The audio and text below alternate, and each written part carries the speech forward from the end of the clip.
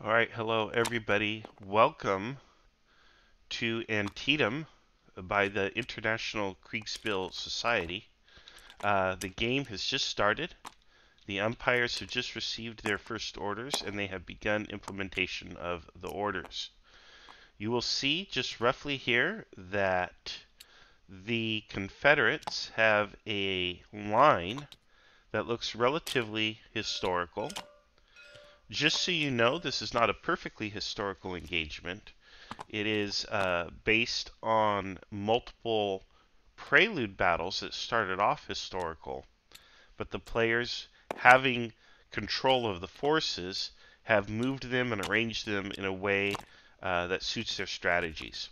So the battle, while it started historically, actually several games ago, is now being played out semi-historically on the final Antietam map. And this is expected to be the final battle of this long-running campaign, and we can see already that there are a number of forces engaged. We can see that the Confederates are entrenched around Sharpsburg, and let's see if the Union can break them or not. So let's go ahead and dive in and take a closer look at what's going on. If we take a look here, let's see the defenses. One of the things that I'll tell you is we're using a system called the Brigade System. The Brigade System is a relatively elegant and simplified Kriegspiel system. It works remarkably well. It is now one of our older systems. We do have newer systems that are even more efficient and faster than this one. However, the campaign was started running the system, so they're going to finish it using this Brigade system. I'll talk to you a little bit about how that system works as the game progresses. In the meantime, let's take a look at the situation, and we'll get into the details in a bit. Here's Jackson's Corps. You can see right here on the pieces that everything is written. The star rating gives you an indication of the quality of those units, but these octagonal markers on the units indicate that the units are disrupted, meaning that they suffered some kind of casualties, chaos, shortages of material, whatever it may be, so that they are no longer properly formed and operating at peak efficiency. When that happens, they will throw a lower rated die, and here are the dice. And if you have that white disruption marker, you're hardly ever going to hit.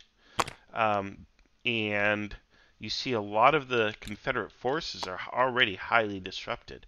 Here they are behind some entrenchments. But right here, you see these units have taken a lot of losses. The black dice represent artillery. So these units are being fired on by Union artillery. And here it is. Here's the Union artillery firing on them and inflicting significant disruption and casualties on these units. This battery right here is essentially destroyed and will be out of action really soon. Let's take a look. This part of the line looks strong right here, but again, it's not yet under attack, but they do have a good field of fire to their front. Here we have what seems to be, I guess we could call it a grand battery, but they don't have much in the way of targets. In fact, it looks to me like these Union forces are just about out of maximum range for long-range fire. So I don't think they're going to be shooting or doing much right now. However, they do have the power to attack units coming in on the flank. So if these units decide to move forward here, if Doubleday should attack, well, it's going to be really hard for him to penetrate that position because he's going to be fired on at the flank by the artillery, and these units are quite strong. So here's a strong point in the Confederate line. I would give him credit for that. Here we have the main Union attack. It looks like they're already across the bridge, and they are attacking hard. And you can see, in fact, they're probably in a melee situation here. It looks like the Confederates, at least for the moment, have the advantage here. Let's see, who is commanding them? Here's your Longstreet. Here's McLaws and Anderson, and they are heavily engaged against, let's see here, Mansfield's Corps, with Williams and Green commanding divisions there. And again, all of these units are commanded by humans, by actual players. So you have people making decisions. It does look like the Union has plenty of reserves here. They have plenty of reserves, although they're not highly rated. Yellow is not a good color. Yellow, 1 star, it's a redundant designation. Originally we used colors, and then we're like, well, why don't we put stars to also indicate in case someone is colorblind or has a hard time seeing the colors. So you'll see that the designations are redundant. But here are some slightly stronger units. And again, you want these red units. These are your elite units. They're the best ones. And they're the ones that you typically use for punching through the enemy. See, here's the melee dice. Here's the melee roll coming up. Let's see what happens, if there's going to be any hits.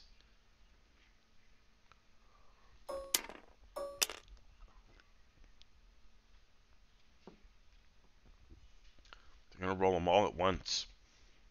These guys are crazy with this bucket of dice stuff. Oh, they're taking the dice away. What happened? Oh no, we're not going to see our melee. Ah, he was using the wrong dice. He was using the cavalry melee dice. There we go. Yes, he needs to use the correct dice. It's the infantry melee dice. And now we're going to see the roll. The exclamation points mean disruption. That means the fighting effectiveness of the unit will reduce. However, the unit will not suffer so many casualties as to be reduced in size, taking a step loss. On the other hand, if you see a little explosion symbol, that does mean the unit suffers a step loss and disruption. If you see a hollow star, the hollow star is an advantage hit, meaning it only counts as a hit if the unit throwing the die has some kind of an advantage, such as numerical advantage or terrain advantage. So those are advantage hits, and you can see that right here on this white die right here. This is an advantage hit right here, disruption, and we'll see. And here's a regular hit, here's a standard hit. The unit that gets hit with this die has to take a step loss. Takes a step loss, it gets disruption, and it retreats. Alright, let's see this roll. Come on, guys, this is a good one.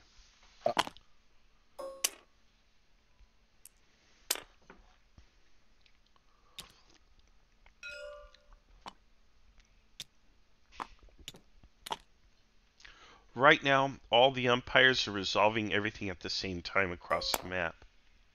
It's how we ran Grand Gettysburg. It's how you resolve a game relatively quickly. You simply take a big game like this, you break it up into sections or sectors, you assign an umpire to each one, and what happens then is it runs like 3, 4, 5, 6 mini games. So it runs just as fast as a small game, but it's actually a large game, and the only thing you have to worry about is when players kind of cross over into another sector. But that's actually quite manageable. Not as hard as people think. I'm measuring artillery ranges there, but it doesn't look to me like the artillery has a clear field to fire. Look at that. He's going to do it. He's going to roll the dice. He's going to roll the dice. I don't know if he's roll 2 and take the lesser. I don't know. He's going to roll. Alright, let's see what happens here. Look, there. Come on. So all of this combat here is going to be resolved in one die roll. Now this is what I call a bucket of dice. I think most people would call it the same. It's really cool on the one hand, but on the other hand, it slows down combat resolution. As a result, I've developed a new system called the K22 System. It would only roll 1 or 2 dice for all of this one time. And it has its own way of doing things. See, he's selecting the dice right now. Here comes the roll. Okay, lots of disruption thrown. I see only one advantage here, which might not be granted because there's not an advantage there. Otherwise, it's a lot of disruption. So these units are losing their cohesion. Here's another advantage hit, but I don't know that that's going to be counted. It might be. He's pointing at it. And there you have it. I would say the Union got the worst end of it. Look, double disruption there, triple disruption here, double here. And if this is going to be counted as a hit, this unit takes a hit. So that's a big win for the Confederates, if that's the case. We'll take a look now. He's going to move the dice off. And look, this unit is surrendered. Took so much disruption it went down to surrendered. This unit is breaking. One of these units here is going to have a really hard time. So they're already on yellow, and they're taking 2 more disruption. So, wow. This is a huge win for the Confederates to smash this Union offensive, if you will, this Union effort to punch through their lines right here. And it comes none too soon for the Confederates. Now, they do have this fallback position here, obviously, they could use. But they probably saw it fit to come forward and defend at the river and use this as a fallback position. That's what it looks like to me. Let's take a look real quick at the rest of the map. Here, this umpire has drawn the orders. This is something I like to do as well. It's one of the advantages of using this software. It's Tabletop Simulator. You can draw the orders.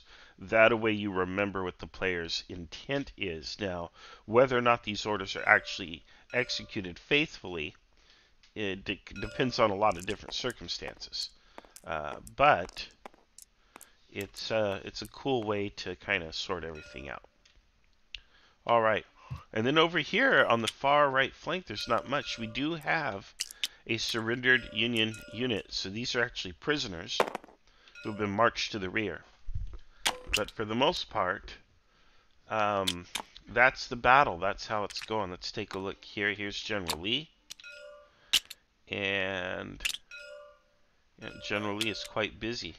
It's being played by a fellow named Yope.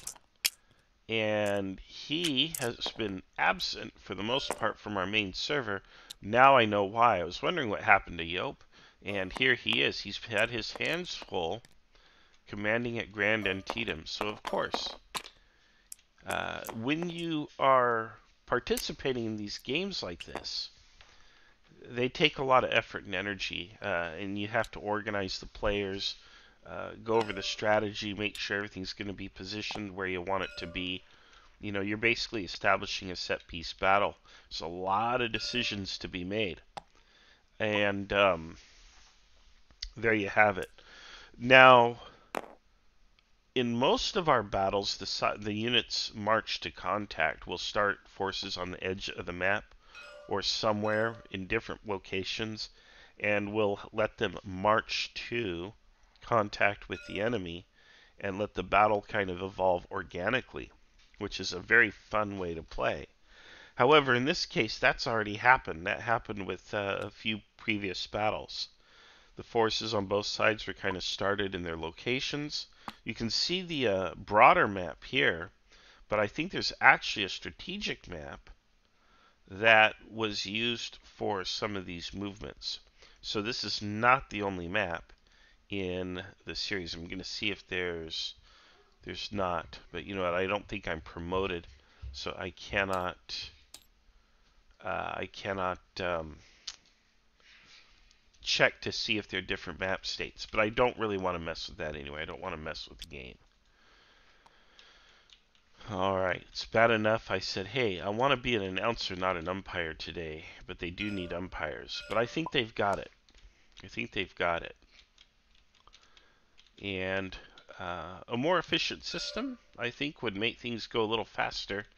That's what K22 is all about. But this is not about K22. We can talk about that in other live streams, and there's actually several already on our YouTube labeled K22 that will allow you to see how it works. In the meantime, this is the Brigade System. So let's take a look and talk about the Brigade System because we're done with umpire time. Now umpires are going to be going to the players and giving players reports and receiving their new orders. Call that player time. Okay, so let's take a look here. In the Brigade System, units have quality ratings. You have elite units here, like this one here, with the red bar in the center and 3 stars. That means that it's an elite formation. We then have regular formations in this. It's technically supposed to be orange. It's really like a salmon or a coral color, whatever you want to call it, with 2 stars. This is a regular unit. We have a trained unit right here, which is yellow with 1 star. And I don't think we have any militia units, but they would be white with no stars. But I don't believe there are any militia in the game at all. They're not too fun to push around the map because they break very easily, so we rarely use them. In any case, the color of the bar here, the rating of the unit, affects what kind of die it rolls. So the 10-sided dice are for cavalry units. The 8-sided dice are for infantry. So an elite infantry unit will roll a red die, and you'll see on the 8 it has a hit, and then on the 7 and below it has disruptions. So the most common result is going to be a disruption, unless you get to 1, which is going to be an advantage hit, meaning that if a unit has a certain advantage over another, then it will count as a hit. Otherwise, it is a miss. So that's an advantage hit. And the number of hits and disruptions on a die change when the unit's quality rating goes down. So this one misses on a 2, misses on a 3, misses on a 4, throws disruption on a 5. Let's take a look at here. Let's take a look at 5. 5 is disruption, 4 is disruption, 3 is a miss. So there you go. You have a sense of how the odds are different between them. When a unit takes disruption for any reason, it then throws the lower die. This is wrong here. The disruption marker should not match the color on the piece. I'll let them sort that out. But here we have an elite unit that's been disrupted. And so now it's going to throw the lower rated die. It's less likely to throw hits. And if the unit stays in combat, it will probably continue to accumulate disruption. And then eventually it will whittle all the way down to white disruption, which we see here. After that, we have breaking, which means the unit is no longer in line. It's going to retreat, or worst case, it can surrender. It can also rout. So after breaking, it goes to routed. They run away as fast as they can, and then it can go to surrendered if it cannot run away for some reason. So there we have that. Those are your ratings on those. Now, what happens is, to recover disruption, you have to pull the unit back and rest it. It has to sit still. And generally there's different ways they run it. Some umpires will say each turn that a unit sets and doesn't do anything at all. It doesn't move. It's not engaged in combat. It will recover a level of disruption. And you can see there are basically 6 levels of disruption. So you might have to wait 1, 2, 3, 4, up to 5 turns if you're an elite unit and you've gone all the way to maximum disruption above surrender. So you've gone to routed. So this is routed, this is surrendered. So if you went to routed, you'd have to wait 5 turns to go back to your original cohesion. Now, it might be worth it, right? Red units hit hard. But that's how that works. So when you take too much disruption, you're basically going to have to sit out for a while, basically up to an hour or 2 of playtime, to recover the cohesion. That's an hour or two in the game, not in real time necessarily.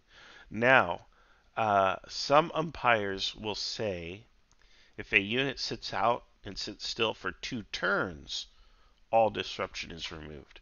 That's pretty generous, but it's also reasonable in some cases. So it depends on the umpire's preference. This is remarkable here. Look at the Union. The Union is in full retreat. They have a little defense here. But if the Confederates can reinforce on the right, this is going to be a meat grinder. Look at all these units here. Look at this. They are all elite. It's going to be a meat grinder.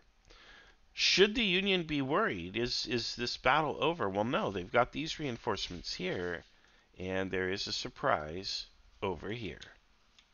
Look at that. I think this is a whole new corps.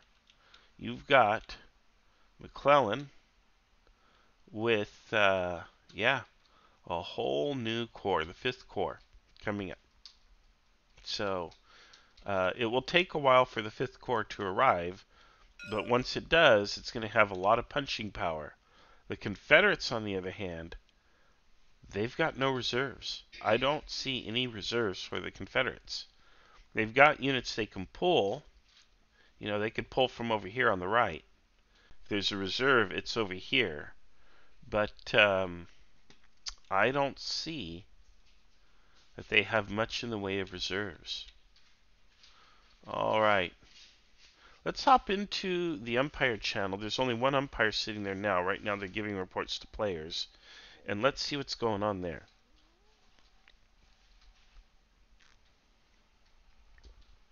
Also keep in mind you can ask questions on the YouTube. I'm monitoring the YouTube, and I'm very happy to answer them. Hey, Peter, are you here? Peter might not be here. His microphone is muted. I'm always muted. I need to protect myself sometimes if I'm snoring or something like that. So. Yeah, you don't want them to know you're sleeping on the job. I understand that. Same problem here, man. The struggle is real. Peter, I'm announcing, and I wanted to know if you could answer a question or two. As long as it's related to the game, no personal questions, if at all possible. No personal. Well, I was gonna ask if. Never mind. If you prefer dogs or cats, but that's personal. I'm kind of a dog guy myself, I'll tell you. But anyway, I've had both. So, but anyway, I'm answering that question then. So. What have you been assigned to post an umpiring role? Indeed. So I'm looking after Hooker and the 1st Corps. Okay, and where are they at? Are they in the on the left? They're in the northeast sector of northeast sector of the Union section. So okay, northeast. Yeah, I'm just doing a bunch of messages. Poffenberger farm, the Miller farm there. Oh gosh, I'm not as familiar with the map yet. But okay. It looks just north of the Confederate trenches. Oh, okay. Oh, I see that. All right. It does. Oh, I see it now. It does look like the Union got their nose bloodied crossing the river. Yeah, let me give you a quick explanation of basically what happened up until now. 2nd Corps was coming down from the direction. I'm just going to put this big measuring line here. Okay. They were coming down out of here, and they actually encountered Confederate forces basically on the map's edge, and had a huge fight in the dark. This was all before dawn. Wow. And they managed to drive off 2 Confederate divisions, send them fleeing south, but took heavy casualties and were exhausted. 1st Corps came on over at Keedysville, where 5th Corps is now coming on. I'm drawing this big measuring line over here to indicate where Keedysville is. And they were trying to cross the upper bridge when they were ambushed by a bunch of, I think it was 6 Confederate batteries of artillery that they had placed on the heights overlooking the upper bridge. And they had to fight off A.P. Hill's entire division there, which was at that moment entrenched. and they managed to do it. They managed to do it, but at heavy cost to themselves. So at the moment, both First and Second Corps, which are these two corps in the north here, are exhausted from 5 hours of constant combat, and they've only just gotten out of it. And so they are really in no position to press an attack at the moment, which is why Fifth Corps coming on from the direction of Keedysville now is going to be a big game changer, because they are fresh. They are fresh blood. They can inflict some pain onto these Confederates who have also been fighting for 5 hours straight. Yeah, I noticed it looks to me like the Confederates don't have much in the way of reserves. They've pretty much deployed all of their reserves, yeah. And there's another Union Corps that'll be coming on in the south in a few hours. Another one. The Ninth Corps. Yep. Oh, wow. They're planning on crossing in actually half an hour, so... And those are human players. They're here, and they're running the Ninth unit. Corps are not human players. This is session 3 of probably 5. Yeah. So we're playing... The goal today is to get from 0900 to noon. And noon is when the Ninth Corps starts showing up. Okay. So they'll play in the next session. I thought this was the final battle, but it looks like you're playing it in chapters. But it makes a lot of sense. It's huge. Yeah, basically, it was one of the things with a lot of the big games that people voiced was that they were disappointed when it ended, because it didn't really seem like the moment, like the battle. It didn't really seem like the battle was over, right? Yeah. Even though perhaps a moment of decision had been reached. So basically, what we're doing is we're going to try to play through the whole day. So we started at 0400 and we're going to end at around 0600.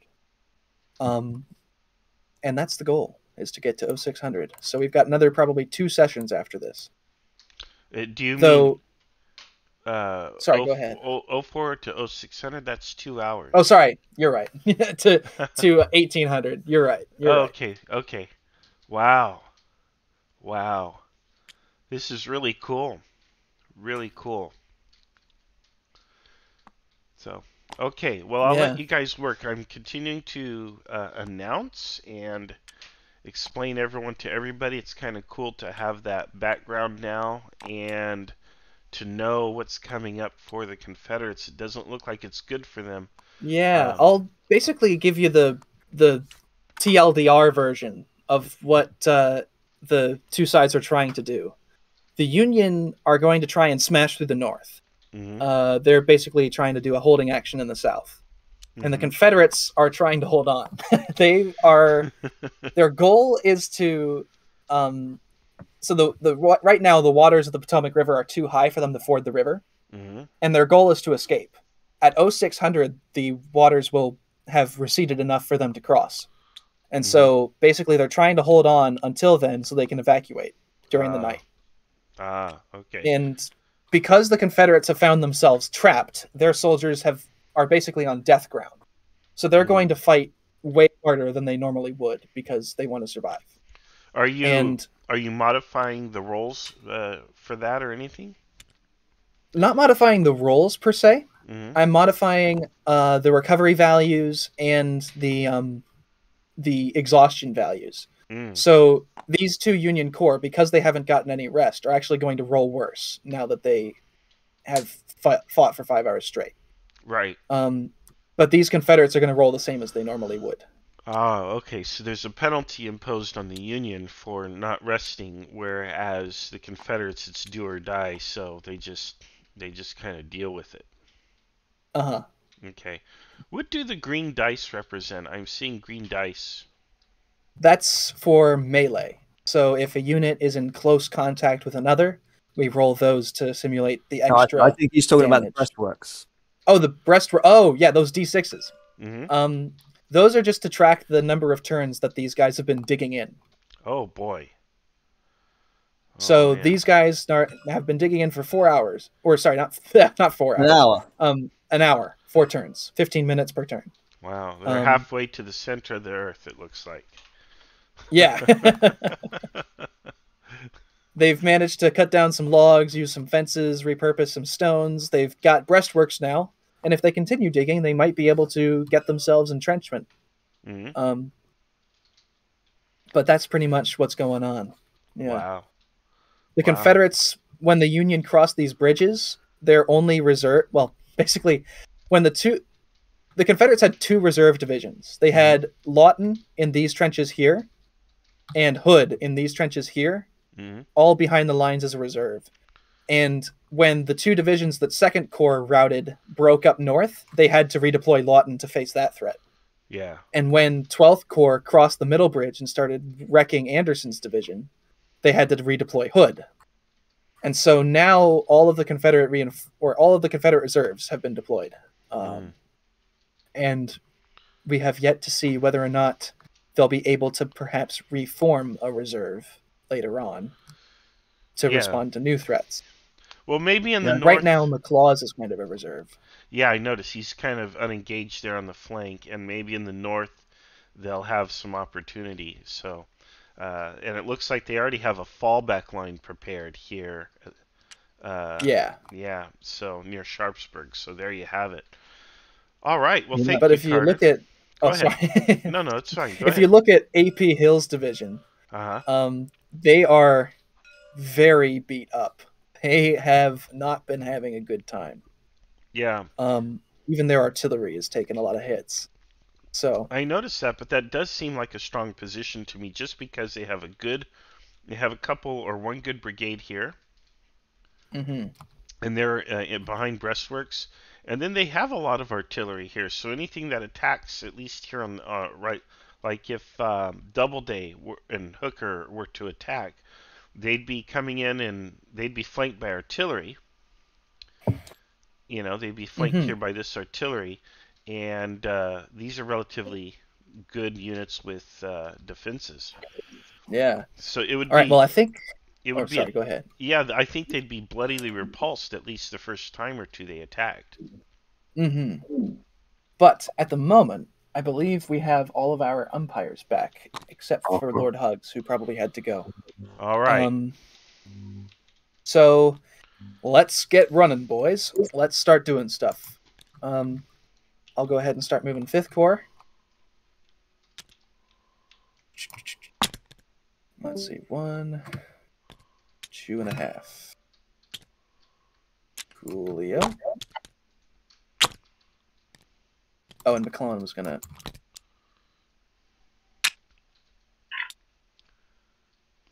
do some... Okay, so the units typically move. I think this is a 15-minute turn cycle. So typically the units will move 1 square in about 5 minutes.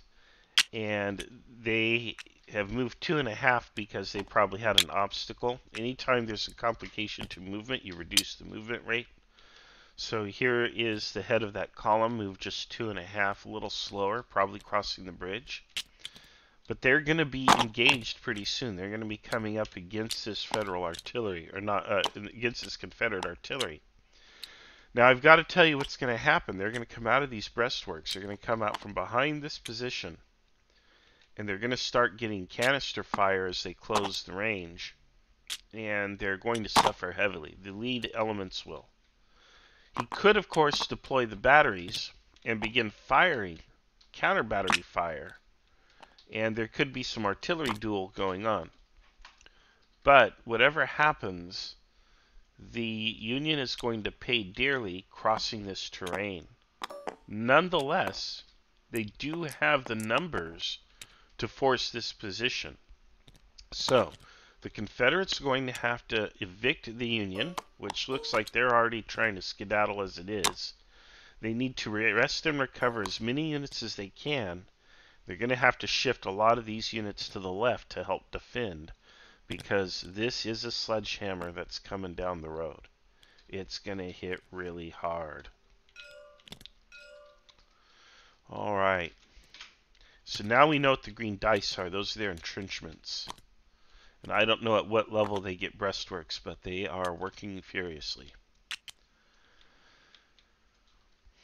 I am curious how long it took men to throw up breastworks historically. I would say only a few minutes if they had the materials on hand, such as fence rails or stones or something like that. Digging in probably took a little bit longer, but I imagine veteran troops could do it pretty quickly, especially late war. I don't know what Carter's rules are for entrenchments. We typically have maneuver-based battles, so there's not a whole lot of entrenching that goes on in them, but it does happen.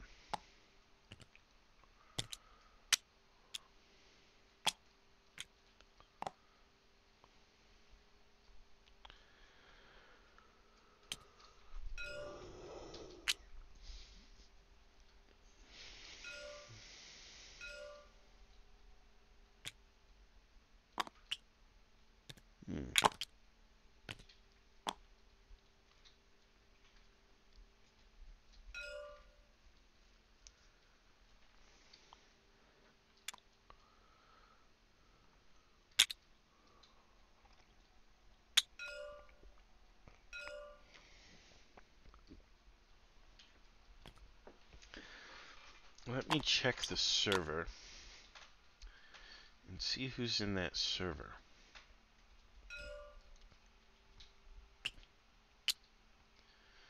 Alright. We should interview some players. Maybe we'll start with... let's see here. Let's find the overall army commander. Who's the army commander? That's 6 corps.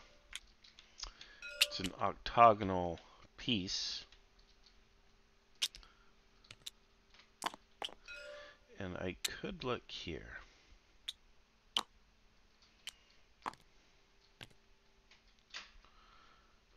I don't know. Alright, let's see. Who is commanding this army today? And I mean player-wise. And I don't see the piece. But it should look like this, like Lee's piece. Which Lee is right here. See? It's a hexagon.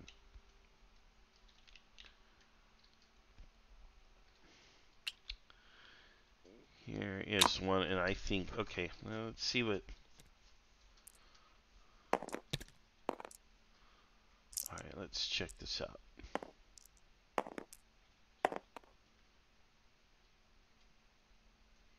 Here we go, 5th Corps. Let's go there. Hello, everyone. How's it going? It's going all right. Wonderful. Yeah. I am live streaming and announcing the game as it unfolds. So I wanted to ask, how do you think it's going? So far, it's been all right, I'd say. Mm-hmm. We've had some struggles earlier in the morning, Mm-hmm. and we're about to organize a major assault. Wow. Scheduled for the 10 o'clock turn, so hopefully it works. Okay. And do you think the Confederates will be able to stop you? This is a huge corps, it looks like to me.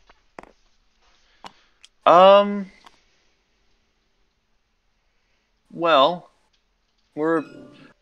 I'm confident that we outnumber them at least. Mm-hmm. The amount of artillery they have to present is impressive. Mm-hmm. And that's what my biggest concern is at the moment. Mm-hmm. However, I think we'll be able to handle them when we get our own grand battery up and running. So that's going to be a strategy, probably, a counter battery situation? Yeah. Okay. Alright, that's interesting. It looks cool. I've got to tell you, the panoramic sweep across this map is pretty phenomenal. So many units, so much stuff engaged. It looks like your boys have fought hard. I can't say too much about what's going on where, because I don't know what you see from your position. But hey, guys, thank you and good luck. And I'm looking forward to seeing how everything turns out. Well, thank you. I hope it turns out well. All I right. predict a major federal victory. We're just gonna throw that out there. All right. Well, we'll see what happens then. All right. Hang in there, guys. Good luck. Yep. Thank you. Okay, it looks like there's just another roll here. And once again, the Union seems to get it slightly worse. Slightly worse. But the Confederates took some disruption themselves, as they should. They've also taken some hits. Look at these units that are small.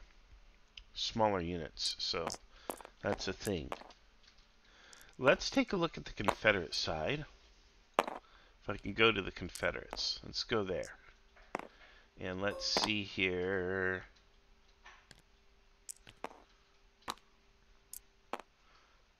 Alright, let's go here to the center where everything's happening. Hello, gentlemen. How are you today? Fine, thank you. Good. I am announcing today's game. I'm live streaming it and announcing it. And it looks to me like you fellows are in the center. You are defending the creek from an attempted Union assault. Is that correct? That would be the reverse. Yes. You're actually We've already attacking. done that. Yeah. Okay, yeah. So to go back slightly, the Union had pushed across and had pushed us back pretty much to Newcomer by Boonesboro Road. Mm-hmm. We have pushed back. Hood's division started a mass assault, which has been extremely successful.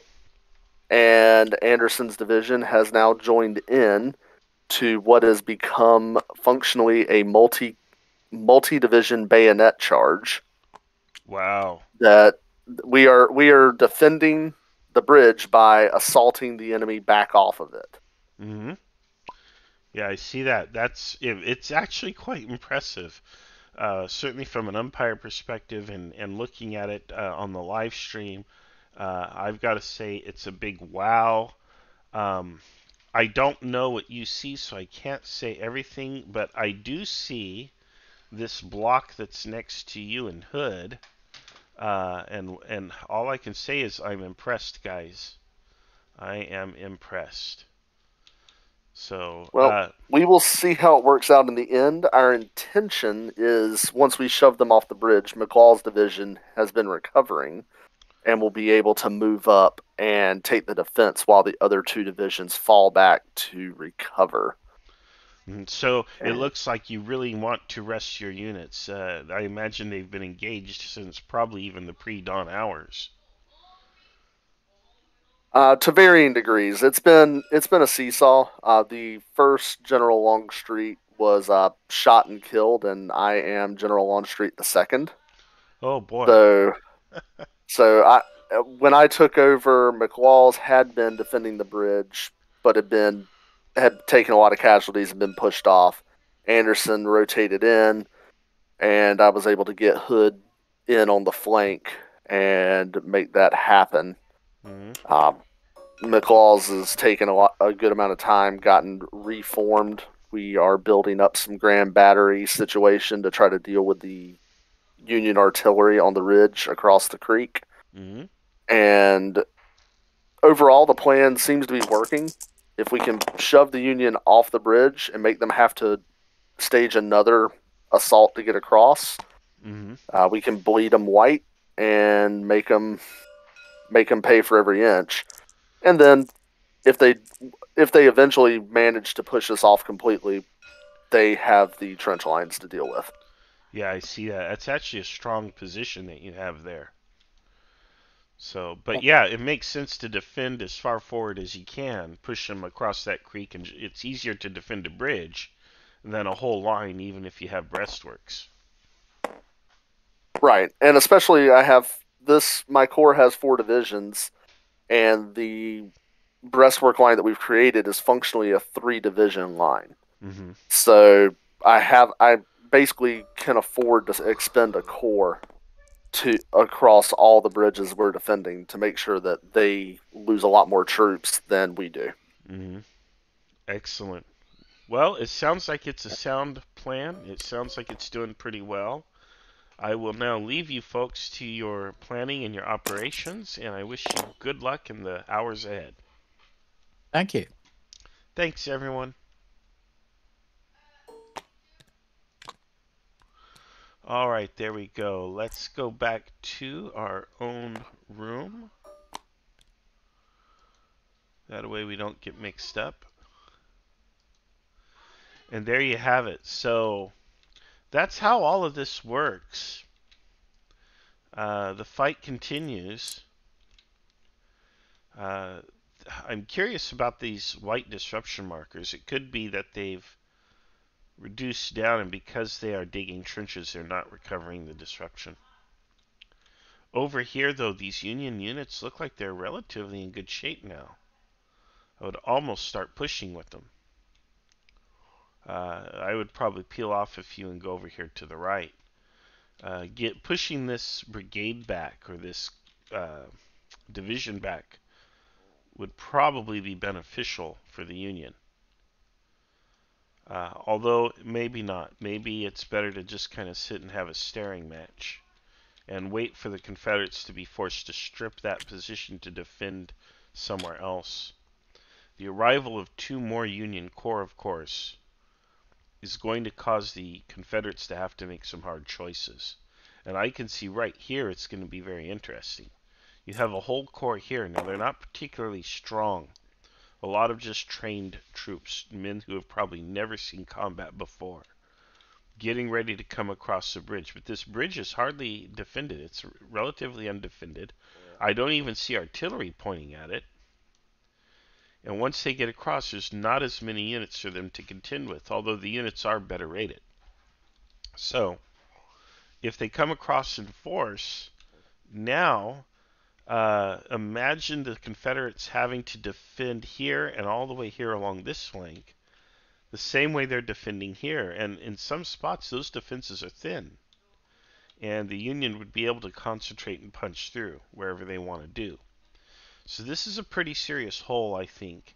And if the Confederates can't get forward and defend, I would at least try to defend along this fence line here along the road. You see the fences here and the road? That wouldn't be a bad position. And you can fire from there and hit pretty much of what's coming across. Looks like you have some stone here, little stone embankments or whatever. So there's options. And I don't know. I have to kind of feel a little critical about this. Why aren't these units a little further forward? Now, there's history involved, and I don't know the history. But seems to me the Union has an opportunity here. I don't know if these units are in column or if they're actually facing this way. You see here we have column markers. These here indicate that a Union is in column and on the march. When we don't have this option on our pieces, because in original Kriegspiel they didn't have column pieces either. We made them because we can do it in Tabletop Simulator. But you just turn these units sideways like this, and it more or less indicates that they're on the march. So these guys could actually be in column, and they're just marching across. So there you have it. So it looks like a major federal incursion is about to occur on the Confederate right, and it's going to be a struggle for the Confederates to deal with it, especially if they need a break. They need to rest, and they're not getting their rest. They're not getting that break that they need, and that's going to be a problem for them. That's probably going to be telling if they can't rotate, if they can't rest and rotate their units. Want to remind folks, if you have any questions, please feel free to post them, and I will answer them. Just post them up in the YouTube. So I'm just kind of chilling out here. The umpires are going out from the umpire room. I can see on Discord they're going to the individual player rooms to give each player their picture of what they see from where they're at on the map, and to give them a report on what's happening. And therefore, the players who they're only aware of what's to their front. They're not aware of what you and I see. You and I see everything, but the players, even the army commanders, only get a screenshot of the area that they're in, and it's a small screenshot, maybe about 4 squares. And you see the little squares on the grid on the map. We have that there because it just makes moving things a lot easier, and you don't have to sit there with the ruler and measure everything. You just kind of eyeball it. The movements don't have to be precise. In fact, we say Kriegspiel is the land of fudge. It really just has to be close enough.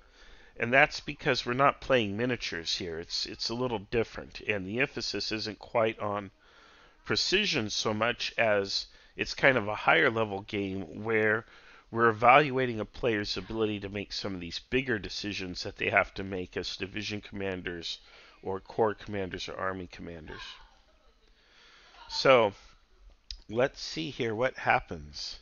They are giving their reports to the players, and the players are finding out that, hey, some of your units have done very poorly. So right here, this player is being told how this unit here is breaking, probably because they stood under artillery fire for too long.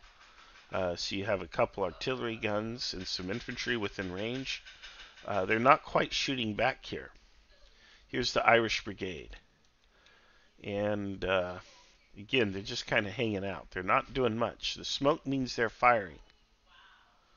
So the artillery's firing here, but because these units are behind breastworks, it's kind of hard to do much. Also firing here, again, behind breastworks, entrenchments, in fact. So these units are going to be hard to dislodge, and look at their rating. Oh, those are all elite units almost. That is a deadly position. I would not want to be sent against that. And I don't even think with all these pieces the Union could punch through there. So, again, they've identified this location as a punch-through location. They're going to have to contend with that artillery. Now, if they manage to drive off this Confederate artillery, I think the Union chances are decent here. I don't think they're great, but they are decent. And, well, if casualties aren't a factor, you might go for it. But over here on the Confederate right, Union left, man, this is just an opportunity for the Union to just take. And the Confederates don't have much to defend against it. It looks like they're moving a few units, these units here. But look at these guys. These guys are badly reduced. They're at the final step. If they take another hit, they're gone. They're out of the game. Here's a full strength block, but it's just one of them. Let's see who it is. It's Longstreet's Corps. It's Pickett's Brigade. Well, General Pickett's not going to have any division much longer. I suppose we know how that feels. All right. So let's see, yeah. So the players, after receiving their reports, they get a minute or two to think. Then they give their orders to their umpires. Now, I don't know if Carter's making them submit written orders. We have a way to do that. It's very simple.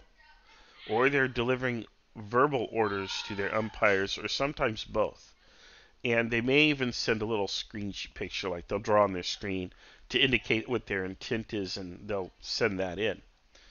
In any case, the players give their orders, then the umpires come back to the umpire table, and they resolve all orders simultaneously. So that whole process, we call it the cadence, which is the movement between the umpire time and the player time, and then back to the umpire time. It moves pretty much in real time. It takes about 15 to 20 minutes to complete a whole cycle, turn cycle, if you will. So that tells you how many turns you're going to get through in a given day, depending on how much time you have for the session.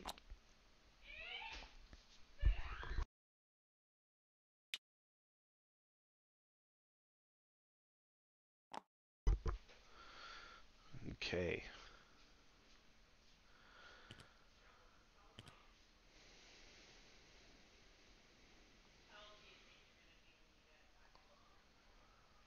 So you see the umpire drawing the orange lines here on the left, and then there's red lines here.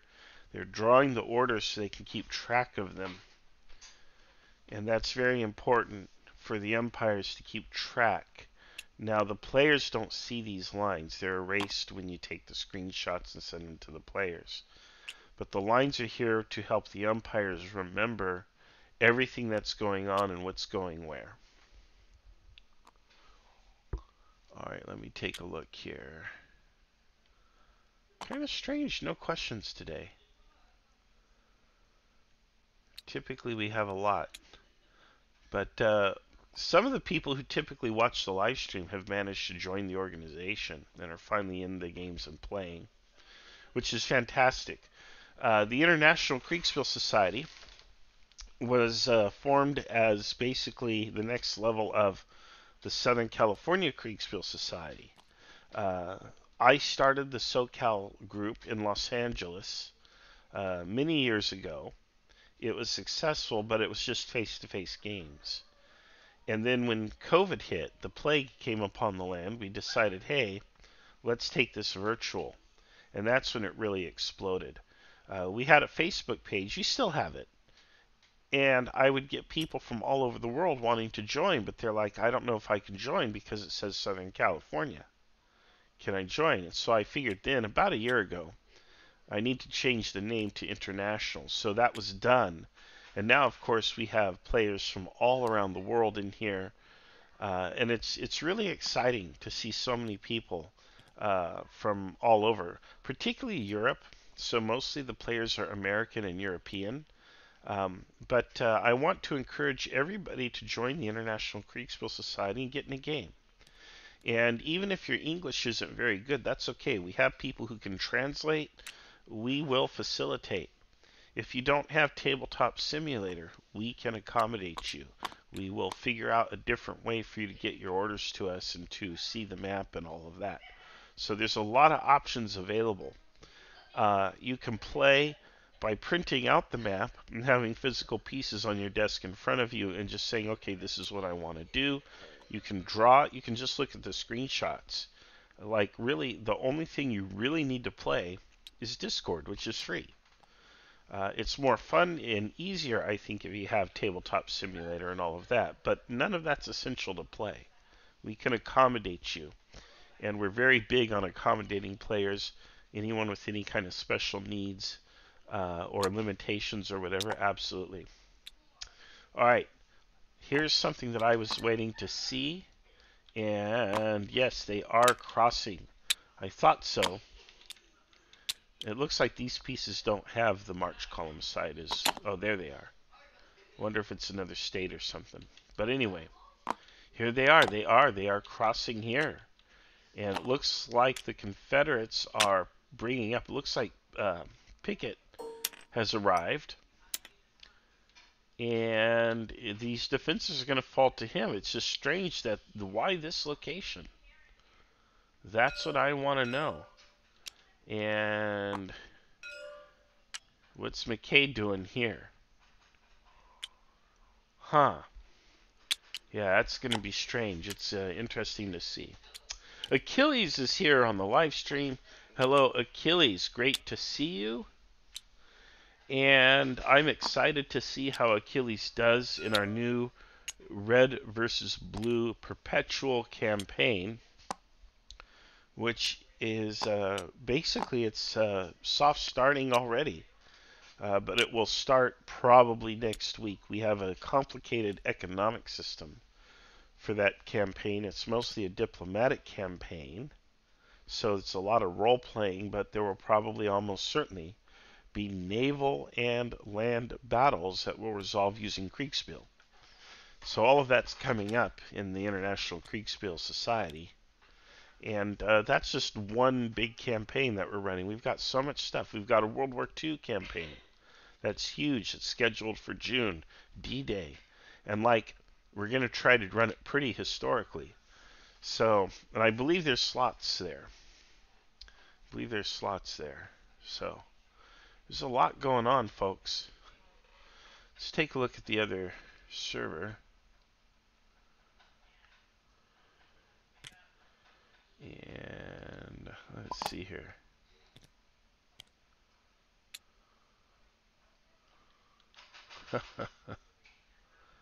There we go. Yeah, I mean, you get in here, you join. We've got a few servers going on, and that's because some of these games are so tremendously large. We don't have a choice. We have to kind of split things up. But they're all under the International Kriegspiel Society. They have our logo on them. And again, our official games have our seal of approval, which isn't visible. Oh, there it is. So there you have it. There's our seal of approval. International Kriegspiel Society. These are the flags of the world at the time from the 19th century. Had to make some tough choices. Couldn't get them all on there. But we got some big ones on there. So most of the nations that were involved in warfare that we depict in Kriegspiel have a flag. We have Out Caesar, Out Nihil, Alia e Acta Est, which some people might recognize. It is the full quote. Most people know Alia e Acta Est, the die is cast. But this is Caesar's quotation when he crossed the Rubicon.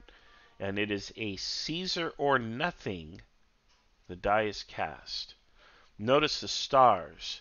There's a star here representing the Little Gaddiston Kriegspiel Society, which was the original Kriegspiel group on planet Earth, where Bill Leeson and others basically did their pioneering work to preserve Kriegspiel and get people playing it. Then we have Los Angeles here, the red star, representing the Southern California Kriegspiel Society, which was the second such organization. So basically the marriage between these two produced the International Kriegspiel Society, and well, here we are. Alright, let's get back to what's happening on the map. Enough history. Let's see here.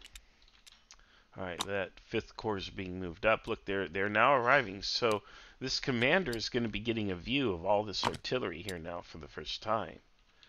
And we'll have to start deciding how am I going to deploy my units. Meanwhile, this artillery is immediately going to begin firing on this column that's arriving. You'll notice they have the elite troops back, not up front. I thought he had artillery up front. What happened to the artillery? Oh boy, I thought he had artillery.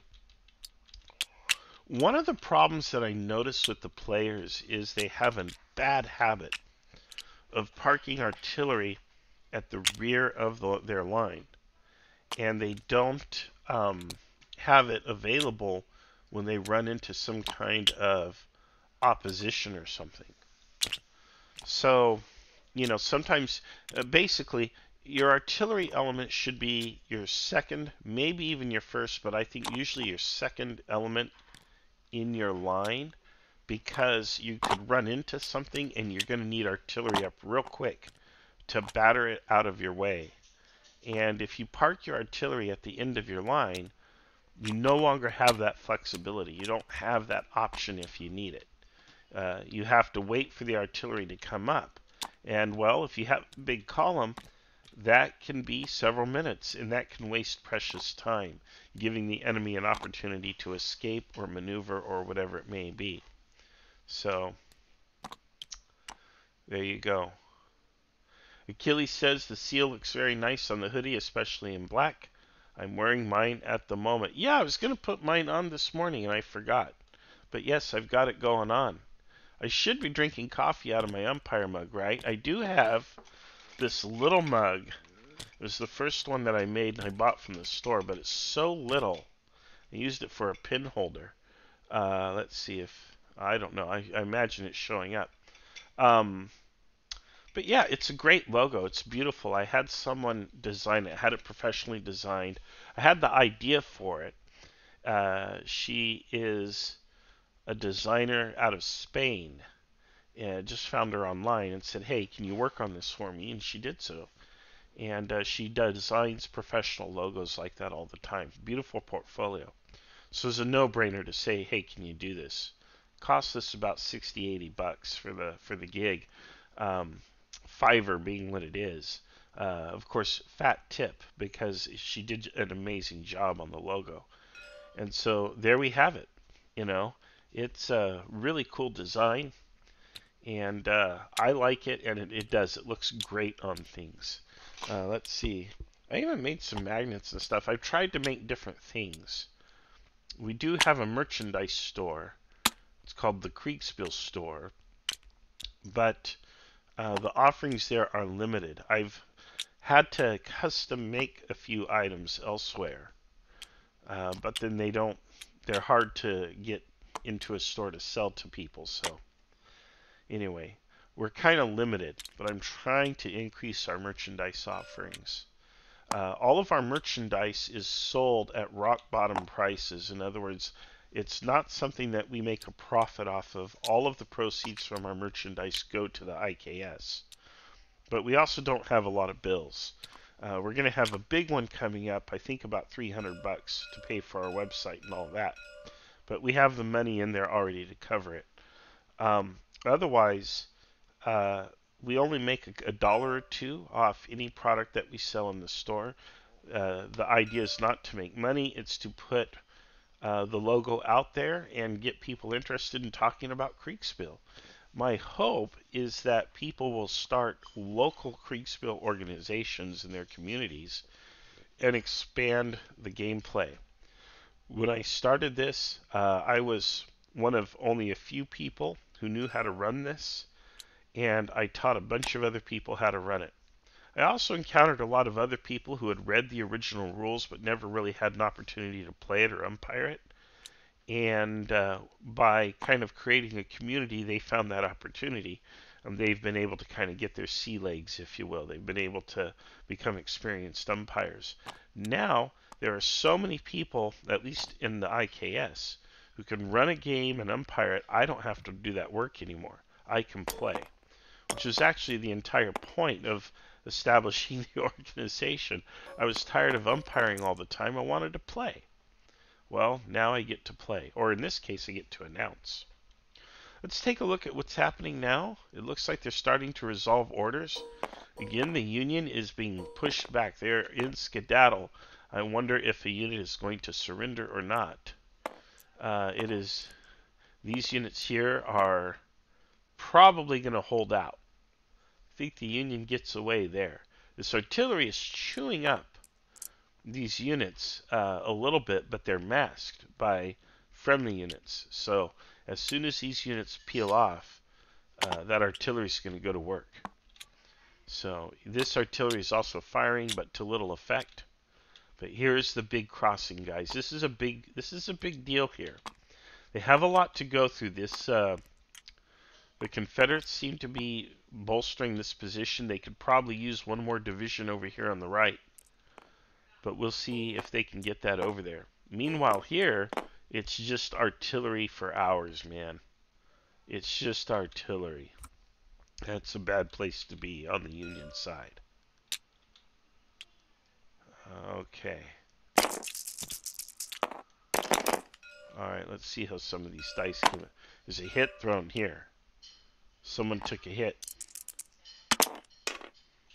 Another hit over here. Ooh, this is a tough round for everybody. Some hits there. Another hit here. This unit just took a hit. It's going to get reduced in size. This is Pennsylvania Reserves. Not good for them. Alright, let's take a look here. Achilles says cav commander heavy weapons, maneuver elements, infantry usually, is the way I like to order them, assuming I have those elements in the force.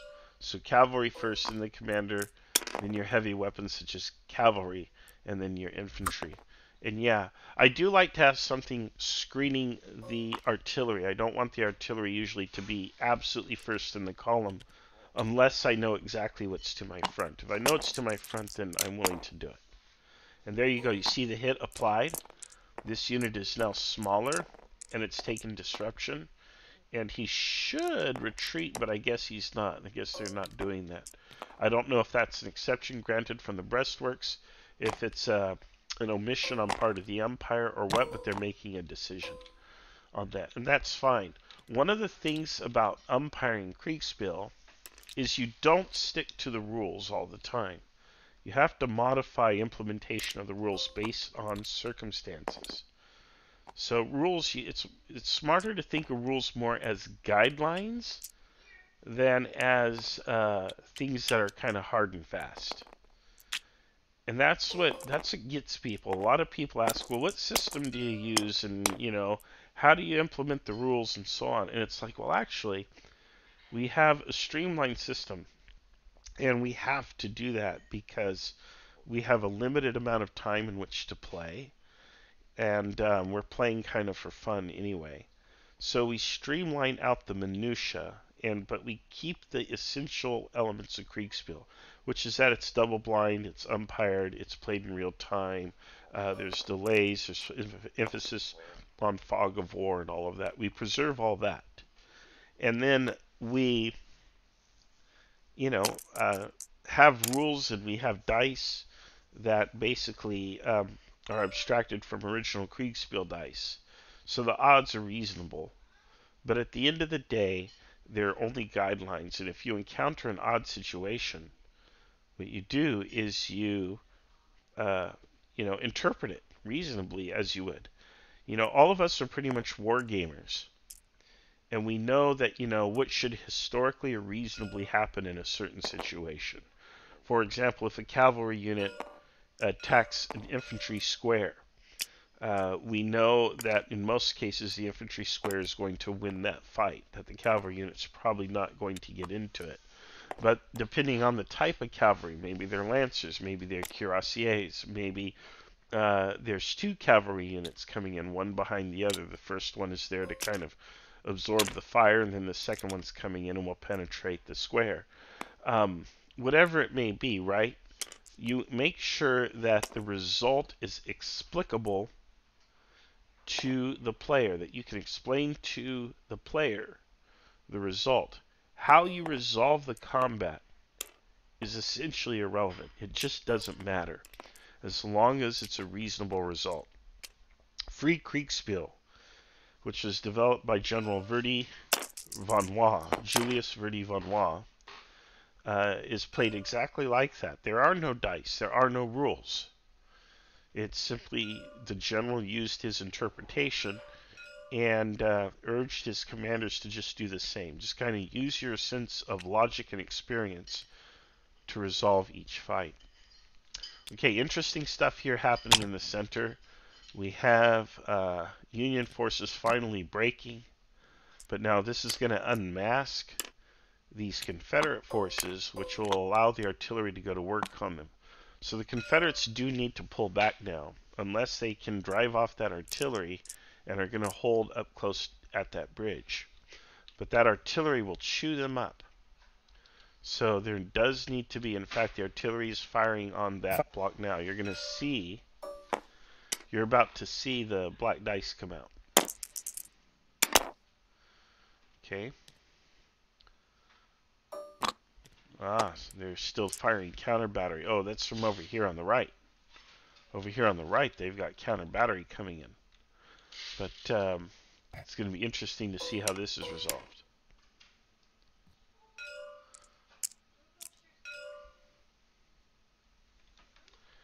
And the Umpire's saying, hey, we got to do this.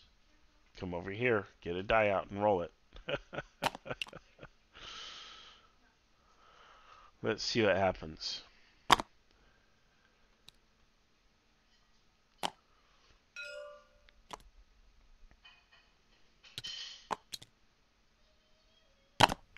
So we have games weekly. Every Saturday morning at 8 a.m. Pacific, we have what's called Open Saturday. We've made an exception today because this is a big scheduled game with most of our most active members participating. However, every Saturday at 8 a.m. we have a game, and if you just show up, you get to play. Join our Discord and you're in. And let's see. We also have a number of other games that play during the week, and we have a large number of games that are being run that are play by post, meaning you just play on Discord whenever. We message you what's happening, and then you message back with what you want to do. So time is much less of a factor. You play when you have free time. Most of your turns will give you. Most umpires will give you 24 hours for your turn, sometimes 48 hours, but in general, they move slow enough that you have time to play and think things through. So if you don't have 4, 5, 6 hours to sit down to play the real-time game, you can play by post, and that's just as fun. All right, let's see here. Yeah, they are driving them back from here. I think it's great that they're firing on maneuver elements too. Of course, there is no artillery to counter battery. But that's another issue I've noticed, that when players have an option between firing counter battery and firing on the maneuver elements, which is the infantry, they typically tend to like to fire counter battery all the time. Yet it's the infantry that matters. It's the infantry that does the fighting. And I think it's important to focus on firing on the infantry. So I understand the temptation to do counter battery fire, but if you do that and the infantry's intact and gets to deliver its attack, well, what was the point of all that? Achilles says heavy weapons in this case is usually artillery, depends on the area and availability, of course. And absolutely, yeah, you're right, Achilles. Yep.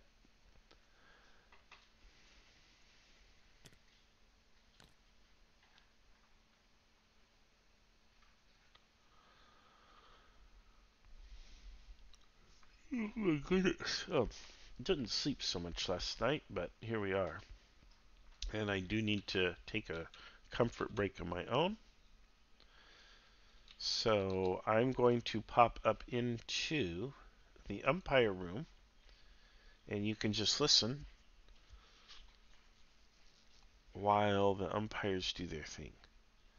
And I'm going to take a break, and I will be right back in a little bit.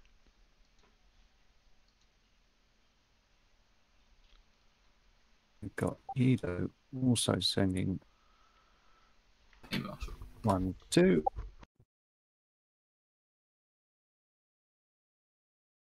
And his screenshot will load in momentarily, but we'll have a look at Brendan.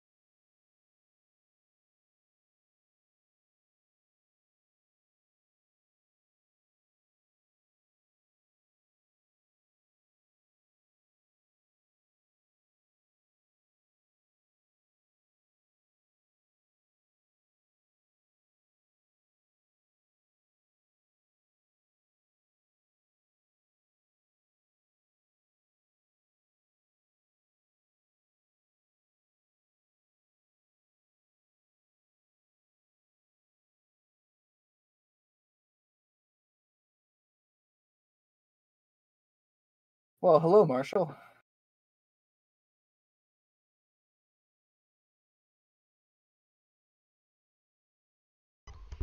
Hello, Carter.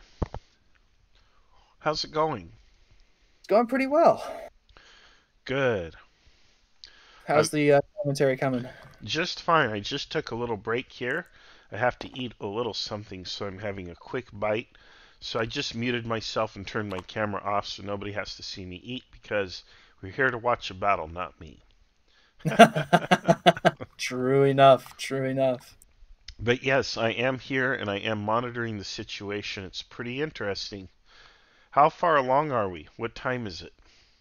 The last reports were 09:45, so we're moving to 10 o'clock this next phase here. And we're looking to go to noon today, right? Mm-hmm. And the turns First are... couple turns... The turns are 15 minutes each, so we've Okay. got another 9 turns to Wow. run. Wow. Well, that should be interesting. It looks like the Union is pretty much cleared out of that bridge crossing there. But they're making a big push on the Confederate right, Union left. Yeah. It's going to be interesting. The 5th Corps are beginning to deploy. AP Hill's Grand Battery there is beginning to open fire. And the 2nd Corps is just trying to maintain the flank. And that Union artillery is something else. Yeah. It's well positioned. Yeah, those guys are going to be able to just wreck the people. Can I interject? Because this is the exact perfect moment. They want to blow up the bridge with artillery, if possible. Like they are really insistent on this. Oh my gosh. Not yet. These guys. Making sure that the troops are across and like a tops 100 people are wasted in that freak accident. But that's what they want to do. They want to blow up the bridge. They don't have any explosives, and that's okay. Let me. We can. Okay, so here's where my having visited this battlefield dozens and dozens of times comes into play. That is a thick stone bridge. That is a well-constructed bridge. I've walked across it a few times. Okay. Cannonballs are not going to break it. I understand. I'm gonna tell them that they are going to attempt it, and they're just going to fire on the infantry that it's like in front of it. Yep. If that makes them happy. If that makes them happy, you know. All right, beautiful. Thank you for the ideas. Yep. Yeah, I just tell them no. Pick another target, or I'll pick one for you. I mean, if they want to, if they want to fire at friendlies, I'll roll the dice. Yeah, I wouldn't allow that myself, but I mean, yeah. We do have some combat. Yeah, we do have some ethics here. We don't. Well, apparently these players don't. Yeah. So the Union wants to blow up the bridge. Why? They don't need to. They're afraid of a counterattack across the bridge. I think they are. That's amusing. The Confederates want to defend. They want to hold that position across the bridge if they can, but that artillery makes it impossible. So, yeah, and if they were to cross units, it would just be to attack the artillery, and even then, getting canistered like that, it's not going to be pretty. So. No, yeah, and then you got these Marylanders on the other side. Yeah. So really, I think the Confederates have to fall back. I don't think they even get to hold the position they just taken. Yeah. Unless they get lucky on their counter battery, which I'm not sure they will. But the real threat is on their right. So yeah, 6th Corps about to start crossing again. Yeah, so it looks like now they're starting to reinforce that position. I'm surprised they defended so far to the rear. I guess they were nervous about that artillery. Yeah, so what happened earlier in the day was that they were defending farther back, and then they allowed 6th Corps to cross about a division and a half over, and then launched a massive counterattack and wrecked them. Mm. And so basically they were trying to lure them in and then try and crush them against the riverbank, which is exactly what they're doing with 12th Corps. Yeah, clever. Hey there. Hello, Deathstrike. Hey Still there. waiting on a few others. Yeah, we're waiting on Peter. We're waiting on who are we waiting on?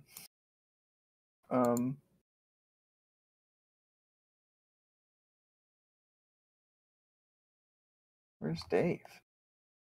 Oh, he's probably umpiring the Confederates right now. Yeah.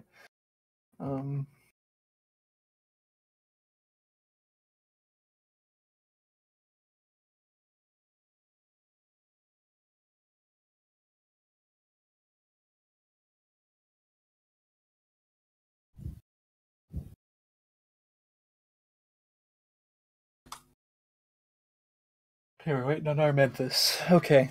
Well, Tand, if you want to start resolving the South, you feel free. Oh, there's action on the south. Nice. And Deathstrike, you're running the middle, right? The entire I am. middle? Yes. Or not the entire middle. Armenthus is helping, right? I am the Union. He's the Confederate, essentially. Yes. Yeah, so you gotta wait for him. I understand. And I'm waiting for Peter and Dave.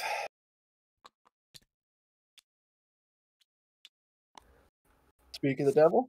There's Armenthus. You can go ahead and run the center, guys. Go ahead and split off to a different channel. Okay. Next room.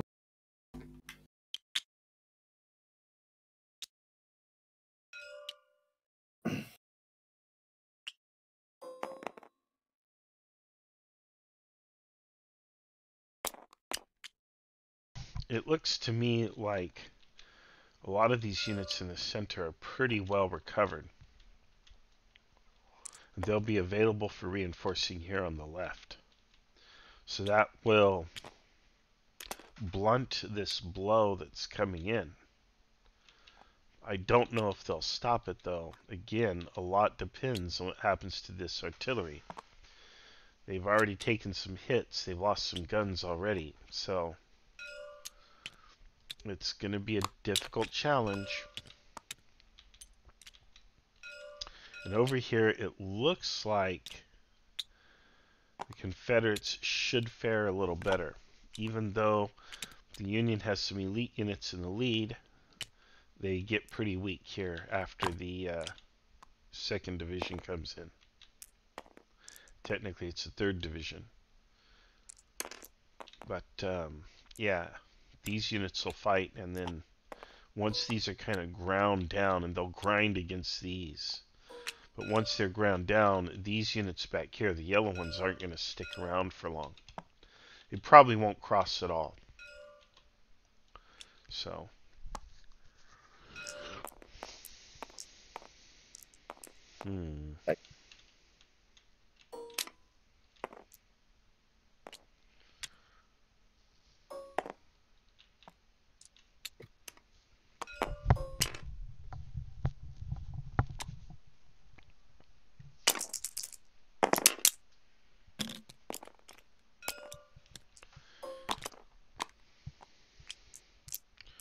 Confederates rearranging their line.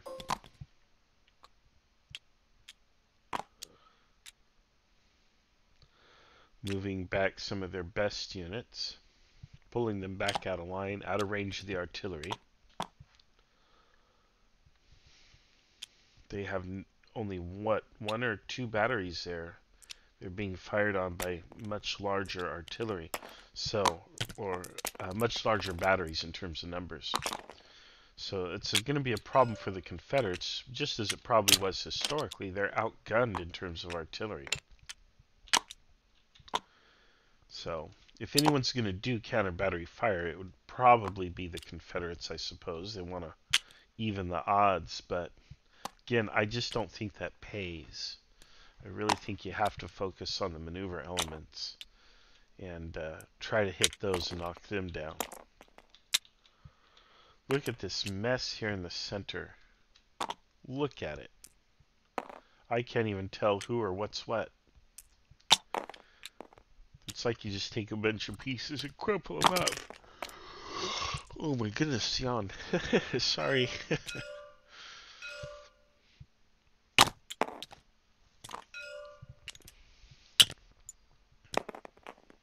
Now, I'm real interested in that artillery, though.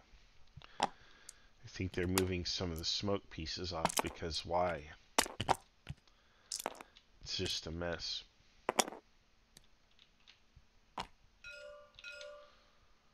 Alright, pretty good turn there.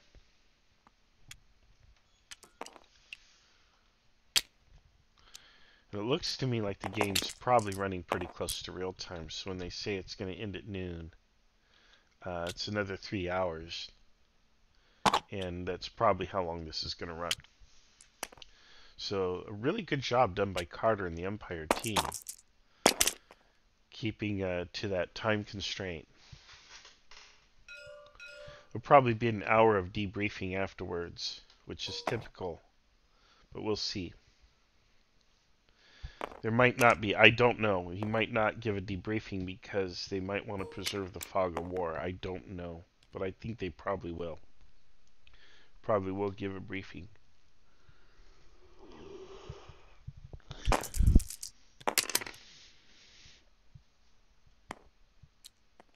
My lack of sleep last night's catching up.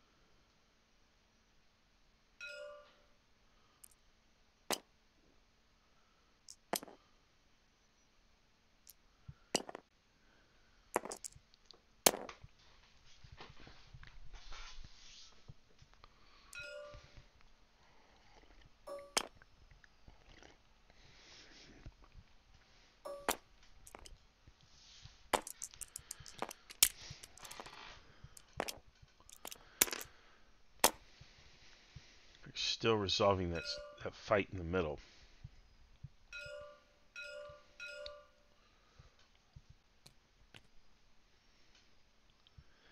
So the Confederates are just kind of rotating and shuffling units to keep fresh units ready for the fight. It looks like their position is stronger than I initially thought. Having managed to repel the Union in the at the crossing, frees up a lot of their forces. So, like, those units are breaking, they're retreating. That's it. That's the last of them are going to be across the river now. That one's surrendered. That's it. So now the Union needs to pay attention here. Now look here at the artillery. I didn't even see this happen because I was distracted and tired. But take a look at this. Take a look at this. We have, man, already crumpled the lead elements. I told you those yellow elements in the lead were probably not going to last long, and of course they didn't. But now the elite elements are coming up, screening for the rest. And then it's going to be this brigade and, well, this division, these divisions here, they're going to be tasked with punching through. Where is the Union artillery? Where is it? It's not there. What happened to it? They had guns, didn't they? Ooh. Without artillery? That's going to be a bloodbath. Where are their guns? Well, we'll have to ask Carter about that when he's done. Wow. Without artillery to support an attack here or to deal with these guns, the Confederates are going to reign supreme. The attack of the 5th Corps is neutralized before it even starts without artillery. That is something. This whole corps coming up, and they're not going to be able to push across. Oh, man. Hey, they got the little smoke feature turned on. See that? Isn't that cool? Unbelievable. And let's see here. These units are going to roll in a minute. Oh, man. The Union's in trouble. I don't know how they continue at this point. They have to pull back.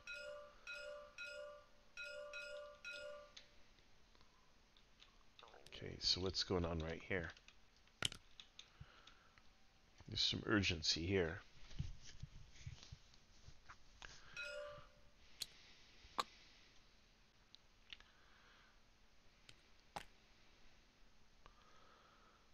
Okay.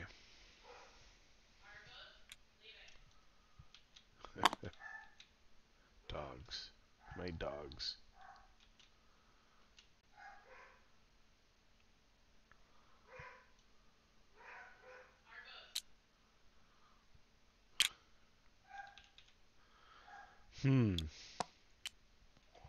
These units are swinging all the way around to the other side of their core. And they're shifting. Oh, here he goes. See here? He's going to shift artillery over here. Oh, I see. So he's going to shift one battery. At least one battery. But that's not enough. Where's the there's one gun here. None here. Who do these belong to? Not labeled. Yikes. That's a big yike from me. One yike. You've been issued one yike, Union. Oh, man. I thought they had artillery there. Yeah, that's bad news. Okay.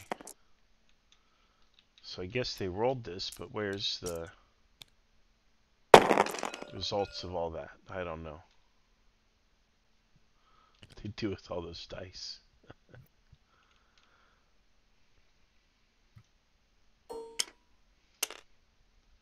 Okay.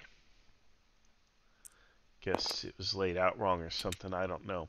We do have some umpires who are kind of new, who are just learning how to do this. So there's just, you know, some learning that's involved. Carter's overseeing it, of course, as a master umpire. He is certainly qualified to teach. They wanted me to umpire, but I was a big baby today and said, you know, I want to announce. Make it fun for you folks who are watching it. And Carter's like, well, okay. We do want to have more announcers and narration of these battles, especially the big ones, because we realize that a lot of you like to watch these videos and find them entertaining. We want to entertain you and inform you at the same time. We want to teach all this stuff to you. So there you have it.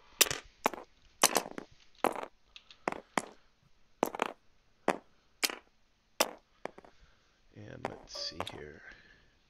They will need buckets to catch the lead. You're right, Achilles. Over here on the left, yep. Could also look at it from the Union perspective, right? It's just easier when you have the interior line thing going on. Be interesting now to see this combat get resolved. So the die over the unit shows what its taking as far as fire. Okay, I think they rolled it. So he took a disruption. He'll take a disruption. He's going to get one of these salmon-colored disruption markers.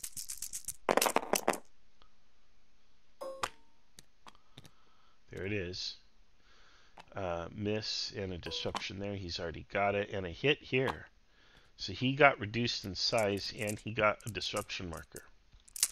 So there you have it. Alright, so that didn't go so well for the Confederates, who seemed to actually get the worst end of that.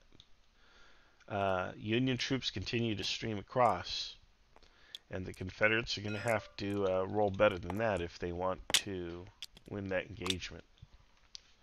Again, that's kind of a crucial fight. That's a big sledgehammer coming in. It's a big punch. And unlike on the other side, there is artillery there. What I would almost do is pull back and let the artillery go to work. Let the artillery do what it's doing. The artillery should be firing on these units here. And they probably are. They're probably firing on this one and maybe these. That's what the artillery should be doing. The artillery is at work, so I don't know. I just don't know what they're firing on. I don't see any results here for sure. But that's what they need to be doing. Because, again, if they're reducing those units, forcing them to withdraw or retreat, if they're breaking them like they've done this one, that means they're going to be that much weaker when the other Union Corps arrives and can actually try to put some punch into them. So, Confederates kind of hanging on for life, but apparently doing pretty well.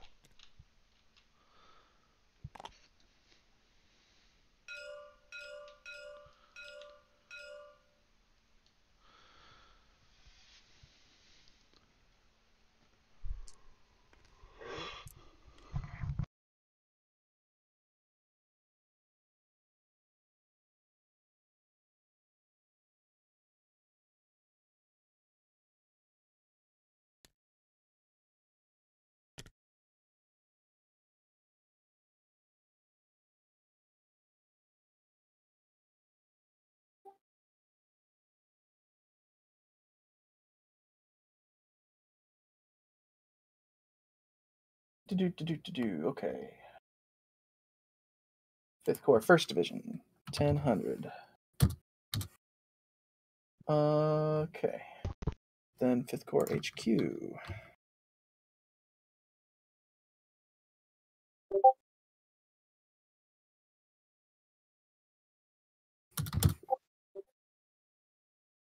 Fifth Corps, 2nd Division.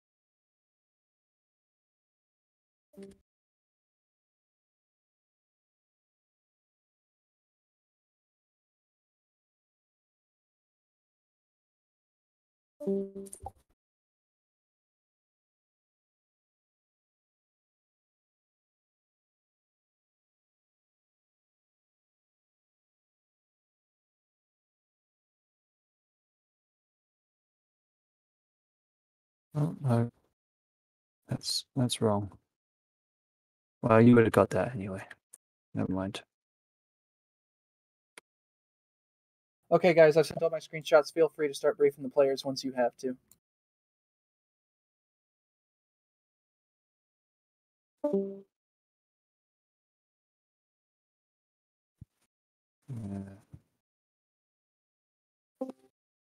Fuck it. Never mind.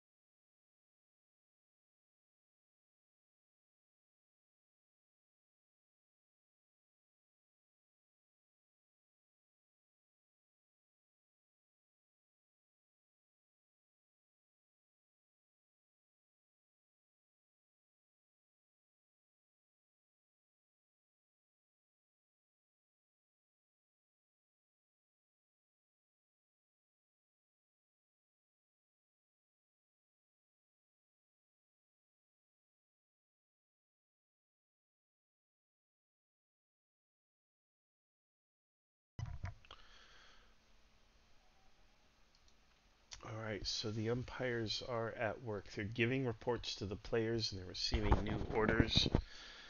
Some of these turns will probably go pretty quick because there's not a lot of combat anymore there.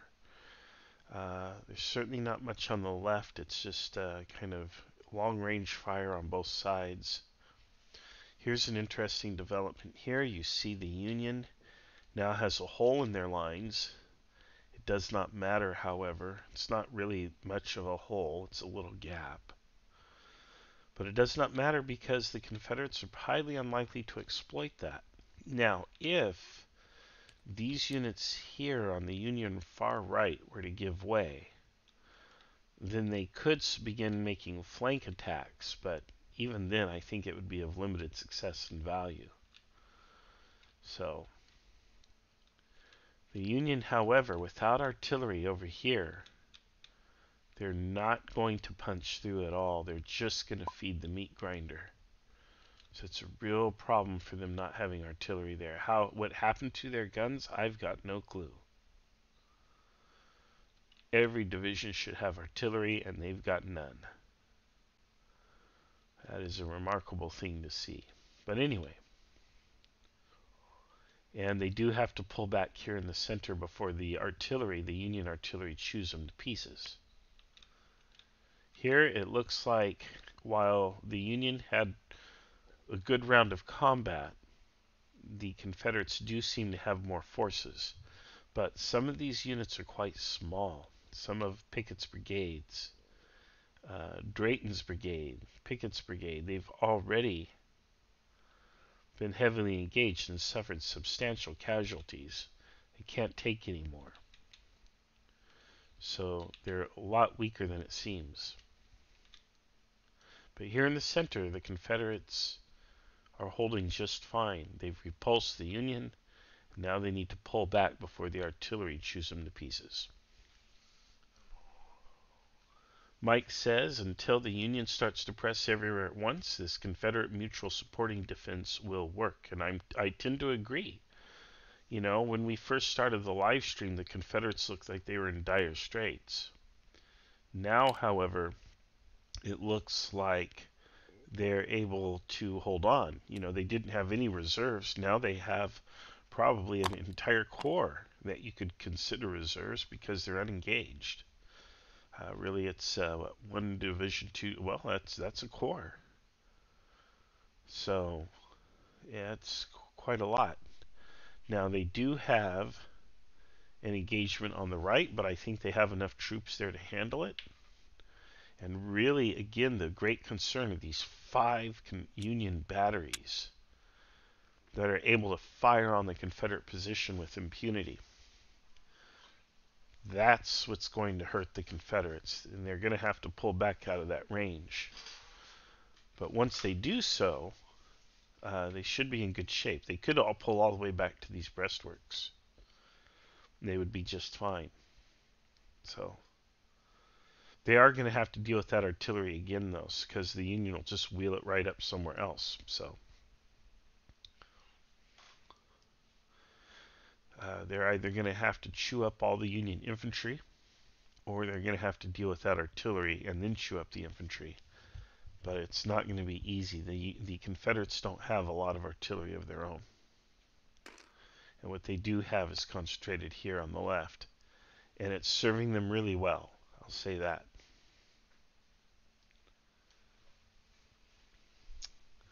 Let's see. Tobias says, hello there, nice showcase. My question. Were there distinct infantry formations like the attack column used in the Civil War era? And how would you deal with them in your 2022 system, DRM-wise? So, in the K22 system, certain attack, like an attack column, where you form multiple battalions into an attack column, normally what happens is I roll one die roll, and both sides then have a result, and the result is applied at once. And typically what that means is your firefights might only last 5 minutes of game time. You get one exchange, 5 minutes worth of fire, and then there's a result applied. However, if you have a column, the lead element takes the negative result if there is one, and then the second element then just moves up and takes over. So the way it's simulated essentially is when you use these special formations, your attacks are more powerful, they're stronger, they're more resistant. So you have a harder edge in those attacks than you would if you were just kind of marching up in a regular line and doing conventional tactics. So that's how I do that. Achilles says, well, sadly I must leave. Friend's birthday party today, so I will watch the rest later. Looks like a great game today. So many decision points. And yeah, that's what Kriegspiel is all about. And by the way, happy birthday to your friend. I hope you enjoy the party, Achilles. Have some cake for me. The decisions that you make in Kriegspiel is really what Kriegspiel is all about. When you play, particularly at this level, we're playing at this, grand tactical level, if you will, where players are corps commanders and division commanders. You don't get to make a lot of decisions. You make very few decisions. You don't get to micromanage your units. We don't allow players to micromanage units. You can only make the decisions that a division commander would make or a corps commander would make. I tell people, and I say this about myself all the time, if you want to be a brigade commander, take a brigade slot and be a brigade commander. Otherwise, you're a division commander. You need to be a division commander and make appropriate decisions and not micromanage. So there you have it. Carter and Dave are here. Hey guys, how's it going? Doing all right. How about yourself? Doing just fine, just narrating while there's not too much going on in the channel. But when the umpires come back, I'll hop out and let you guys work. Is there anything that the chat wants to ask a couple of the umpires now, or? I don't see any particular questions for the umpires. I'm doing such an amazing job narrating it. They have no questions. They're like, wow, we understand this perfectly. They probably understand it better than we do, Carter. I'm joking. But there has been some interaction. There's been some cool questions and comments on there, and they're plugged in. So we do have an audience. They're enjoying the live stream, and really, this is a feature I want to begin implementing on some of these large-scale games. We don't have to do it on the small games so much, but the big ones like yours really do want to have an announcer. We need two of them, though, not just one. Yeah, you need a bit of chat back and forth. Yeah, absolutely. One voice gets monotone or monosyllabic or whatever, and I get tired. I need breaks. Nonetheless, there's plenty to talk about. There's so many interesting situations in this battle. There's really like 4 separate battles going on quite clearly. Yeah, I mean, I was just telling Crisis, who's playing Jackson, you can see this great wall of Antietam from space. You know? Yeah.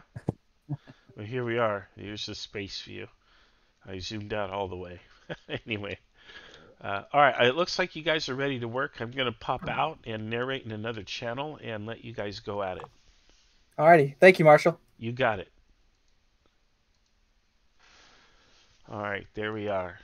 But yeah, you can tell, like, here's a battle here on the far right. Here's a battle in the center at the crossing. Here's a battle developing on the left here.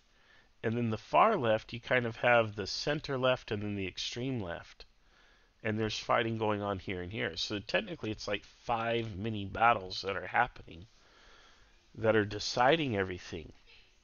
And the hard part about this for the Confederates is they have to win all 5. The Union only has to win 1 to break the Confederate position. That's why I like being the attacker. When you're the attacker, you have more options, whereas the defenders just kind of got to sit there and take it.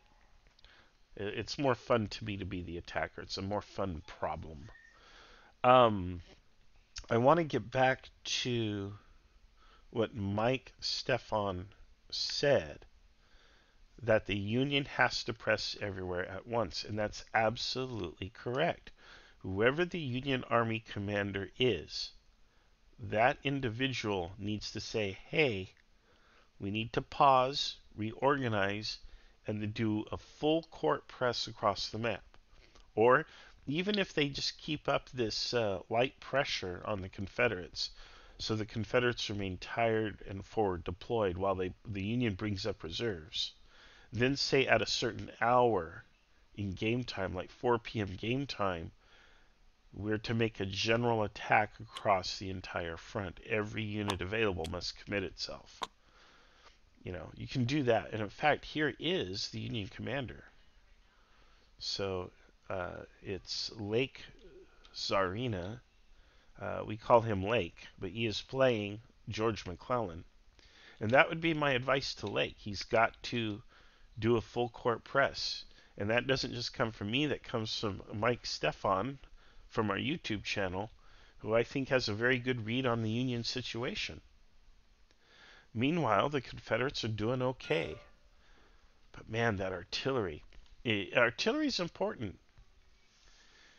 You know, it should not be treated as an afterthought. It's a very powerful asset. How you apply it is one of the critical decisions you make as a commander. So there we have it. So they're drawing their orders on the map. They're getting ready to start resolving. It looks like the Confederates are pulling back from that crossing. They can't stand there and just take that fire. And the problem is, even as they retreat, that artillery's still going to chew at them. So here comes some dice. There's dice out.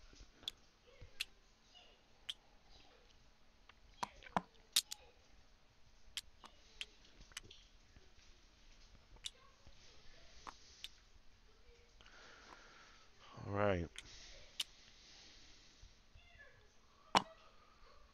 It's fun to play in these games.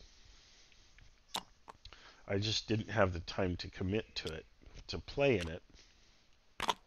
I am in command in the Chancellorsville game, which is a play-by-post game. I don't know that there will be a real-time battle for that one. I think it's all play-by-post. Not doing so well, I'll tell you that.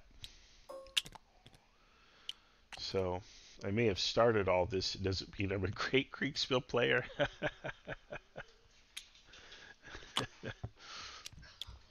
But that's okay. I'm also running a K22 System play-by-post, and we are already soft starting our huge, massive diplomatic campaign. I don't even know how many players are in it, but we filled up an entire Discord server so that I can't even create more channels for the players. So it's pretty big. Alright, Mike has another comment. He says, artillery isn't just preparatory or suppressing fire, it needs to support the infantry on the attack. And I agree with you strongly. And right now, though, nobody's really attacking that much. And where they are attacking, it looks like artillery is mostly massed. It's masked by friendly units. However, right here, I guess this counts. And this is what they should be doing. This is exactly what they should be doing. In the K22 system, artillery is a die roll modifier. It gives you a +1 to your die roll, which is pretty powerful if you're using it to support your attack. Otherwise, you can roll a die, and the odds are less favorable, but you can roll it's called the unopposed artillery die, and it can apply an effect on the enemy, but usually it's the best thing you want is to say this artillery will support this infantry, because that's historically how you should be using it. The thing that's not so good in the K22 system is counter battery fire. Your odds of hitting and routing the enemy are quite slim. So I wanted to kind of discourage that to some degree. Nor did I think counter battery fire is necessarily effective unless you had a grand battery. You know, unless you had a lot of guns massed, your odds of knocking out the enemy battery versus battery duel was probably not that good. But yeah, you've got to use your artillery to support. So look here, there's more artillery coming in. And the question here is, can this artillery hit these units. And that's going to depend on the nature of this terrain here and these hills here. The Umpire's read of that. This greenery here, I have not been to this battlefield, so I don't know the nature of that greenery.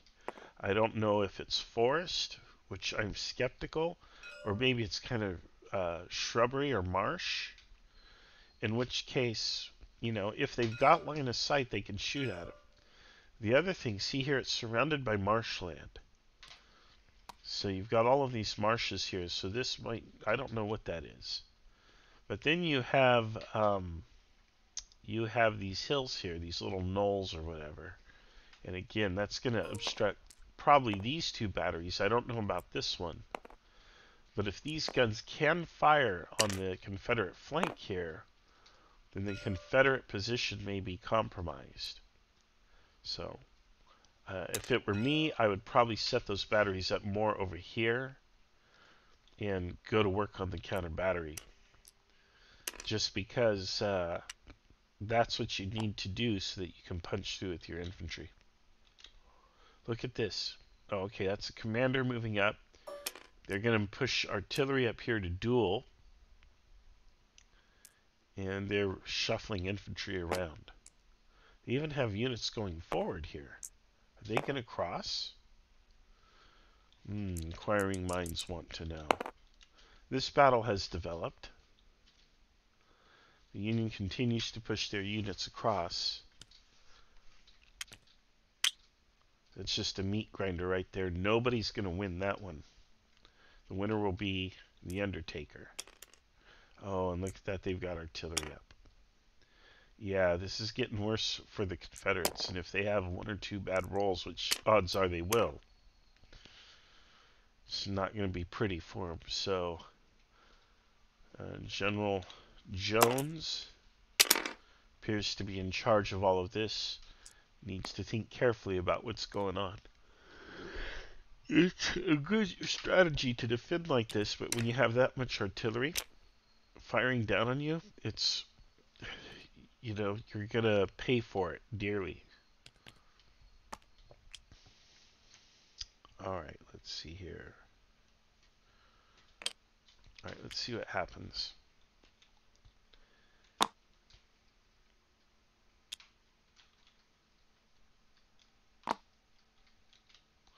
Look at all these elite units right here.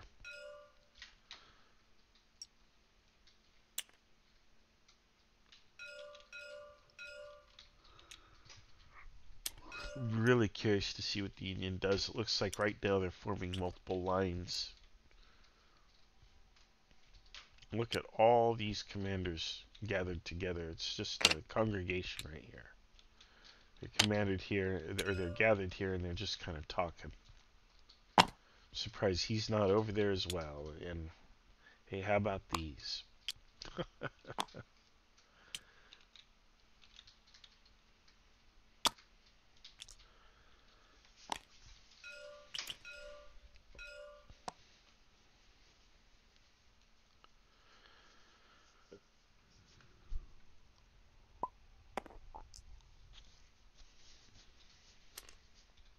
Yeah, K22 System, these combats resolve much faster because you're only dealing with one die. So I think it's a more elegant system. There are different systems, as I mentioned before, and the system actually doesn't matter so much as long as you can get an explicable resolution of the combat to the player. You can flip a coin if you need to, whatever. But dice, of course, indicate odds, probabilities. That's what they're good for. So, and then those odds can be modified based on terrain or whatever. It's standard wargaming stuff. In fact, Kriegspiel is the grandfather of all modern war games. And look at this. We've got this here, but I'm more interested in, look at all those misses. Miss, miss, miss, miss. All misses. But I am interested in this artillery fire. Yikes. Ooh, a hit here. Disruption Advantage hit, I would not apply that at all. I don't think there's an advantage here, but it looks like, did he just apply it? No. Let's see if what he does here. These are misses. I would say no to the advantage hits.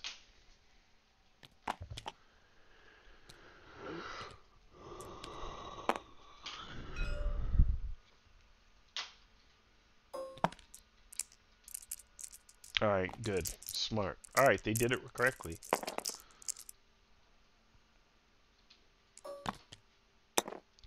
But yeah, this artillery unit is in deep trouble. And this artillery here is going to go to work. Now, the breastworks are going to give some benefit. So,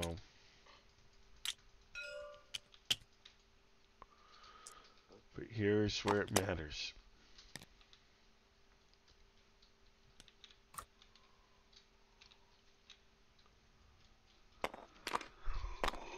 Oh man, didn't sleep.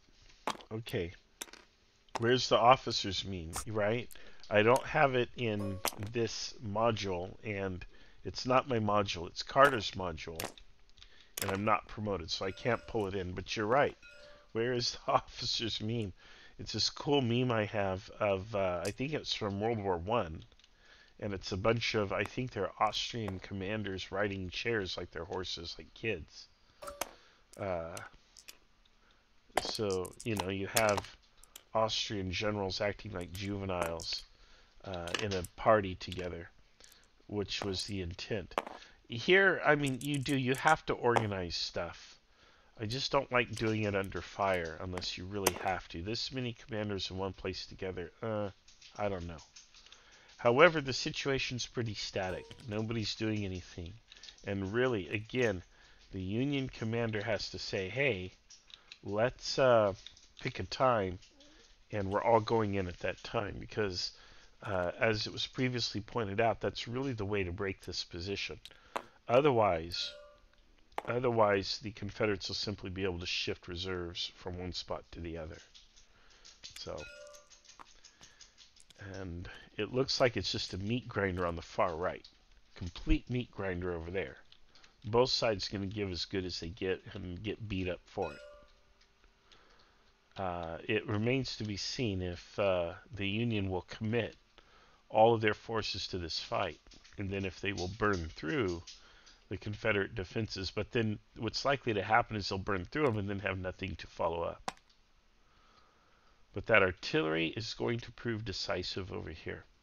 Just as the artillery is critical on the Confederate top left over here, whatever, likewise, the artillery is going to be critical right here for the Union. So, both sides putting their artillery to pretty effective use.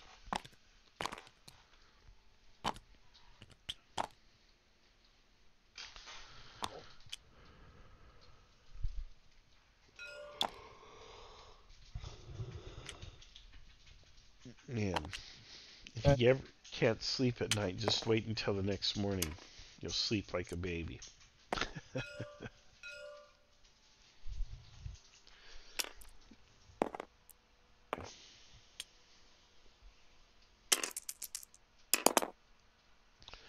Alright, that's the artillery attack. Let's see what results. It looks like a miss, a disruption, and an advantage hit.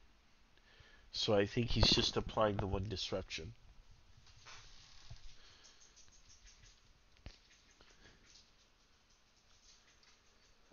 So the Confederates get off easy. If they're only taking one disruption from all of that, they're getting off kind of easy. And what are they doing over here on the left? What are they doing? The Marylanders have come all the way to the bank and are firing at them. What are they doing? Even if they push across, we got like all of these brigades here. These breaking units will begin to recover.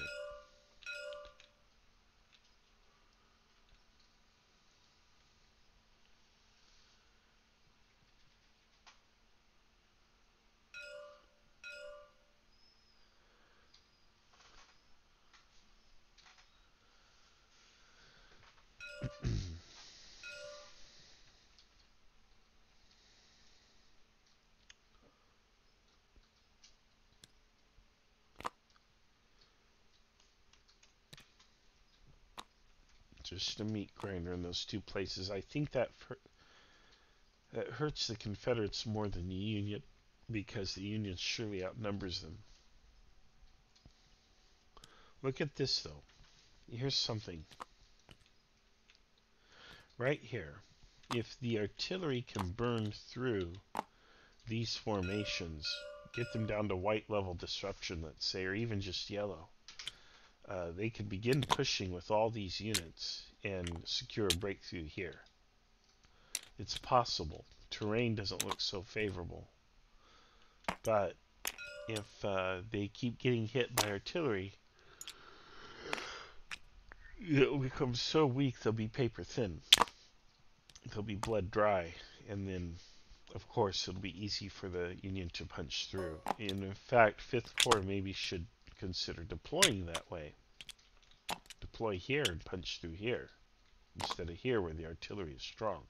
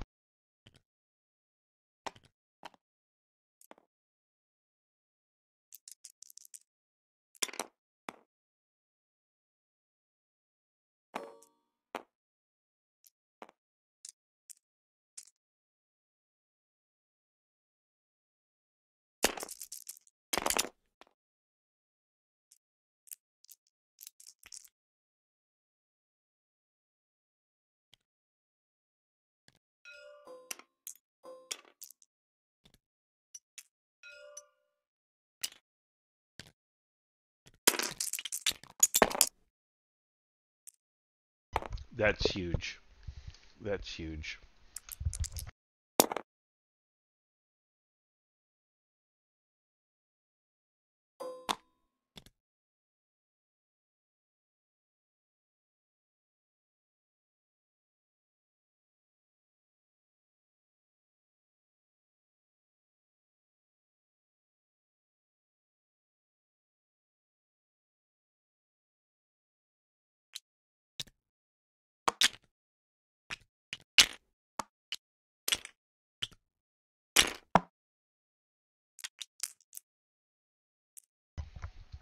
My friends, a man who carries a cat by the tail learns a lesson he can learn in no other way.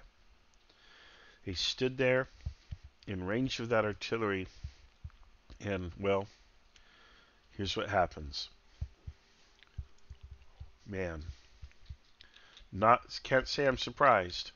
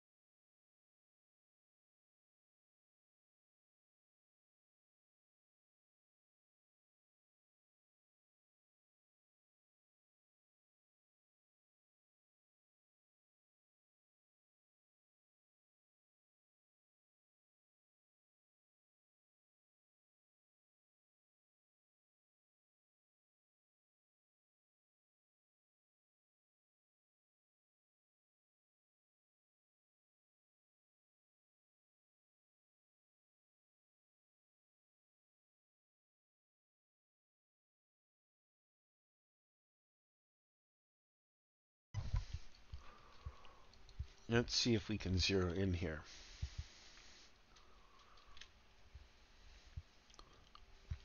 Yep, Civil War artillery from 200 yards is very effective.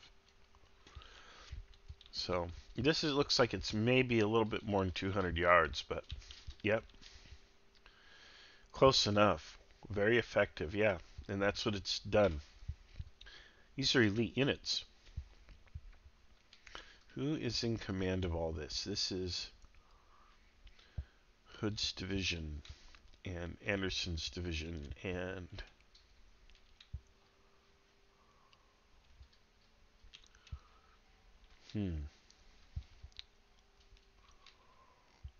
Anderson and McLaws. Let's see what's going on with them. Let's see if we can get into their channel. Let's see here.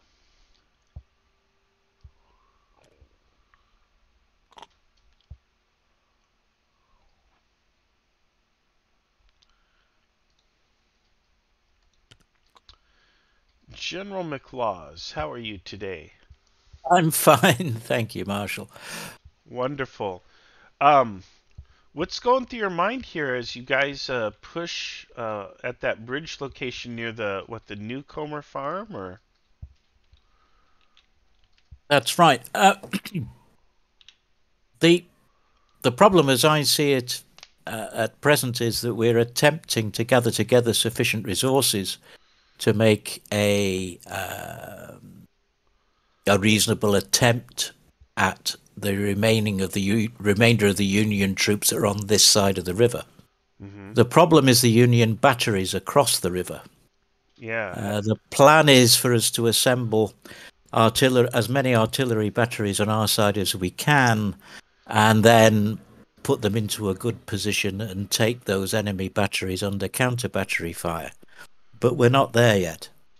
Simultaneously with that, we're attempting to create a fallback position for those attacking units who are badly disrupted. That's the situation we're in at present. The situation, as far as I can see from my vantage point, I don't know sufficient about how the battle is developing ahead, but it looks pretty chaotic from here. I have to say, from my eagle's eye view, I think your assessment's pretty strong. And yeah, those batteries are dominating the area. That's something that I don't know. It's quite the challenge for you. Yeah, but it was historically a challenge for the Confederates anyway. But we'll see what we can do. I don't think the Union are in a particularly good position. Yeah. So, well, okay. I can't say too much because I don't. I understand that. But I wanted to get a little bit of insight from you, and hang in there and keep up the good fight. Thanks a lot, Marshall. Take care. You too. Okay, let's see if we can get a Union perspective now. Let's see, who is James? James would be seeing this happening, so let's go to James. Let's see here. Where's the Union? Here it is. And here they are. I think that's 6. Is that 6 Corps headquarters? No. Let's see here. Looking for James, Portal, and Blaze. Unfortunately, Discord doesn't like to show us everything, so Mansfield, Green, and Williams. And here we go. My division's there anyway, so.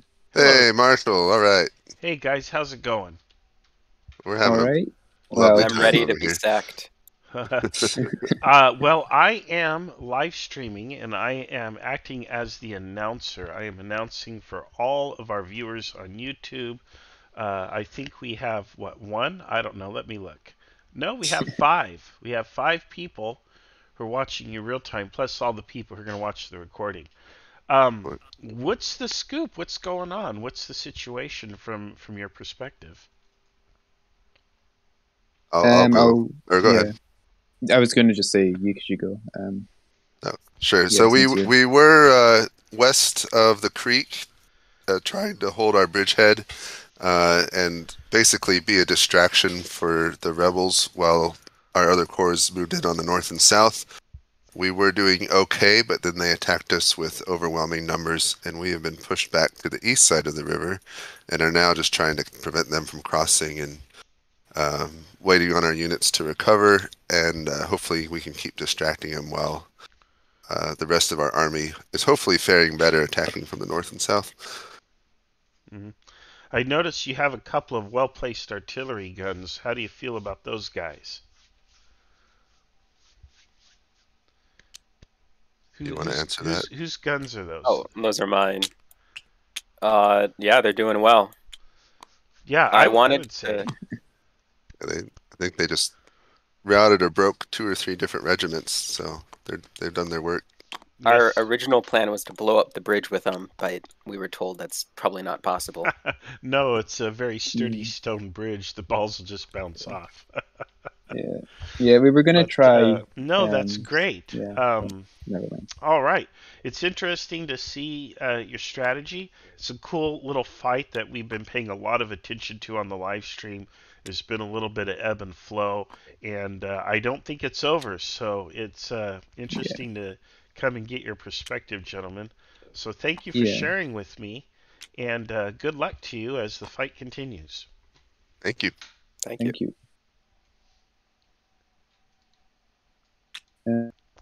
All right, there we have it. Let's see here.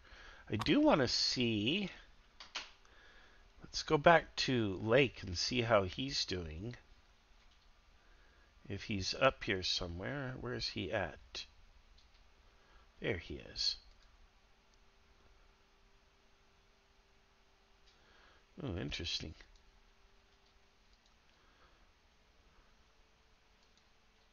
There we are. General McClellan, how's it Oh going? boy.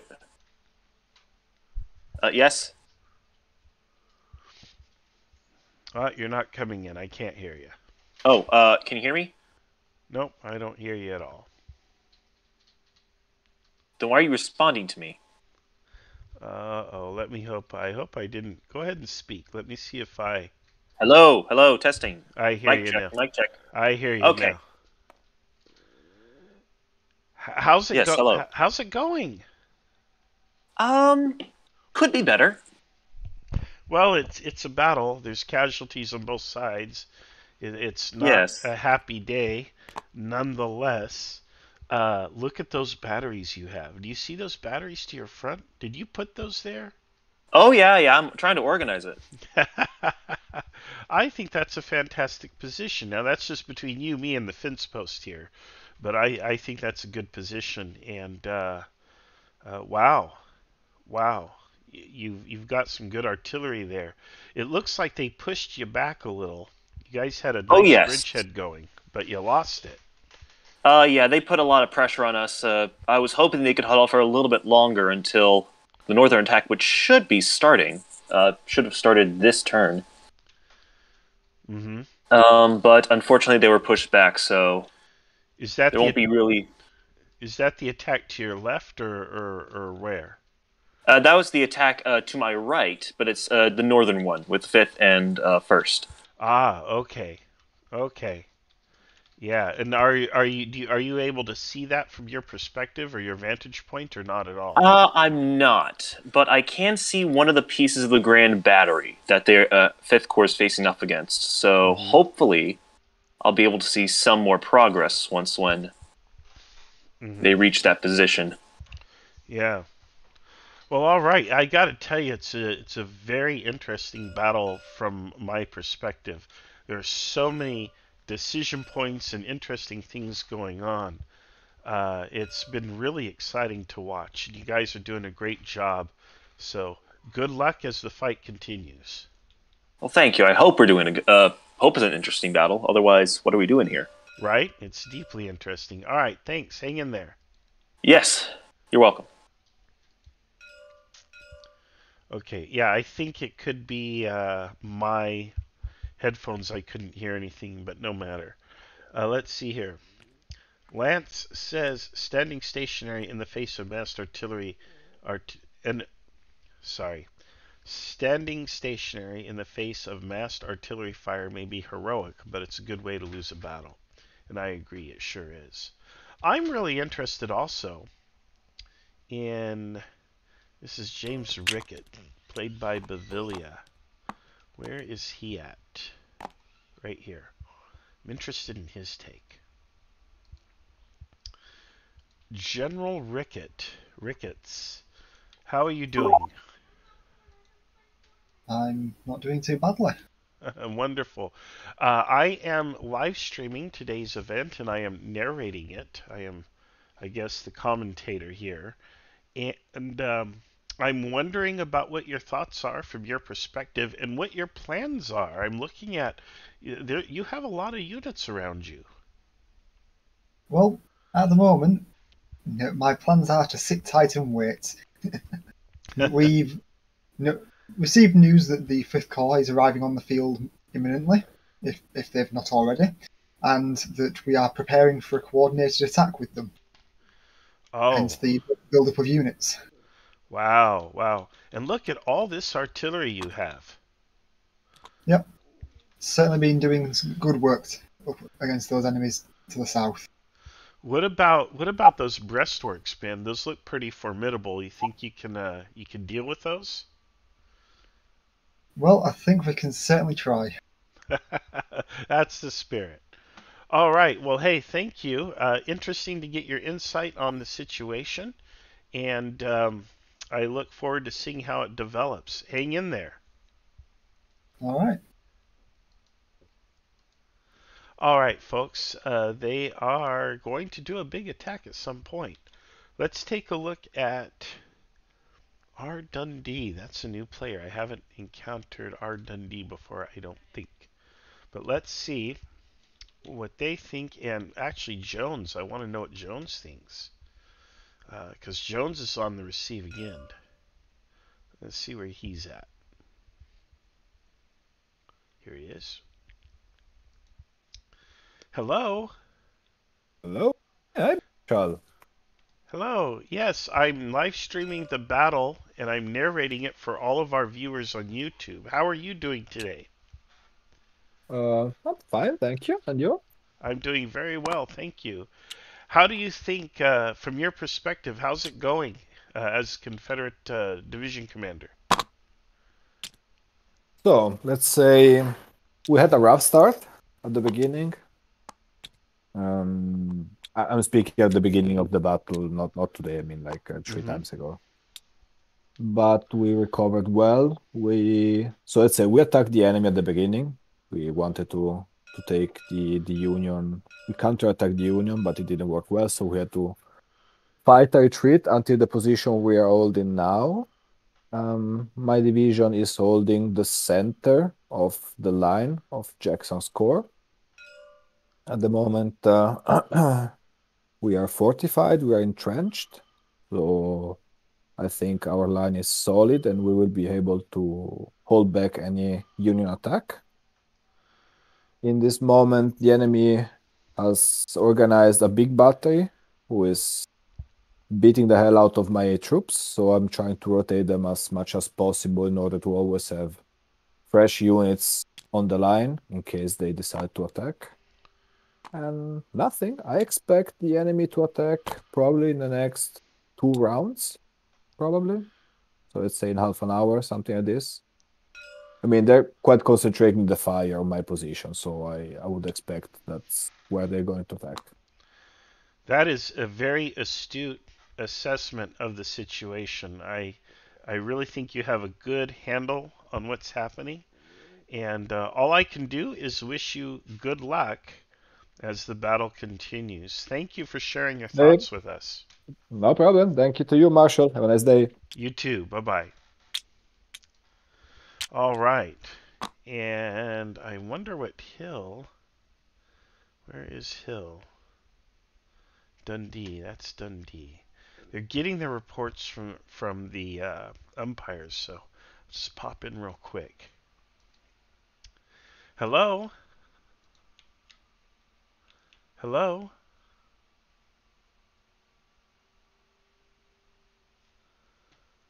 All right, that person may be a... Oh, are you there? Yep, I have like the wireless headphones. Oh, no worries. I am live streaming the battle to YouTube, and I am narrating it. I am announcing it. And I just wanted to pop in and get your thoughts on the battle, today's battle so far. Well, I started in the reserve, and this is the first like contact I've seen so far. And how do you feel it's going for you? Like no idea. Well, that's okay. That's called the fog of war. Yeah, exactly. So it's back to the action slowly. Well, I'm sure as things develop, you'll get a better sense of what's going on. Are you having fun? Yep. Well, good. Wonderful. All right. Well, thank you and good luck. And I hope it goes well for you during the rest of the battle. Yep. Thank you. All right. And there's Lou Lawton. Okay. Well, let's go on back to our regular channel. There we are. And let's peek in at the umpires. Yep, you're blue. Okay. I am. Yeah. This should be mostly it. Oh boy. How long are we going to run this? Like noon? We're trying to, well, maybe just to 11. We're about halfway through. Oh. Hurrah. So if we can speed up these turns. Yeah. Please. At this point we can. I mean, so... Oh, okay. That was interesting. Feeling like I'm talking with a reporter. Why? What makes you say that? Don't let him write the Mona Lisa. Like, don't let him write freaking like the Count of Monte Cristo. Like, you've got to just like get orders and then go. Like, is basically like only orders that we're accepting, and this goes for everyone, is if he's ordering a brigade to do something, it's either holding its ground, retreating, or advancing. Those are the only orders that are being accepted. Okay.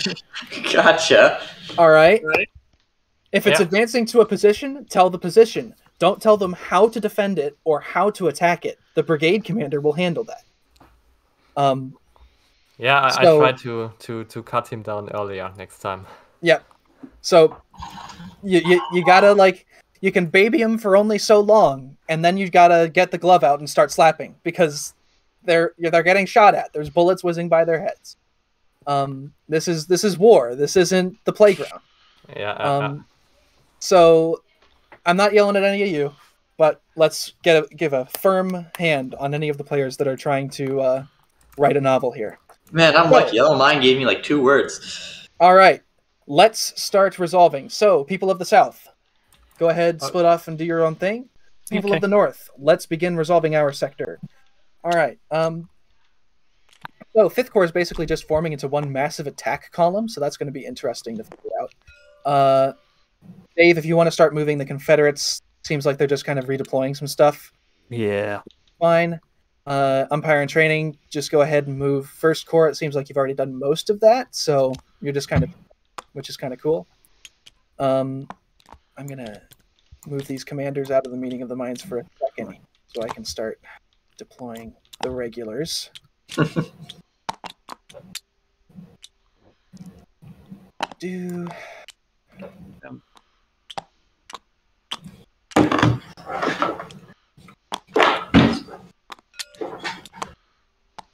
This is good. So there you heard Carter talking about a common problem we have with players, particularly new players. Folks can get pretty competitive and they want to win, and they don't want to suddenly see their units in some kind of trouble, you know? So they tend to give a lot of conditional orders. So they'll say, do this, but then if then, do that, you know? And so there's a lot of buts and ifs and so on. And orders like that are very hard to implement, and they really are inappropriate. Again, if you're a corps or a division commander, your brigade commander should handle the details. As I just said earlier in the broadcast, if you want to be a brigade commander, take a brigade commander slot and be a brigade commander. Otherwise, if you're in a division commander slot, be a division commander, not a brigade commander. So, The big issue for us, aside from the fact that such orders are inappropriate and hard to interpret, is they really slow down the game because the umpires have to kind of wade through them. They have to wait for you to articulate everything, or they have to read everything. Hence, we call it a Moby Dick or a Count of Monte Cristo or whatever. It's too much, and it slows down the game. When you play historic Kriegspiel, let's say you're playing the 64 rules or the 24 rules. I can't believe, I think it's 62. But whatever. Let's say you're playing the original rules, one of those original rule sets. And you're at a military academy. You have a captive audience. You can make the players who are cadets sit there and play the game for hours and hours and hours and days if need be. So you can get into all kinds of minutiae. You can keep track of individual casualties. You can make them write out the orders and say, well, the syntax isn't quite correct. You need to rewrite this, or whatever it is you want to do, because you have the time to do it. When we play here, we've got guys who got 4, 6, 8 hours tops. Heck, after about 6 hours, we're all getting burned out. So we try to run games that are a little shorter. I know for me, my challenge has been getting the games down to 2 to 4 hours. And I think that's a sweet spot to have games that run in 2 to 4 hours, just like most board games do that are kind of deep. But we don't have time. If somebody wants to, write a Moby Dick of orders, what that's going to end up doing is it slows down the game, and we have fewer turns. So if you don't have enough turns, then the battle doesn't get to a resolution point. You're like, well, we have to end. It's the middle of the battle, but we have to stop because we're all kind of out of time. And we'll all get back together in, a month, 2 months, whenever we can. And it can be really hard to get this many players coordinated and together and in with the plan. So to manage all of this, we have to streamline. We have to save time where we can. And obviously saying, hey, your orders need to be very brief, concise, and to the point. Well, there you have it. All right, I think everyone understands that. Let's take a look at some comments here. Lancer says, I think the Union has an opportunity to accomplish something fairly decisive if they can coordinate their efforts and act quickly. And it looks like they're trying to do that. It looks like Lake, who's playing McClellan, is trying to do exactly that. He's got the 5th Corps ready to go in. He has an attack that's going in over here, and it's just a complete meat grinder. Looks like the Union just got smacked really hard. This is a lot of hits and disruptions for the Union. This could break the Union position. It burns through the last of their decent troops. Now they just have trained troops going in. Oh man, it looks like the Confederates will probably hold, but they've also paid a cost. Confederates have paid a pretty high cost to hold this position. Nonetheless, this attack is probably going to fail.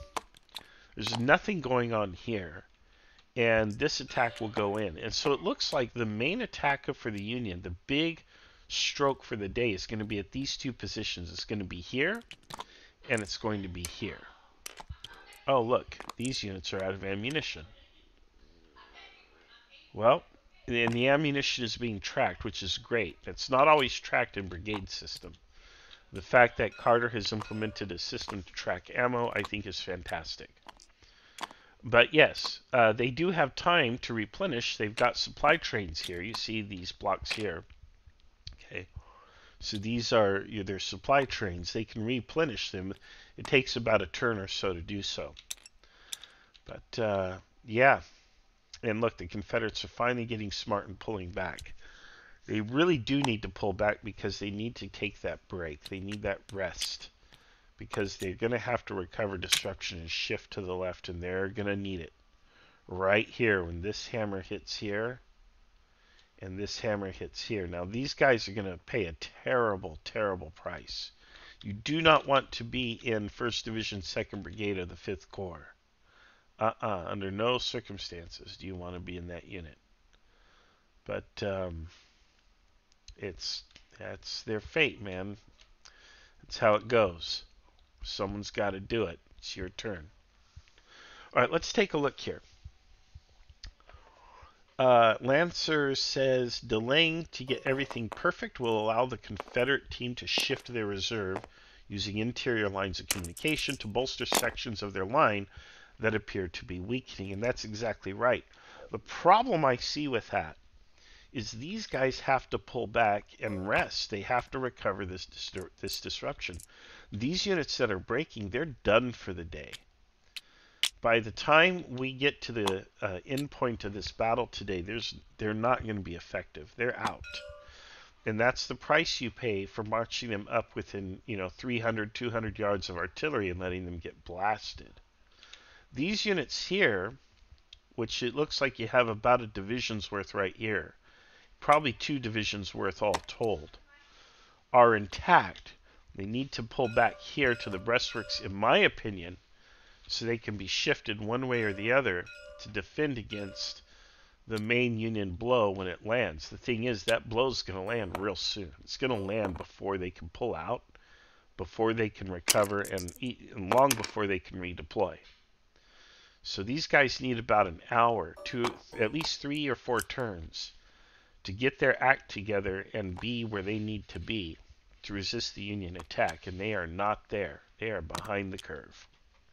So we'll see what happens. Maybe the Confederates will throw a lot of hits with their artillery, and maybe these breastworks will be more decisive than I suspect.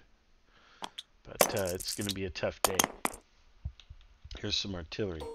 So unit got hit here, disrupted here, just a disruption there, not much. So K22 System, every time you have a marker on your piece, whether it's a hit or a disruption, it's a die roll modifier negative. So you take too much disruption or hits, guess what? You're not going to hit anything. Your artillery's too messed up. It's going to be ineffective. You have to pull it out and reorganize it. All right, let's see here. Mike says conditional orders, take the hill is if practicable. And yes, I agree. That is acceptable as orders. That's concise. It's to the point. It tells you this unit, go there and do that. It gives you a task and a purpose. Yes, those orders are just fine. And if practicable is also just fine. Because the umpires act as an AI. They act as a brigade level AI. And they will assess and implement if they agree that it's practicable or not.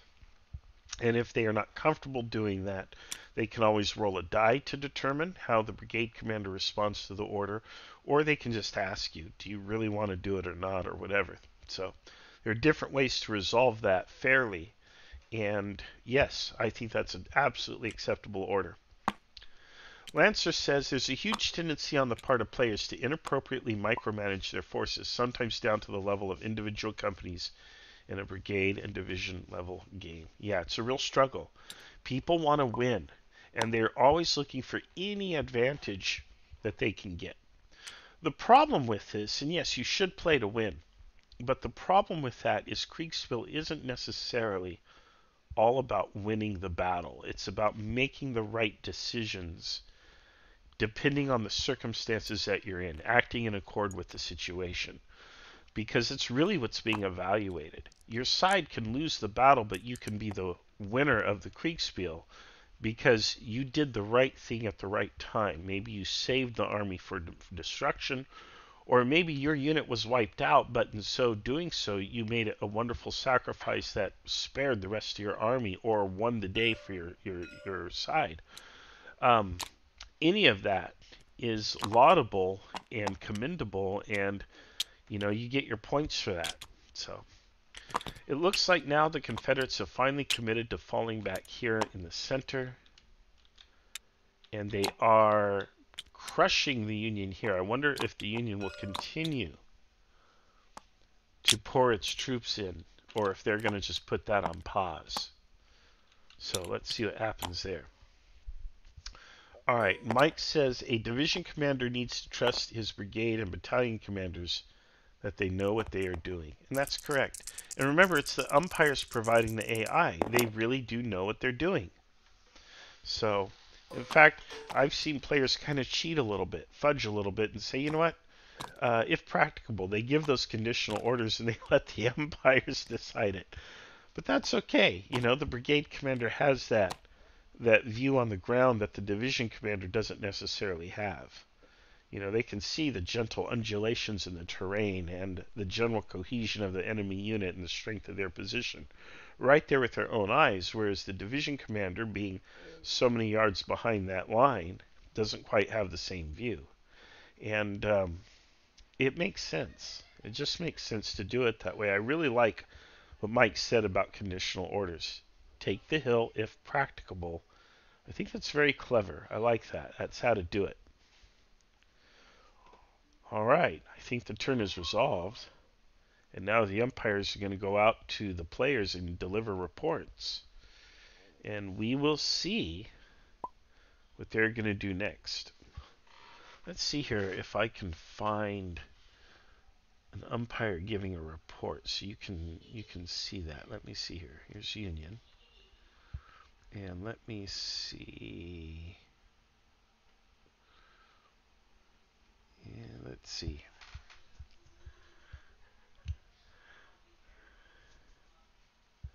I'm waiting for the umpires to head out. I think they've gone to the Confederate side. Let me look here.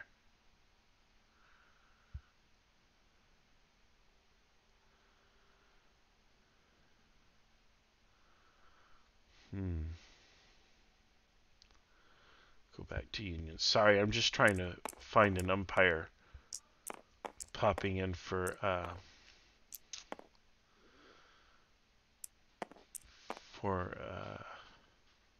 report, and maybe it's a minute too soon. Okay, let's take a look here. Lancer says, agree with Mike, but when a brigade battalion slots are controlled by the AI, not actual players, the players have no faith or trust in those subordinates. Yeah. And you kind of have to have it. And yeah, sometimes you get burned. But you can't micromanage. Again, if you want to micromanage, that's the spot you need to take in the game. So, I know it's tough. And it happens. Heck, it happened to me last Sunday when I delegated command and I left other people to do things. And here I was having a great game, but my subordinates clear across the map were failing me critically. And it cost the whole game and changed everything. So that can happen, but that is part of Kriegspiel. And as much as it works against you, it also works in your favor because the same things are happening on the other side. So you just have to kind of trust it evens out in the end. Let's see here. Still waiting on the umpires to head out. Let's go. Let's send the screenshots, boys. Is it 45? Is it? Is it not? Or, it should be 30. Gosh. Oh, it's should 30. Be 30. Oh my gosh. Okay. I am ahead of expectations. Expectations do not meet reality. All right. So, let's do this. 10:30. We're halfway through now. Let's try and speed run this, boys. Let's try and get to noon. I'm gonna start sending screenshots to First Corps. Okay.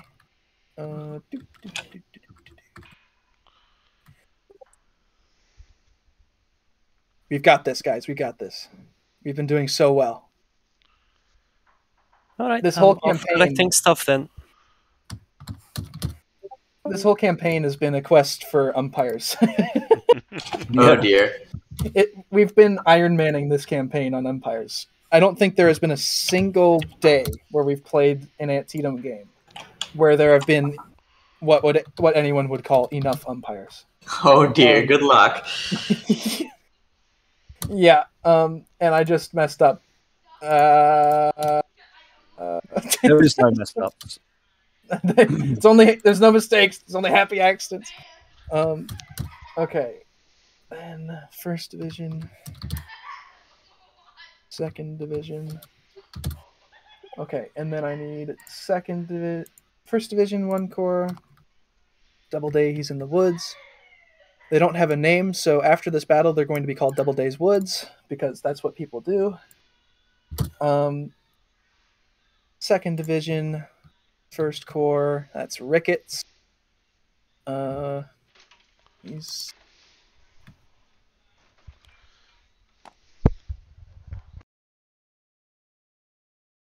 Okay. Pennsylvania Reserves.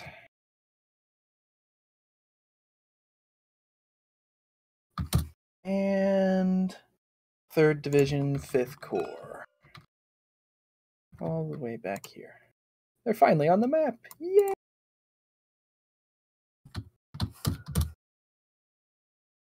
Time to speedrun this. Marshall, you ready? Let's see it. Let's do it. So, you're in the woods. You can't really see that much, but you notice the artillery fire to your east, or sorry, to your west, to your right, has ceased. Any orders? Is this some... Oh, there we go. Hi. I am going to move to the... I'm going to move to my right flank to see the situation. Understood. Thank you, Doubleday. Thank you. Ricketts. Your artillery has ceased firing. They cite lack of ammunition. Would you like to resupply them? Please do. All right. Any other orders besides that? Unless there's a message that is about to be passed through instructing me to attack, no.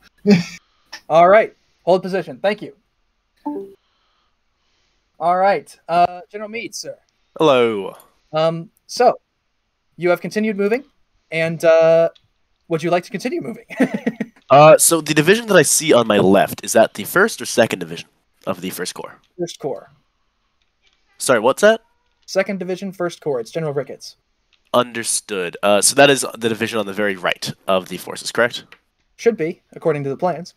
Great. All right. I'm going to form up behind them at a safe distance, able to counter any charges made by the enemy, but not really in like artillery or indirect fire range. And I'm going to go ahead and water down and rally my troops. Understood. Thank you. Thank you, General No Meade. worries. Godspeed. All right, guys. It's the Meeting of the Minds 2 Electric Boogaloo. But we're going to need to break some of this up. Croxer, you're going to need to go to your own channel. I'll move you. Hooker, you're here. Everybody else should be here. Cool. All right. So, in terms of reports, artillery's not firing at you, but you also don't hear the artillery that was firing to your west. The regular division, 2nd Division, under General Sykes, has deployed into battle lines in 3 rows.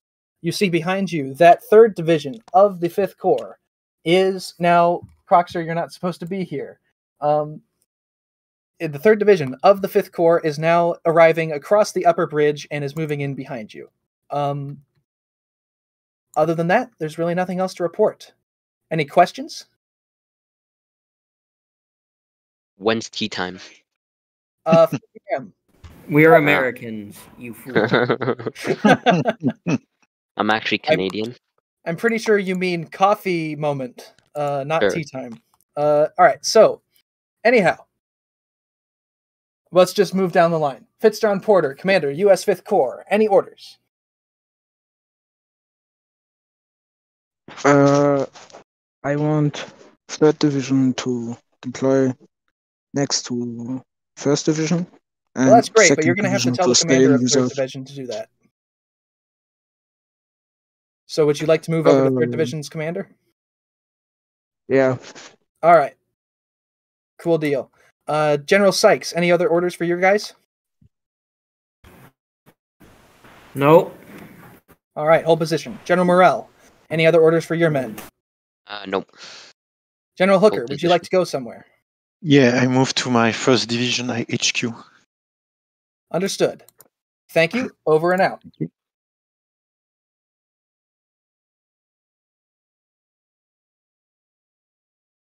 Hello. So you are on the map, and you are forming up behind well, you're just arriving behind what the rest of what appears to be 5th Corps is.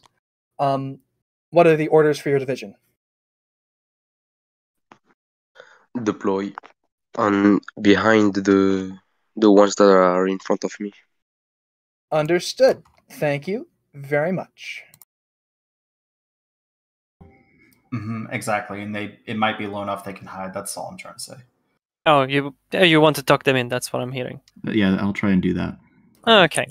Okay. So from what I gathered, we have 3rd Division, dead stop, let the veterans pass. All right, good work, Carter. Very quick and efficient and to the point. Well, yeah. You're ready. You're ready for them. They're not always ready for you. Yeah. Oh man. Yeah.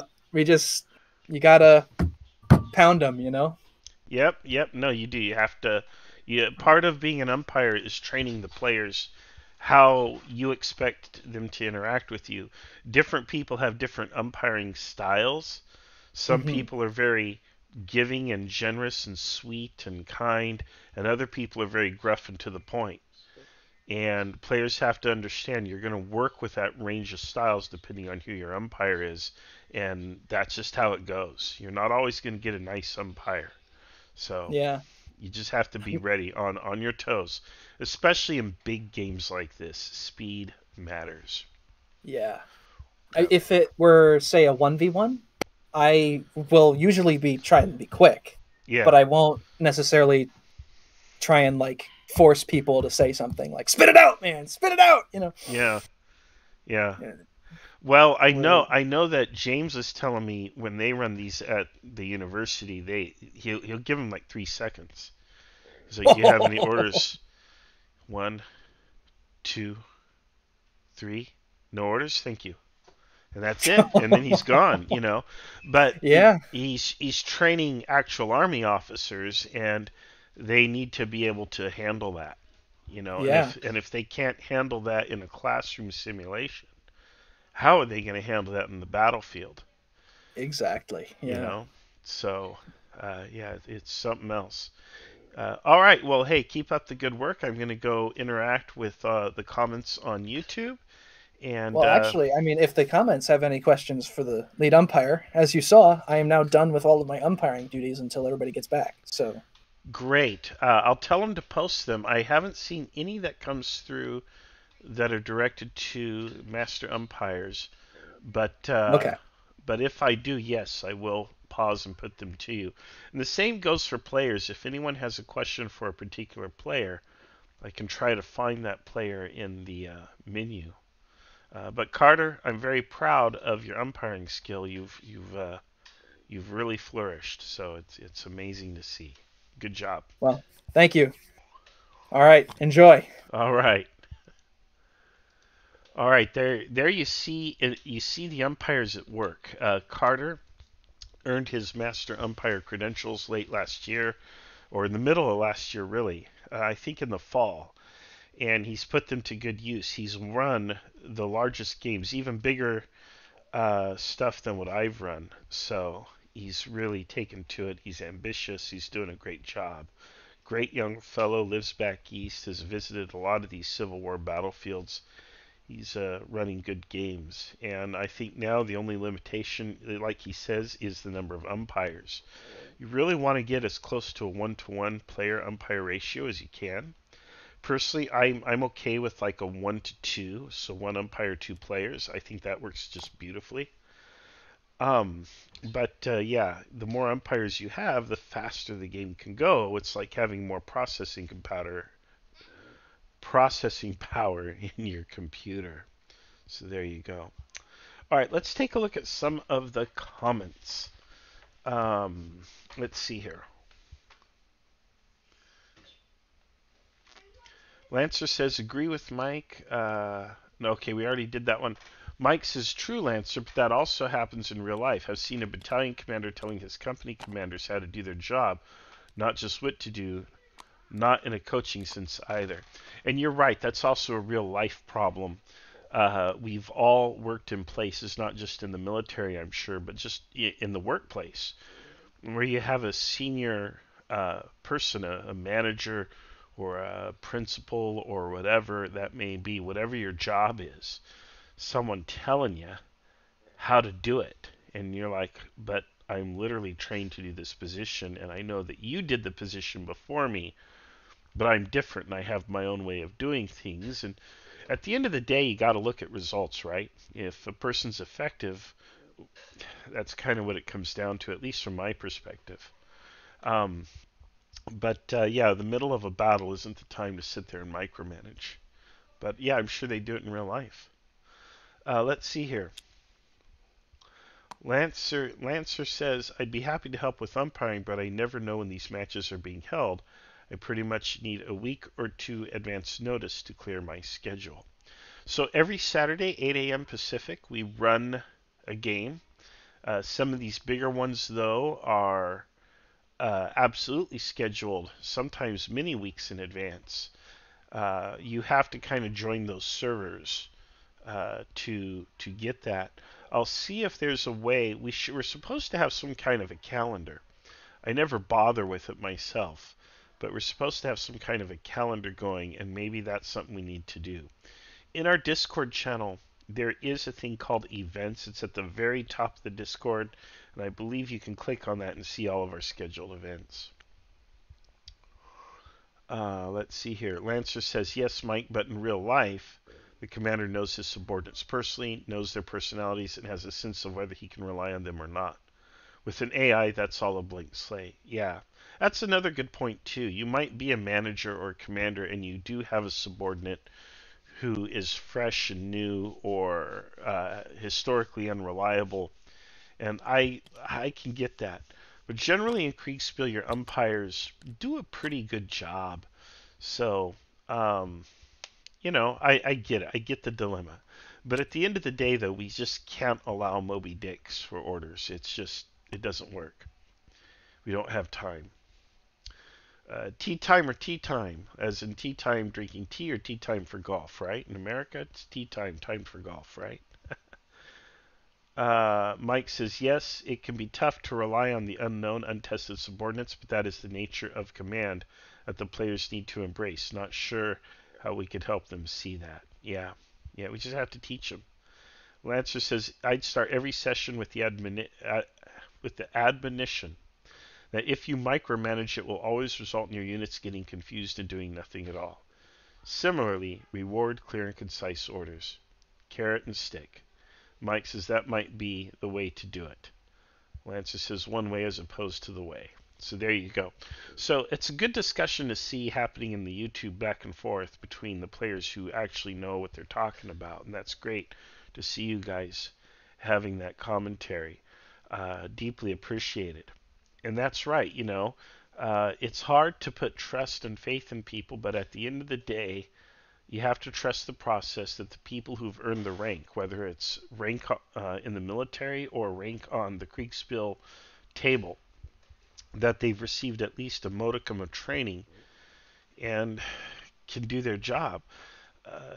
And you're right, they're not always going to perform. There's times when umpires fail too, and I'm sure there's a lot of times in the military where people have earned a rank, yet they fail to live up to the expectations attached to it. And what do?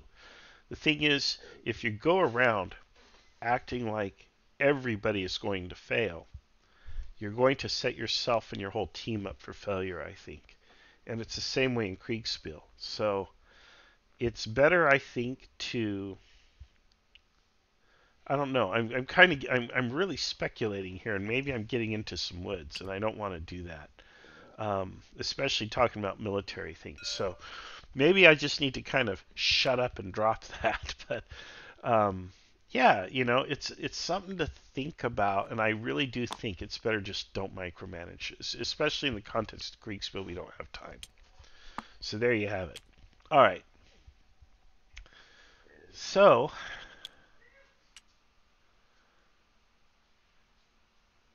the Confederates have pulled back. We have a lot of writing on the table. When we do in-person face-to-face games, I overlay the maps with plastic, and I give people dry erase markers, so they actually do the very same thing in the face-to-face games. You used to use plexiglass sheets, but they were heavy and hard to keep clean. And the plastic, you get this plastic wrap that you can put down over a picnic table. It's technically disposable, and it's like $20 for like a 3-yard sheet, and it works beautifully, and it doesn't weigh. It's not as heavy as the plexiglass. The only problem with it is it'll get wrinkles and stuff in it, and you have to smooth it out and hold it tight on the edges of the tables. But otherwise, it works better. Anyway, Anderson rearm here, so I think they're going to resupply.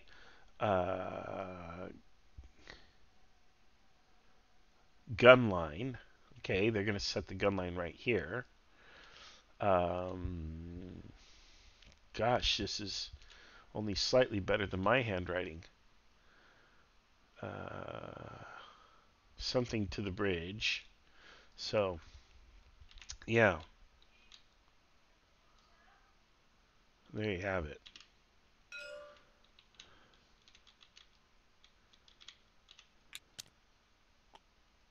All right.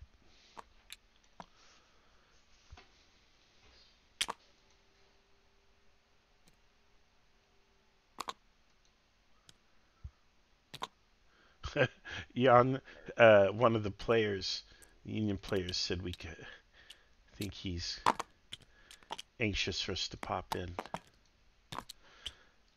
Hello, gentlemen. How's it going?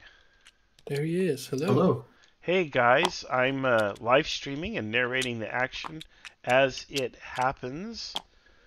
And how's it going? I'll let Jan go first. So the situation at 0900 when we resumed gaming was that 12 core, or we had the impression from last session that 12 core was making good progress in the direction of Sharpsburg, crossing via Middle Bridge, and thus we decided to push again across Burnside Bridge to bind some of the enemy troops, pull them away from 12 core, and support their attack. Turned out that 12 core, for whatever reason, was pushed back and is now on the east bank of the river again. Nonetheless, we are feeding into the meat grinder right now. We are facing plenty Confederate troops here. I believe 2 divisions, one of which is heavily reduced already by our first attempt to cross. We were pulled back last time by McClellan in person, so to say. So we nearly destroyed one of their divisions, and then in hindsight, so the call by McClellan was in hindsight a good call, because once we started pulling back, a fresh elite division of the Confederates turned up and replaced the almost destroyed division. So we reformed. We used the time today to reform our divisions, and we are now pushing in again. We are taking a few losses there. Another regiment has been captured, and some are routing and all that stuff. But we keep pushing. We want to get across now. Well, I see this battery set up on your right. It looks like a very strong battery. Yeah, it's sort of supporting, for the most part today it was supporting 12 core. Now it shifted over, but the enemy has brought 2 guns or 2 batteries to face them again, so we will probably have a counter battery duel there. Well, good luck, gentlemen. It was a courageous attack that you made across Burnside Bridge. It turned out historic. But there you have it. So the battle continues, and there's a lot of very interesting things happening across the map. I can't share them with you, but I am looking forward to seeing how all of this plays out. So good luck and hang in there, and thanks for chatting with us. If you haven't already, I suggest having a chat with 12th Corps. 12th Corps, all right. Up in the Middle Bridge. There. Oh, yeah. Yeah, I've talked. I was over there earlier. Yeah, I talked to Lake already and got his opinion on some of this. So that was definitely the interesting fight when we opened up today. I got to tell you that was interesting to see. So, all right, gentlemen, hang in there, and we'll catch you soon. Bye bye. All right, there you have it. They are repulsed. Maybe you could do Grand Waterloo. Well, interesting that you mentioned that. We've been talking about that, but I think we're settling on Austerlitz. And we're thinking, because we want to have a showcase Kriegspiel every year that we put on with announcers and everything, the same way we did Grand Gettysburg last year. We bring in some expert umpires and stuff that I know who run Kriegspiel for a living, and we do this big huge thing. That's what Grand Gettysburg was. I want to do that again in the late summer or early fall of this year. And we're already in the preliminary planning stages, which means we're trying to figure out what battle are we going to do. And yeah, Waterloo was on the short list, as well as Austerlitz. We do want to do a European event, a European battle, Napoleonic, this year. So we're settling on it. It's in the works.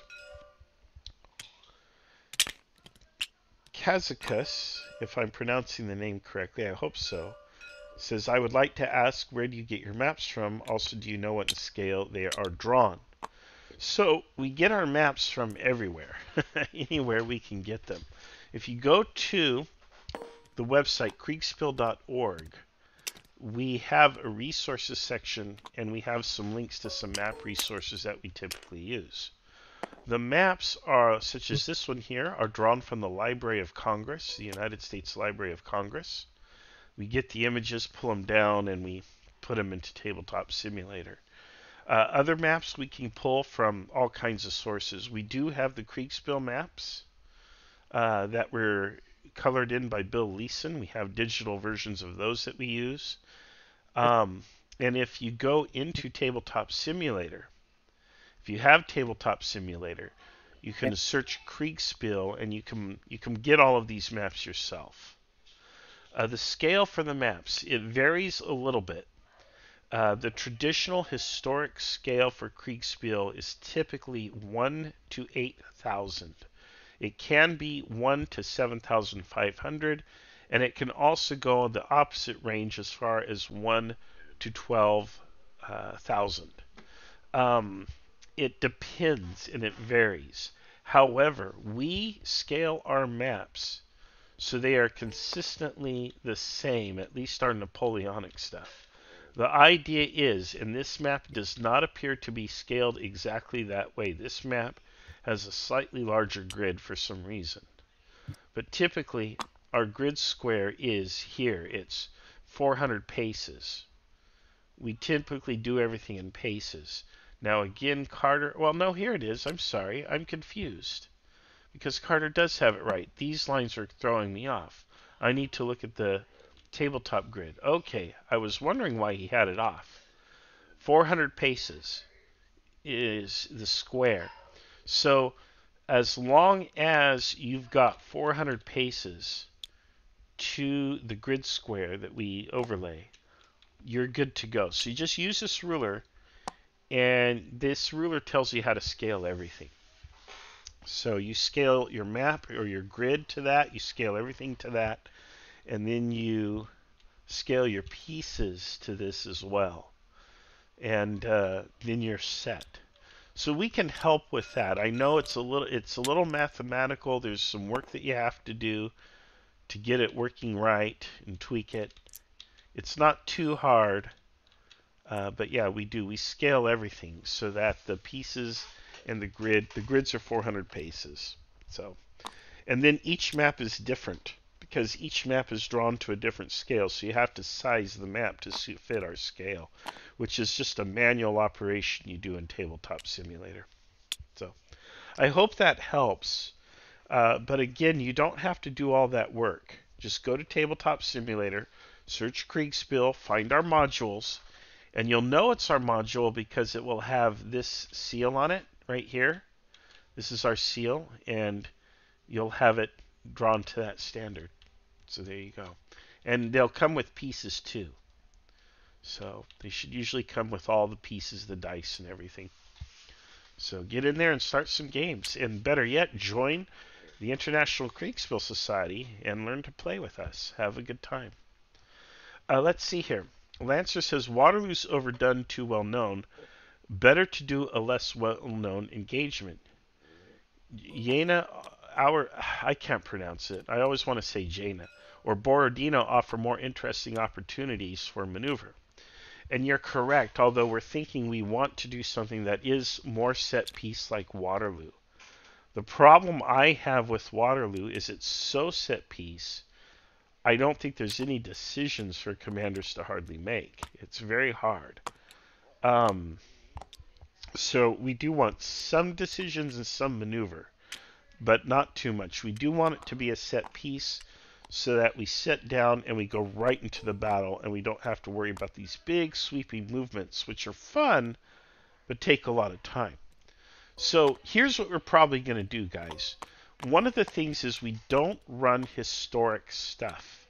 Not entirely. And the reason we avoid history is because if you do a historical scenario with historic units and historic positions, you're going to encounter that guy. And I think you all know who I'm talking about. There's that one guy in every game who is a subject matter expert on the time period, the battle, the units, the weapons, you name it. And that guy is going to sit there and tell you how wrong you are in how you've put together the scenario. And you know what? That guy's going to be right because that guy really is a subject matter expert. They've read more books about it. They've walked the battlefield. They know better than you. The problem with that is it doesn't pay. It doesn't pay for that guy to, critique you and to tell you, well, my unit should have a +1 die roll modifier because they had a later pattern musket that was, it could shoot another 20 yards and was this much more accurate and blah, blah, blah, blah. It does not pay to do that. They want to get into the minutia because they know it so well and they think that minutia is really important to the outcome. And they get into it, and that is absolutely not what we want to do. What's he pointing at there? There's something going on there. For that reason, to kind of dodge that, we kind of use battles that are inspired by history, but we don't refight historic battles. We will set the preliminary conditions in a historic way, like Carter did with Antietam. He used a historic order of battle, and he set the pieces out in a historic starting position, and then said, from here, it's up to you, fight the campaign and fight the battles. And that works, because then you get that natural variation, so the subject matter experts can't really go at you.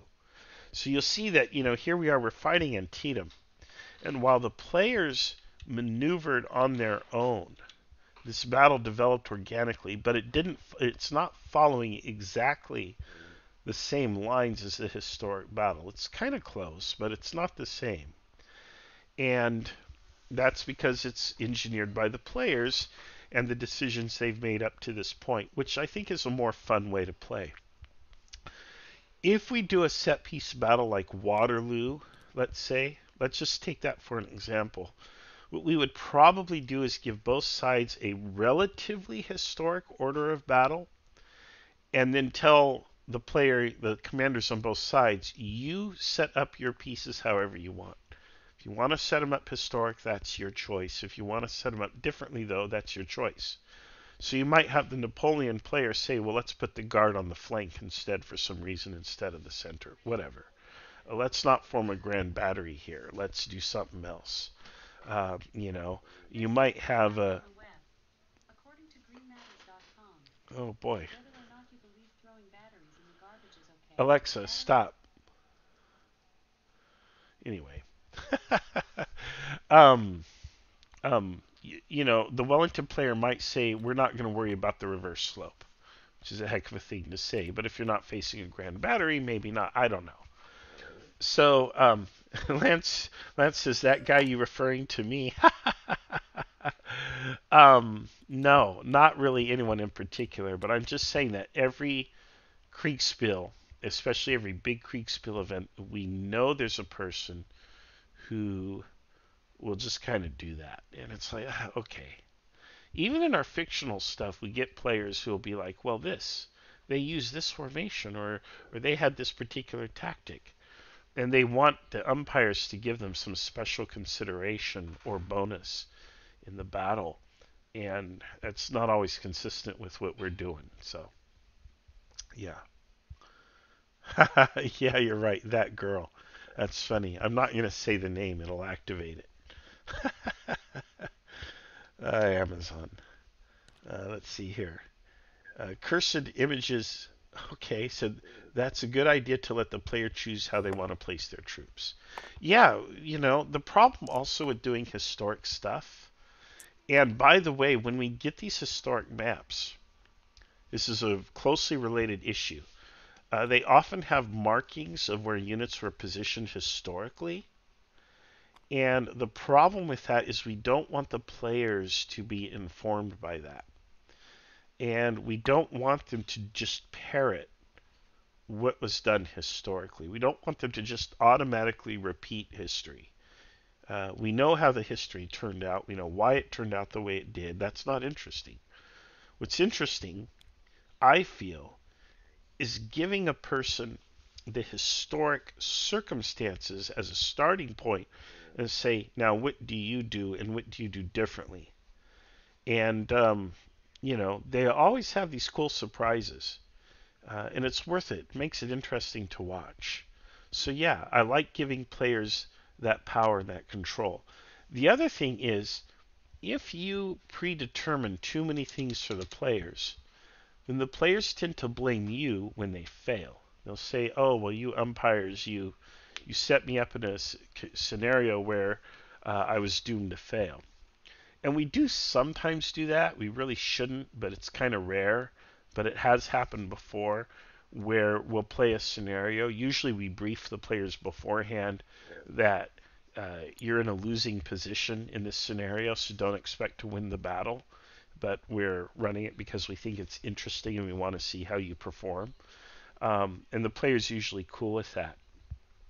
In the original Kriegspiel rules or documentation, and I can't remember which of the versions of the rules it says this, but the person who I was reading who said, when you set up a scenario, you should make it possible for both teams to win. In other words, the general was suggesting that when you run a Kriegspiel, you make it possible for both sides to win. It has to be balanced in some way, which I thought was wise advice. But sometimes, yeah, we want to play a rear guard action or something. We do that. Let's see here. Lancer says, good games are all about the decision-making process. Straight-jacketing players is rarely a good idea. And again, so that's another reason why we try to avoid history, is I don't want to kind of, like you say, straight-jacket the players. We don't want them to blame the umpires for things. And we want them to do something that's unique and different. And we don't want to deal with the subject matter experts. So, there you have it. All right. While they are working, I need to take a little comfort break. And then when I get back, we're going to go over the situation as I see it. I think it's time for the Union attack to begin. And I'm very interested in having a look at the center and the right. So I'll be back in just a few minutes and we'll take a look. Again, if you have questions or comments, go ahead and post that. And yeah, we can talk about OODA loop, by the way.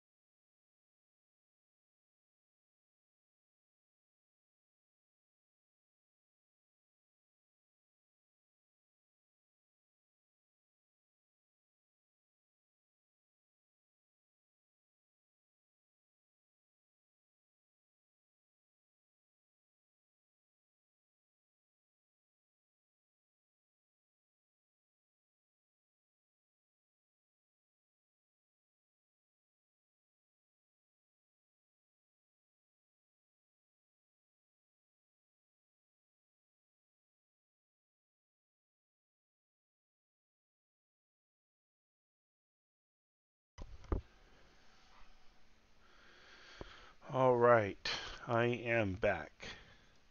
Let's see where we are at with everything here. Let's see. Yeah, okay, so we got OODA loop and we got talking about making it possible for both sides to win. So we'll get into that in a minute, but let's get back into the battle for a few. It looks like the Confederates are doing a really good job in these entrenchments. They are really building them up. And the Union is preparing. It looks like they're resupplying still. And these units are moving into this gap here for the attack, so they have better frontage. So the attack's going to take a little bit longer to go in. I don't know what's going on here. I don't know what this is. I'm real curious about that. Maybe the Confederates have created a smoke situation to obscure their movements. I don't know. Here, they're in recovery. They're recovering, as they need to do. Yellow is not a good state, but the orange, salmon, coral, whatever you call it, that's a little better. And then over here, it looks like the Union has stopped, but they are reaping a terrible harvest in the form of their artillery on this infantry. So, yeah, the Confederates need to continue pulling back. All right, let's find out what the heck is going on here. Let's take a look at the Umpire channel. There we are. Hello, gentlemen. Hello. Carter, what is this bizarre feature made up with all the smoke near the creek? Yep, right there. Some artillery fire came in, a lot of it, from the big Grand Battery. Yeah. As that artillery was trying to evacuate. Some of it hit the caissons, some of it hit the guns. The caissons detonated. A bunch of men died. All sorts of explosions, hellfire, brimstone. Seemed like heaven was falling on Earth. And now there's a crater there. Wow. Wow. Okay. I was wondering what that is. I was like, that is not a formation I've ever seen in Kriegspiel. Yep. No, it's just smoke and flame. In fact, right. Why not get the point across? Yeah. There we go. Oh, that's a cool effect. I'll show you another cool effect. John has been giving me a bunch of cool stuff to use for games.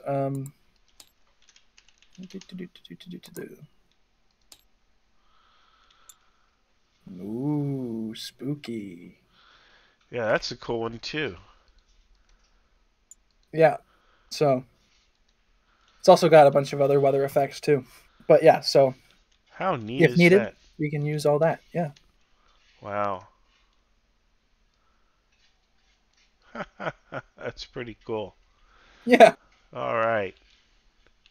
Any questions from the audience that I might be able to answer? Not yet. They don't have questions so much. They are discussing a number of Kriegspiel related topics. And now they're talking about getting into OODA loops and it's more at a Kriegspiel level rather than this engagement level. But we are interested in what's going to happen when that Union attack hits. The Fifth Corps, this massive attack column that they've got going right here. Yeah. Yeah. Pretty much right now, the plan is for their artillery to. I mean, the plan was for their artillery to be shelling these guns up here. Yeah. But that isn't happening because McClellan has been too busy using them to. Yeah. Clear out all the guys by the bridge. So. Either Fifth Corps is going to move in too soon and get shredded, or They're going to wait a while before McClellan sends them a dispatch saying you can move in now. So this could turn into a kind of charge of the light brigade scenario here. Guns on the left of them, guns to the right of them, guns in front of them. It could be bad. Yeah, it sure could be. Well, yeah, we'll see what happens. And yeah, that the Confederates don't have much left in the way of artillery either. No, yeah. So this is it. And if they lose those guns, I think they have to retreat entirely. Where to? The river's right there back. Yeah. And that could be the end of the Army of Northern Virginia right there. Yeah, this could be the end of the whole campaign. Mm-hmm. Wow. All right. Let me see here real quick. All right. Okay. Yeah, no comments for the umpires yet. No questions. But if they do ask them, I will be sure to put them through. In the meantime, I'm going to go interact with the viewers and Indeed. keep up the good work. Thanks, Thank Carter. you. All right, let's take a look here at what we got going on. Okay, so Mike mentions the OODA loop. So OODA loop, most of you probably know what it is, but it's basically an ongoing decision-making process that people's minds are always going through. And if you can interfere with that process by doing something that the other person doesn't expect, you basically take initiative from them, and now you are dictating the rules of the interaction or the engagement, whatever. And it's a very powerful thing to do. And there's all these tips and tricks and tactics and so on, but the idea is you kind of get in their head and you're one step ahead of them. And that puts them in a situation where they're reacting to you and you're setting the conditions of the interaction, which is very powerful. Lancer says make it possible for both sides to win, but you need to define what constitutes winning. From my recollection, what constitutes winning is one side or the other side accomplishing their objectives. But it felt implied to me that the objectives are always even, that you would not necessarily set up for the cadets a rear guard action per se, where one side is just going to be completely dominated by the other, and it's just, we'll hold out for 5 turns kind of a situation. It's always going to be more of a, we're contending over this or that, and the winner is the person who wins that contention.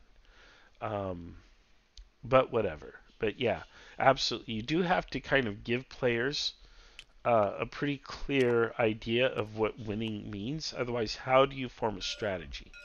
It's like that old quote that says, a ship that does not know to which port it is sailing, no wind is favorable. And it's just like that in Kriegspiel, right? If you don't have a goal, if you don't have a strategy, a plan, nothing you do will be favorable. It will be better for you to sit where you're at and do nothing than to maneuver, because chances are you're making something worse. That's game theory, mind you, and I'm probably wrong about that. Sometimes it probably is better to do something than nothing. But the fact is, at least theoretically speaking, if you don't have a plan, what do you think you're doing? You're just expending energy and effort to do what? Nothing? What you feel like doing? That doesn't necessarily advance a strategy. So, you could get lucky, but I don't know. Let's see here. Lancer says, regarding the OODA loop, one issue I've seen in a lot of these Kriegspiels that bothers him is the lack of emphasis on pre-engagement recon. Okay, so all of these comments go together, so I'll read all 3 of them and I'll talk to you about this. Too often players seem to have a much clearer picture of what's out there than they should, so plans are built on more knowledge than the commander should have. And Mike says, I too have seen many players, i.e. leaders, scouting ahead themselves, not sure if Kriegspiel has cavalry vedettes or something like that. the answer is yes, it does. It even has marker pieces for cavalry vedettes. And no, players should not be doing all of this. I recently as last week, got in a little argument or tiff, a friendly one, respectful one, with fellow Kriegspielers about this very subject. Because I think leaders need to stay with their formations. If these are the troops under your command, you need to stay with them. And it's in order for you to leave that formation and have a meeting with another commander, or in order for you to ride ahead personally and scout, it has to be extremely highly justifiable. And I don't think that's typical in Kriegspiel. I think we see a lot of commanders leaving their troops and a lot of commanders riding off on their own to scout or whatever in situations where historically that would absolutely not happen. Yes, you do have scouts. So basically every unit kind of has this cloud around it of awareness, and any contact reports are provided back to the commander. So look here, we've got all these commanders just lined up right here, and I guess it makes sense, they're planning an attack and whatever. But yeah, you have to be with your troops in order to see the ground that they're on and command them. And if you're off somewhere else having tea or a cigar or a meeting or whatever it is that you're doing, you're not able to command your troops, are you? You can give an order, but you can't really see what's going on, so how do you command them properly? I have no idea. When it comes to riding ahead and scouting, yeah, send a scout.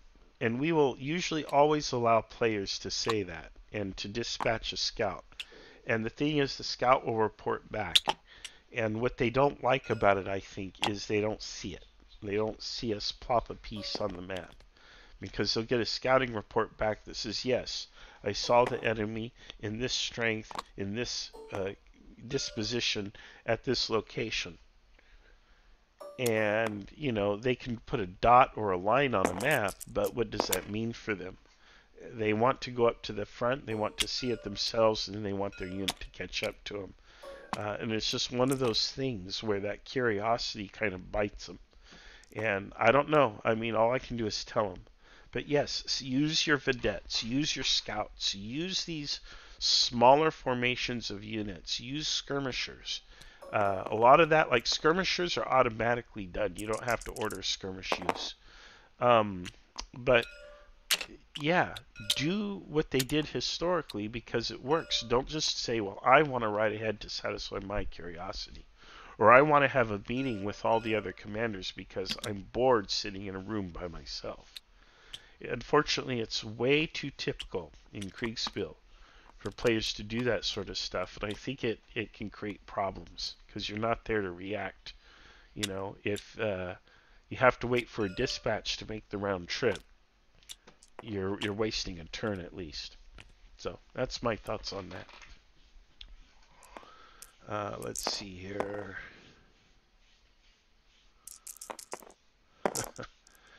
I skipped down here. A lot of cool little individual one-liners, but Lancer says it'd be cool to do a Napoleonic scenario on the winter 1812 retreat crossing of the Brindizina, with the French trying to escape and the Russians trying to stop them without too many casualties. Yeah.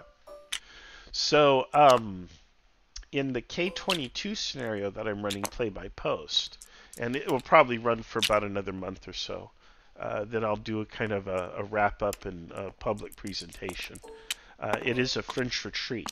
So the French went, they had a battle, now they're retreating through a portion of Czechoslovakia, which is now Czechoslovakia, near Austerlitz, but they're retreating through this region, and it's up to the Prussians and the Austrians to intercept them and stop them, and inflict what casualties they can. So far, it's a pretty interesting engagement. I can't say too much because the people who are playing it will be watching the live stream. I wish I could show it off, but I can't. But it is a pretty cool scenario, and it's neat to see the French in their retreat mode trying to preserve their forces while also being forced to engage with the enemy. Alright, what do we have here? Why do we have Union generals up front? Union generals up here. What are they leading some kind of a heroic charge? What the heck is this? Oh man. If the Confederates had, one more formation of troops, I think it would be a done deal. I think the Union is going to keep trying.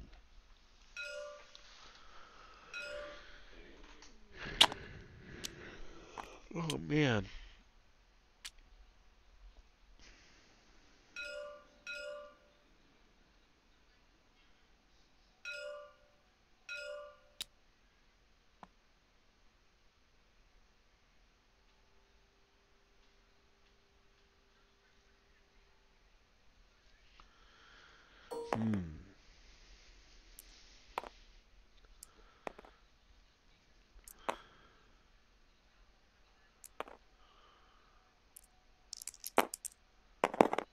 It's a miss. I haven't seen the Confederate die get thrown. I think these are right here.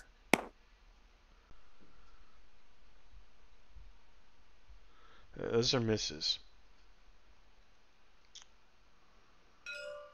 Huh. I don't know why that yellow disruption went to coral or salmon.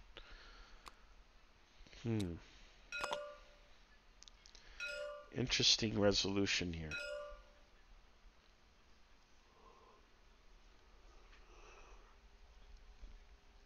Oh, there you go. Yeah, that's the right way. Okay. Huh. Yeah, both sides kind of close to breaking. The Union has a couple of strong units that are elite, that are in really good shape. They are outnumbered by the Confederates. Let's see what happens there. Looks like he's going to roll 2 dice at him. One of those should be a white die. Ooh, it's a hit. Someone is hit. Oh no, I think that Confederate unit's destroyed. I don't know who threw that die. Yep, it's out. Destroyed. Wow. Now the elite unit will plug into the hole. Probably.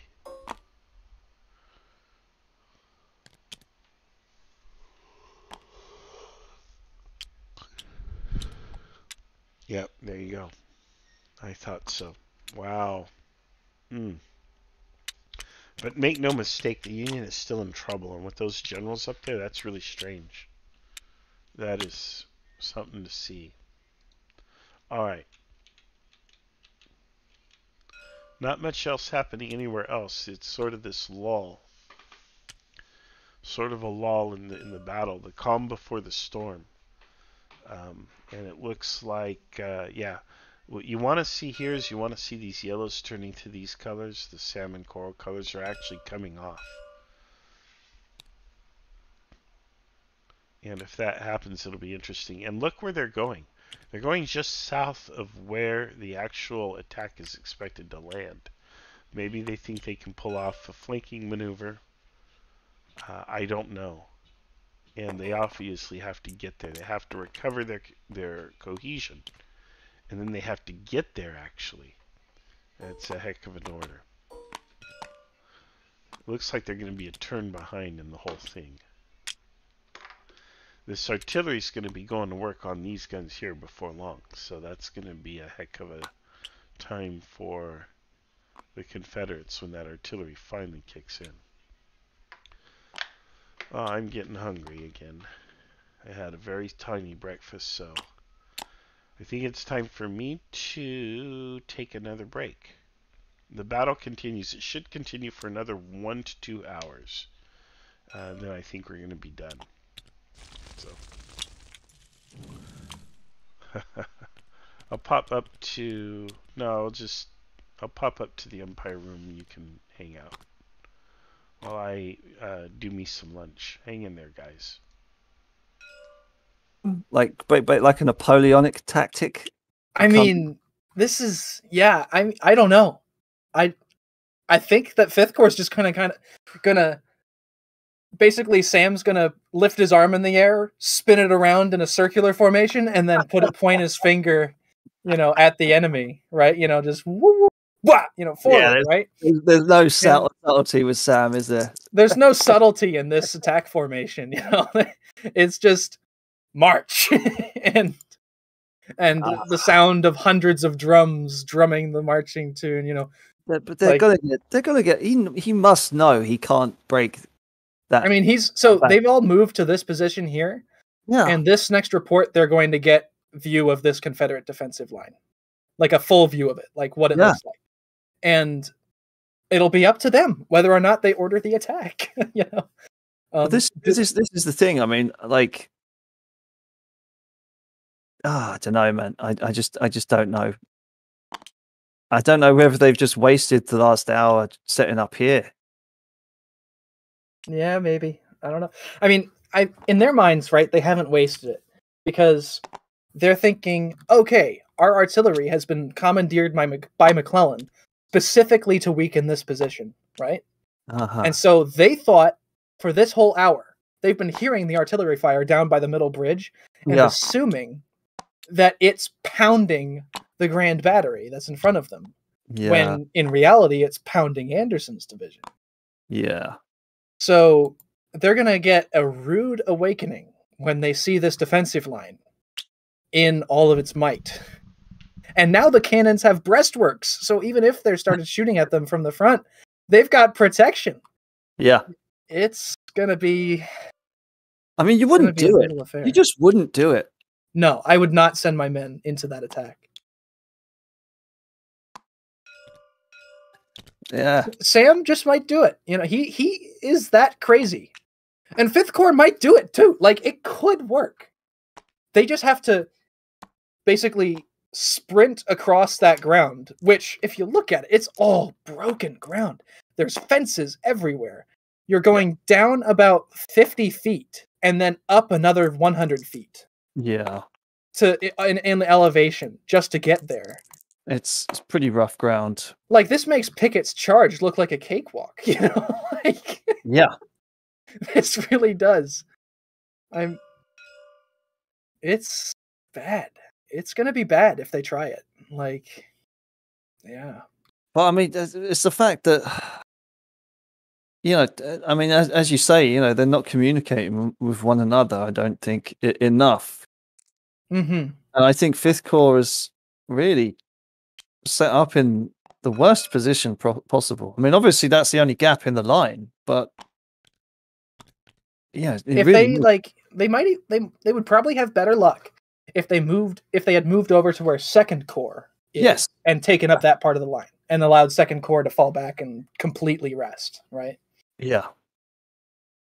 But they didn't. So yeah, it's going to be. It's a shame though we had to bot Second Corps though, because I think if a player was there, they would have been more aggressive. Oh yeah. I mean, basically, if First Corps orders the attack, Second Corps will move in to support. Like, if they see the troops on their left moving in, they're going to go. Yeah. But right now, they don't want to launch another unsupported attack because so far they've tried that 3 or 4 times and it hasn't really worked out. And now they see the Confederates are in breastworks. Yeah. And I mean, just like, this is going to be terrible, advancing through 3 lines of breastworks to get to the end, like, oh my gosh. It's insane.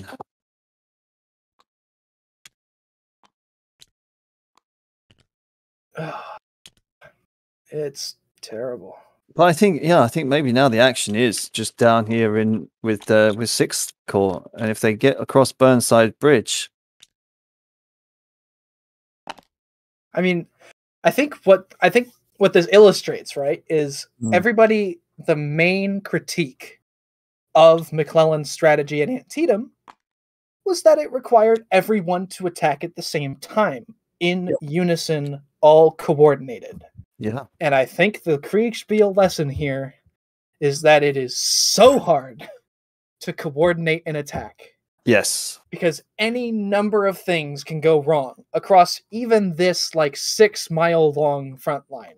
It's not like Gettysburg where it's like 12 or 15 miles. It's just like, 5-6 miles. And any number of things can change and mess up the whole timetable.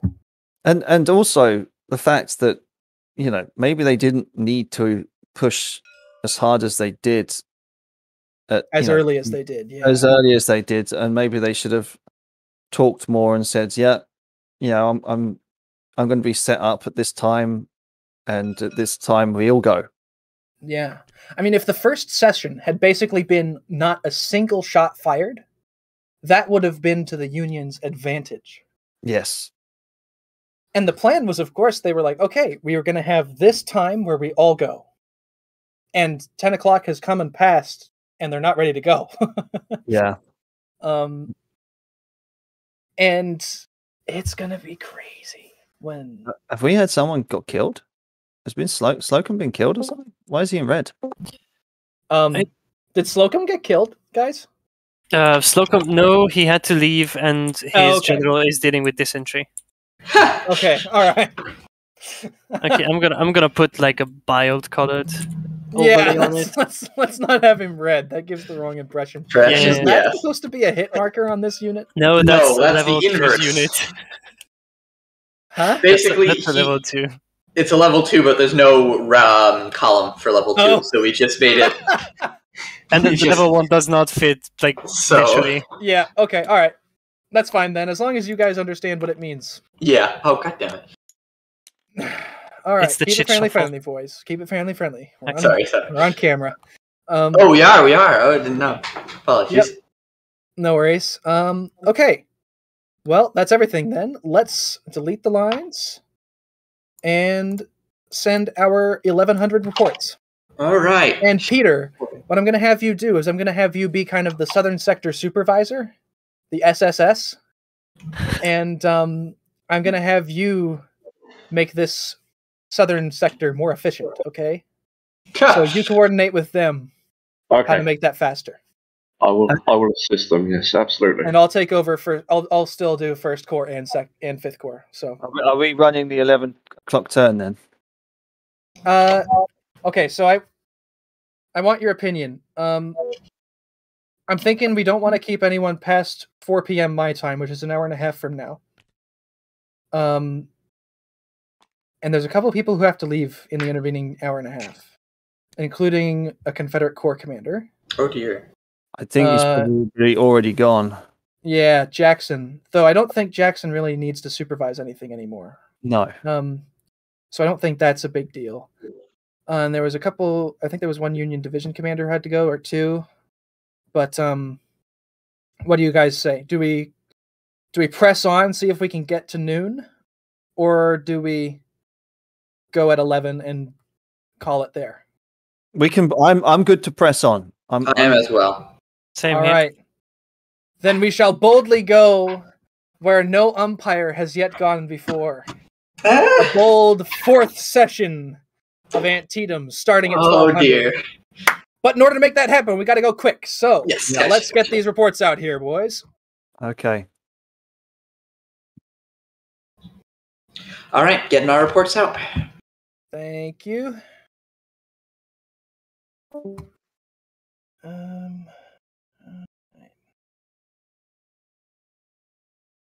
Fifth Corps is so easy because it's all got the same screenshot. That's right. There, you've heard it. We're gonna go for. There, you've heard it. We're gonna go for about another hour, and then this should wrap up. Then they'll have time for critique. And we'll see how much of that will hang out for. Even I am on a little bit of a time crunch, but we'll see here. So it's still interesting to see. I think we've kind of got to a point where, okay, we know what the next hour is probably going to hold. I don't know that they're actually going to begin their attack, especially with the Confederate artillery where it is, and it's not. They don't have good counter battery on it yet. Now, if the Confederates can form a defensive position somehow here, where this bridge is, and shift at least a division over here to cover this position, then I think the Confederates might be in good shape. But they're going to have to do at least that. They have to have at least a division of infantry over here. These guys are going to get in and they're going to get real close. It's going to be a heck of a challenge. So, something to think about, man. There's a lot going on.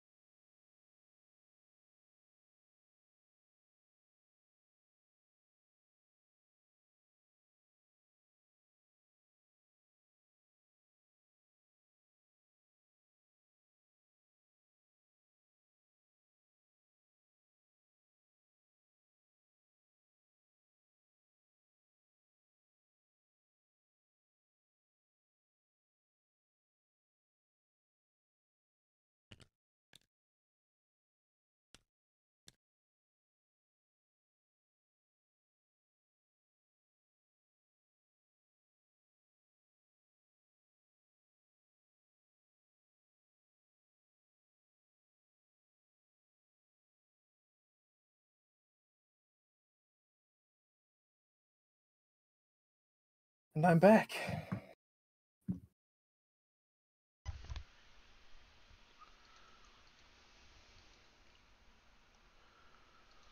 I'm here, Carter. I'm just having a bite to eat. We've hardly ate all day. Mm-hmm. So I'm I get muted. the chat entertained. Yep. No, you're doing great, and your analysis is wonderful, spot on. So it gives me a break. When we do commentator, we need to have a second announcer, of course. Yeah, I mean, I'm happy to fill that role while I'm free of other responsibilities. Yeah, we'll get there. And yeah, it's gonna be interesting. 5th Corps has just seen the defensive line of AP Hill's division, and the Corps commander actually told his division commanders to entrench, and his division commanders said no, because by the time they finish entrenching, they're just going to have to move again. Yeah. So there's a bit of a command kerfuffle going on there. Nice. But yeah, so they're kind of unsure of what to do. They're sitting there with a sledgehammer, but the Confederates are also sitting there with a furnace that is ready to melt that sledgehammer should it come in. So we'll see what happens. Yeah. And then McClellan has just gotten down to the southern part of the map. He's with General Franklin now, overseeing the crossing of the Burnside's Bridge, which is now going to be called Franklin's Bridge. Because evidently Burnside had nothing to do with it. So that's going to be interesting, seeing how that develops. It seems like they've actually managed to consolidate something of a bridgehead. Right. It's a pretty small one, but their artillery is doing some pretty decent work on the enemy to make sure that the bridgehead holds. So, yeah. I'm not sure who's coming out better, because while the artillery is inflicting losses on the Confederate infantry is inflicting losses on the Union infantry. So right now it's something of a trade, but they need some kind of bait to draw the Confederates in so the artillery can do its job. Yeah. So, I don't know. How are you keeping track of ammunition for artillery? Well, up in the north, we actually just had a couple of batteries cease firing for 2 turns in order to resupply ammunition. Right. It's mostly kind of feeling it. We're not tracking it, say, with dice or anything like that. Yeah. But we'll look at it and say, okay, these guns have been firing for an hour. Yeah, they're done. Yeah. And that kind of deal. Yeah. Makes sense. Well, all because right. there's only so many of us. I think there's 5 umpires for this. So yeah, no, you can't keep track of everything. Yeah. Yeah. Well, good job so far. It'll be an interesting last couple turns. Yeah, it will be. Yeah, we're just 4 turns away. We're so close. We're so close to 1200. We are so close. Well, let's see if you make it. Yeah. I wouldn't feel bad though if you don't make it there. You know, the players are going to want their critique, and it almost feels like you're close to a natural stopping point, especially if 5th Corps is not going to go in. Yeah. You know? So, all right, no worries. Back to my lunch, yeah? Mm-hmm. Right.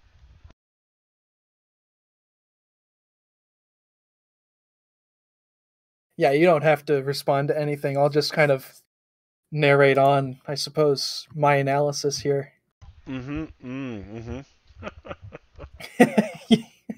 Yeah, I mean, so basically, this has turned into a stalemate. Just like the real Battle of Antietam. The Union haven't been able to make a breakthrough, and the Confederates haven't been able to crush them either. And the Confederates haven't even had to use their main fallback position yet either. Around Sharpsburg. Oh, welcome back, Umpire.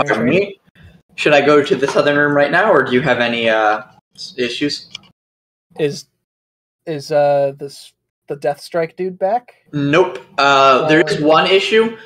Hood wants to go speak to Thomas Jackson, who I believe you mentioned is not being played by a player right now. Yeah, Jackson went to the land down under and is now sleeping. He's just left. Yeah, But if he wants, I can fill him in for whatever. He wants. You can like put on a fake Virginia accent. Yeah, gotcha. And, so Dave, if you don't mind, come with me to Hood's Division chat when we're next giving the reports. Thank you. I appreciate it. Just these men of Virginia are putting up a furious fight against these Union troops up here, sir. Yeah. This will be good. They have proven themselves most valiant today, sir. The men of my corps have driven back the enemy multiple times. We now are in an entrenched position. You shouldn't be an umpire. You should be a dramatist. You should be an actor. Is that not what an umpire does, right? That's true, I suppose. Umpires are here to create drama. Oh my god, did you hear that Jackson just called AP Hill an idiot for moving forward into artillery fire? Oh man. Oh. We moved that sort of drama. Oh man. Yep. Semper umpire. I don't know. Are we moving pieces now, or are we waiting for one or? We're just waiting for Death Strike in the south. But in the north, we can move pieces. I have a quick thing. I have some pieces in rear lines that are not moving anywhere combat significant. May I move those as well? Yeah, go ahead. Let's just get it done. Let's get her done. So you guys can go ahead and move to the southern chat, and I'll just tell Death Strike if he comes in here to go there. Just move all the non-essential stuff. So anywhere where there's going to have to be combat resolutions, don't move that. Yeah. Figured. Just making sure. Yep. And then when Death Strike gets there, we'll full speed ahead. Mm-hmm. Fast as we can. With Dave. All right. All ahead flank. Here we go. Hell was Jackson going again? Shite. Oh, friendly. Oh, dear. Apologies. I'm going to go in the other chat. You fool! You fool! You fool! You've doomed us all! Yeah, that is a family-friendly word in Ireland, you know. There's a lot of family-friendly words in Australia that wouldn't cut it in America. Oh, man. Yep. I think in terms of this next report, you're going to tell AP Hill, he can see these guys having formed up on this hill here. Oh, yeah, I've pretty much already told him that, so he knows it's coming. And basically give him the discretion to open fire, but the artillery isn't going to open fire right now. Okay. If it gets ordered, then it'll open fire. He'll enjoy that. Yeah. The artillerists are kind of we can see it, but we also know there's way more than this, and they're going to come over and we just could slap them, if they go over this hill in force. Because imagine, you're firing. Oh, it's horrible. It's horrible. Down the column. These bouncing balls and everything. Yeah. Oh man. Yeah. You might roll for the lead formation and the second formation. Right.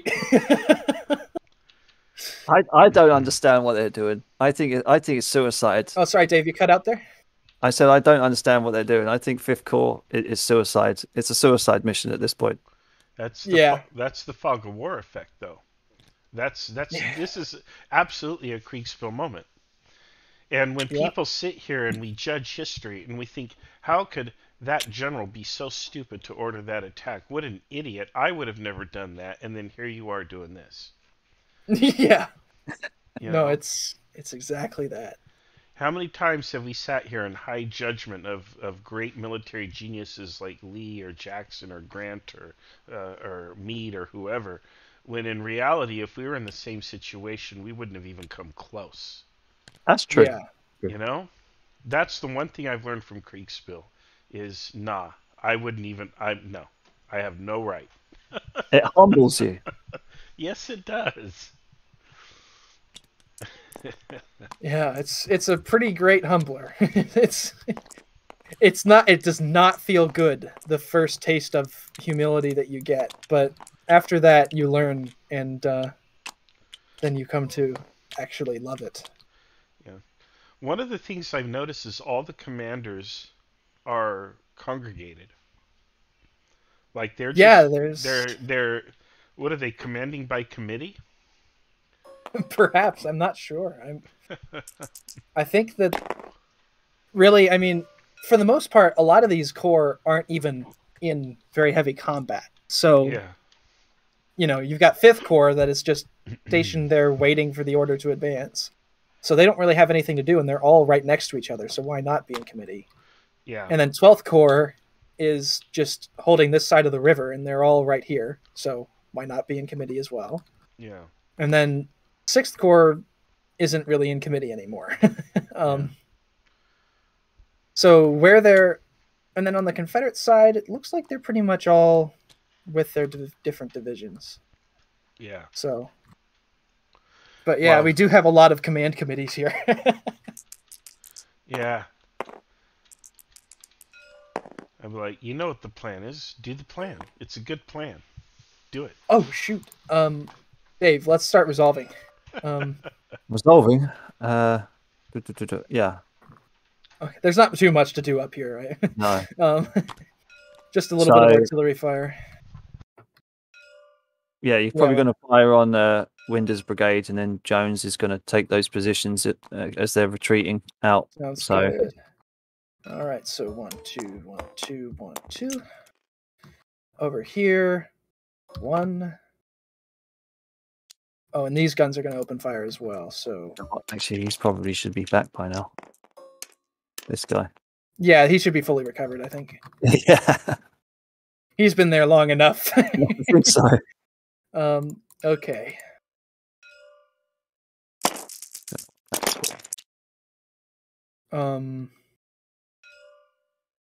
Oh man. Okay, so this is always take the worst result, and these are firing at these guys, so that's a hit. Hit. Disrupt to yellow. Cool deal. That's nothing. And this is a hit. Ouch. Oof. Yeah, that did not go well. And this is another disrupt, so that guy's breaking. Yay. Alright. These cannons haven't been firing for a little while, so I'm going to recover them. And they haven't been fired at for a while, which is even more important. A lot of pinging going on in the south. Ping, pong, ping. Yeah. That's pretty much all there is for me to do. I got to move Hooker over to Meade. Sure. And then I'm sure that you've pretty much done everything you've got to do. Yes, sir. I've upgraded the green dice, moved them along, and yeah, everything is pretty much sorted for me, I think. All right. Well, that was easy.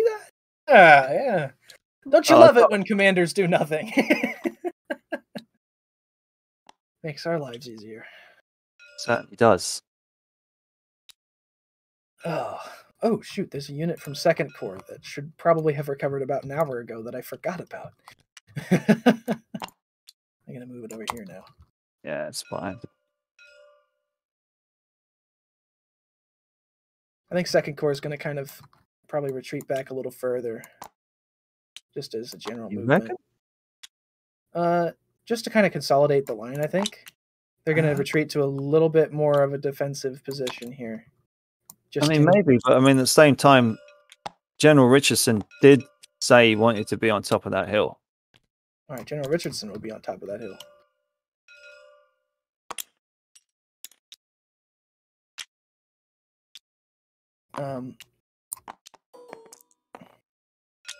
Okay.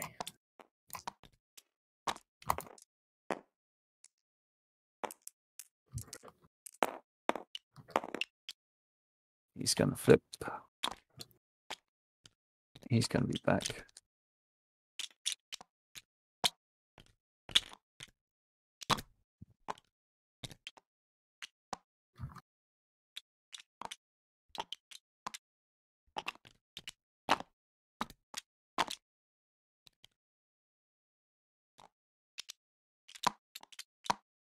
So yeah, so if first Corps moves, this is going to be a strong attack coming down from the Poffenberger farm towards Miller's cornfield.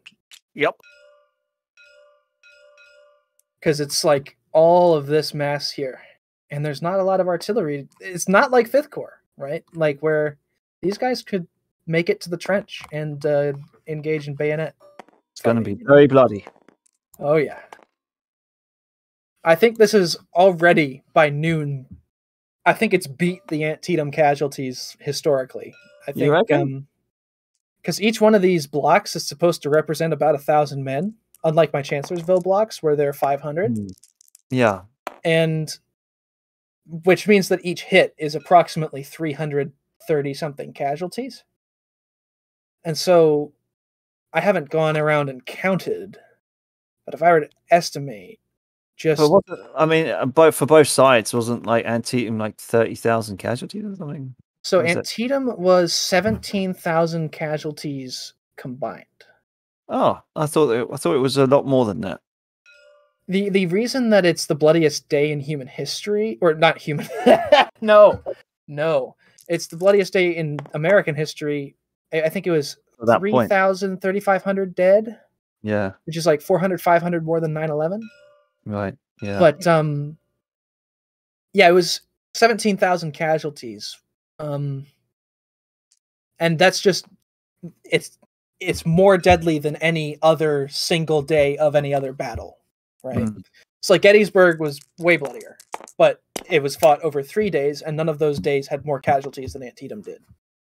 So Gettysburg was like if Antietam had been fought over 3 days. Like that, like each day was another Antietam. But it was just below that kind of threshold. Yeah, so there are a lot of Civil War battles that had more casualties than Antietam, but Antietam was 1 day, whereas most of those battles were 3 or 4, or even 2. Like Shiloh, I think, was deadlier, but that was 2 days. Yes, yeah, Shiloh was a right mess. Yeah, that would be another fun one to run, though the IKS has already run. It's Battle of Shiloh. It has twice. Shameless plug. Check out the YouTube channel. There's a stream of it. It wasn't me though. I wasn't even in the IKS at that point. That was a while ago. I think I just joined when they did a Shiloh. Yeah, I was helping Alex out. Yeah, I remember that. I remember hearing your voice on the live stream. Yeah, and that was the first time I umpired hugs as well. It was the first time I had been introduced to hugs, and I was like, is this man always this angry? He really is. I mean, I don't think he's ever been happy with they're rolling a d20. Oh shit.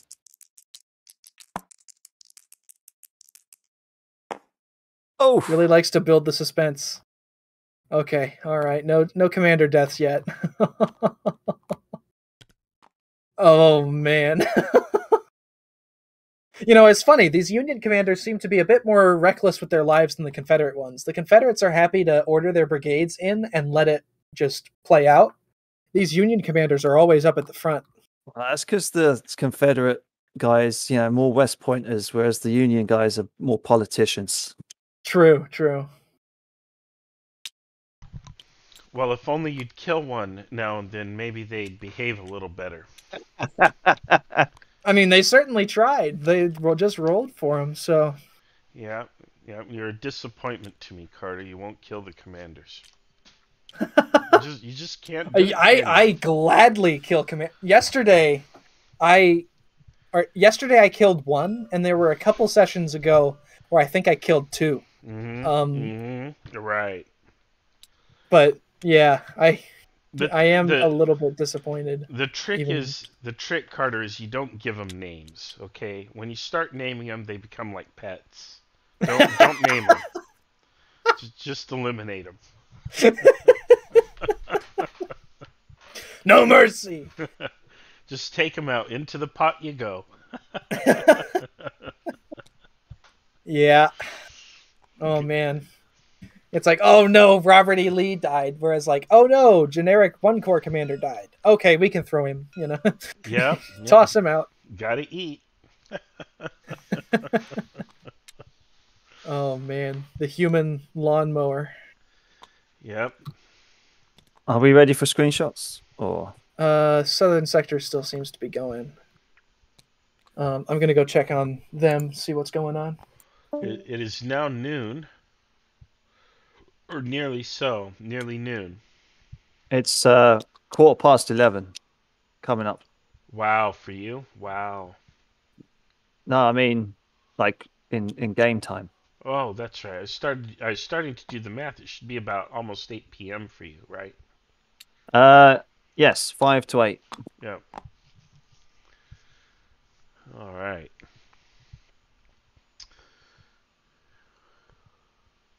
Yeah, this one's going to be a long video to stick up. Mm-hmm. Well, that's okay. We got them 8-9 hours, I think, some of them. So that's all right. Yeah, well, last session it took 2.5 days for my internet to upload the video. My internet is so slow; it's insane. No, I'm just straight live streaming it, so it's already online.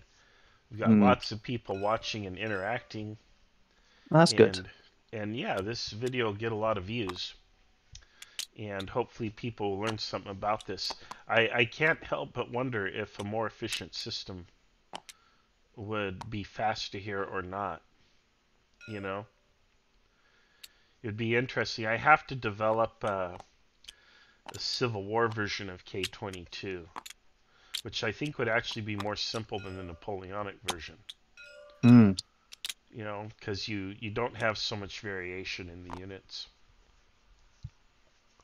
You don't have all the different kinds of cavalry. In fact, I don't see any cavalry on this map anywhere. No. So I guess the cavalry just got tossed. So I believe it did. Yeah. Yeah. Hello. I return. Hey guys. Oh, you return? Hello. Yeah.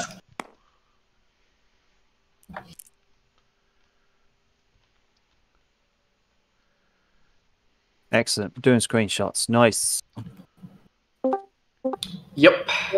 Let's get the screenshots out. Okay. This is what is it? Dave, you mind doing me a favor and going to Hoods so that you can play Jackson? Momentarily, I will do. Yes. Gotcha. I'll be over there. Okay. Time to. It is speed run. 11:15. Yep. Making sure. Okay.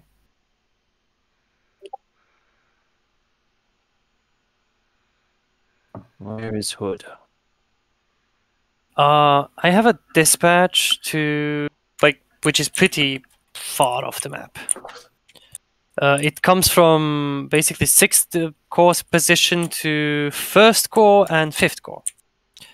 Does it arrive from McClellan? Yes, but he was basically traveling from there to there when he. So it arrives at 5th Corps, but not 1st Corps. All right. I just wanted to make sure. Thank you. Yep.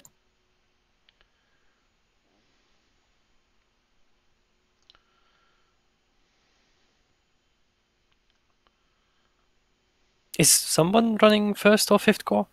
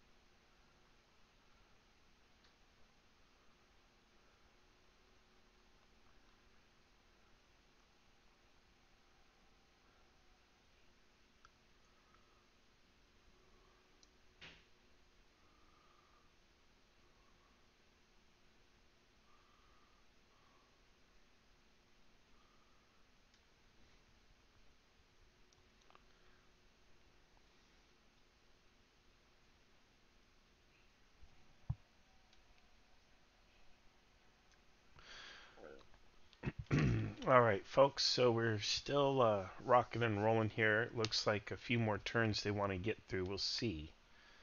I don't know that the time is going to allow that, but it looks like the Union is trying to push right back across, but the forces are so weakened that maybe they're welcome to do it. The problem remains the Union artillery. The Union artillery superiority in the south is really making a difference. And this infantry here is still formidable. They can recover it and come back across. I don't know that it can destroy the forces that are opposing it, but they can certainly tie them down. So it's a difficult situation. 5th Corps will, yes, be slaughtered if and when they make this attack. However, here in the center, this will be a powerful attack that will likely punch through, unless the Confederates have just enough reserves to block it. And that might not be the case. What they should do is prepare a second line of defensive works back here, and that might be what these guys are doing. I don't know. I don't know if the green dice indicate that or not. But if they were preparing a second line of defensive works, then they would have a more defensible position, and it would be pretty hard for the Union to punch through. Right now, they also have to concern themselves with what if the Union troops come this way? So what if they swing down, around, and come in from behind? That's also a problem. Now, they're not likely to do that because their flank would be exposed to these units. But, you know, they don't have to send very much. They could deploy a force in a line here to screen. That force would hold for at least 1 or 2 turns, while a smaller force then comes out from behind and begins to roll up this line. As that happens, then you send in the 5th Corps, and now you have a much different scenario. Now you have all of Lee's position completely destroyed. So just to illustrate that for you, if you go like this, and then come in like this, well, and then like this, it all falls apart all the way down. So keep that in mind. The Union actually has a rare opportunity here, I think, to really rattle the Confederacy. But I don't know. And there is this line here, which is defensible, but the problem for the Union is cracking this artillery position. This is where they're going to suffer greatly, but if they can crack that, then the odds everywhere else improve. More importantly than cracking that position, it's also a matter of breaking Confederate resistance morale. And so if they do something like that, the Confederate players could become rattled and lose all heart for the battle. So it could impact their morale, regardless of the actual situation. And one of the things about Kriegspiel is it is a very mental exercise. And if you break a person mentally, well, the situation on the map hardly matters. Alright, Radtad says, wow, the game's still going? I thought the rebels were done for about 2 hours ago. No, they are still going. They are holding strong. They repulsed 2 Union attacks already in the what's really the south, along the river here. And now we're waiting to see if the Union lands their big blow. But they are trying right now to recover their forces right here. They're trying to recover forces that have been battered by artillery and combat. They're trying to rest and recover their men. And it's going to be a bit, and it's going to be close. And yeah, we are almost out of time. We've got less than an hour of game time left to play before folks start turning into pumpkins around here, as I understand. So the live stream is not going to go on for that much longer. I would say 90 minutes tops with critique, probably more like an hour. That's my sense of it. I could be completely wrong, but that's my thought. I have a interesting Kriegspiel moment for you. Go ahead. So 5th Corps just got a dispatch from McClellan. Okay. And I'll read to you verbatim. because it is going to decide the fate of the Corps. Dispatch to Major General Hooker, 1st Corps, and Major General Porter, 5th Corps. Burnside's Bridge, 11 a.m. Initiate the attack. In all capitals, now. Wow. Wow. See, I was thinking if he pushes across here and screens for just one turn and pushes a unit across here to attack these forces from the rear, where the artillery line is, he could begin to roll up that line and then send the 5th Corps in once that line's disrupted and have an actual chance of success at smashing that. And once you do that, he could break Confederate morale, especially losing all of their artillery. But I guess that ain't gonna happen. That's all she wrote. Yeah. Yeah. No, there's a lot of sad mums and wives and girlfriends, a lot of sad sweethearts in New England in the next few days to come, or wherever these guys are from, wherever they're from. We got Michigan, Pennsylvania, New York, Connecticut, and all over. These are U.S. regulars here. The U.S. regulars might actually get through if the other units... Yeah, that was actually unintentionally brilliant. The most elite troops are probably going to be the only ones that actually get through the cannon fire. Yeah, yeah. And talking about the meat shield, man, this is a very dramatic moment. The movies they'll make of this. Yeah. Right? Whew. And 1st Corps is going to get the same dispatch from McClellan next turn. And so they're going to attack. And when the 1st Corps attacks, 2nd Corps is going to see it, and they're going to attack. Yeah. So it's going to be a very interesting little moment. Yeah, well, this is what we're waiting for, man. This is why we showed up today. To see this, yeah. Yeah. Gonna be... It's gonna be brutal. Yeah, I can imagine. Oh boy. So are you ready to take on your role as King of Blaureich again?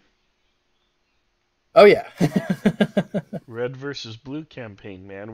We actually have to rebrand it. Damon was pointing out that it's no longer Vermilion versus Blue. Blaureich. Yeah. It's the whole continent, so. Versus Blau, yeah. You guys will see. It's rainbow versus blue. Yeah, you guys will see. So, yeah, there you go. All right. Yeah, I'm excited. Where I've already kind of soft started pitching little dilemmas and things to people just to kind of get them going and engaged. But once Nick puts out the economic model that we're going to be using to, make you guys make tough decisions, then we're ready to rock. Yeah. And he thinks he'll be done with that this weekend. Ooh. He's got a whole spreadsheet and everything. We spent half an hour going over it yesterday. Wow. Yeah. Yeah, that's going to be fun. Mike Stefan says, Cold Harbor 1862 at Antietam. Cold Harbor 1862. Instead of Virginia 64. So there you go. Oh, man. Yeah, this is a 7,000 men in 20 minutes kind of moment. Yeah. Yeah. Yeah. And these Confederates are exhausted, too. They've been fighting all morning. Yeah, I see he's finally trying to pull them back and rest them, but he's still late on that. Yeah. Well, we'll see. How can I be one to judge? I don't even know what the hell's happening in my Chancellorsville campaign. I'm True. like, oh, okay. I've been so horribly distracted. I do have a plan. I do have a plan in mind, but right now I just don't know. I'm waiting to meet with my officers to review everything. In the meantime, yeah, we had that attack that on Fredericksburg that went very poorly. Yeah, that was a disaster. I was warned against it too, but I'm like, no, there's only like a division in there, right? Hit them.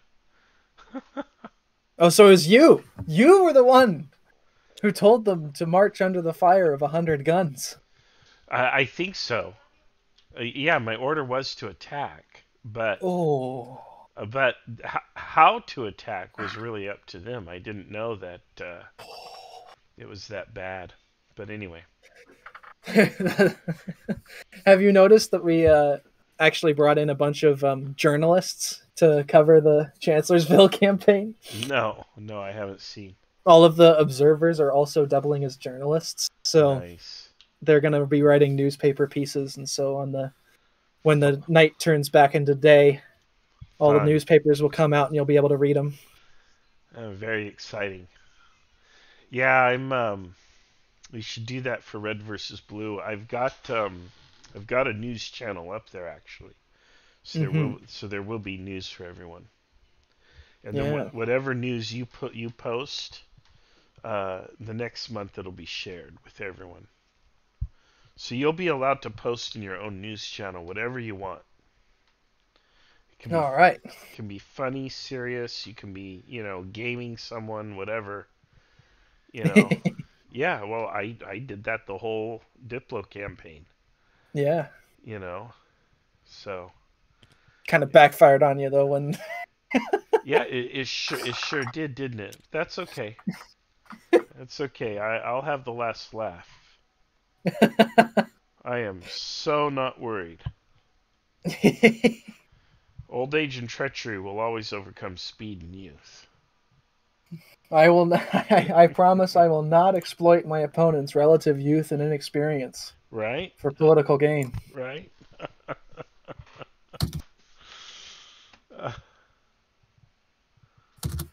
Can player papers be allowed? Absolutely. Absolutely. Any and all content is good content. It's all welcome. Heck yeah, get into it, man. Rock. No, we invite all of this stuff.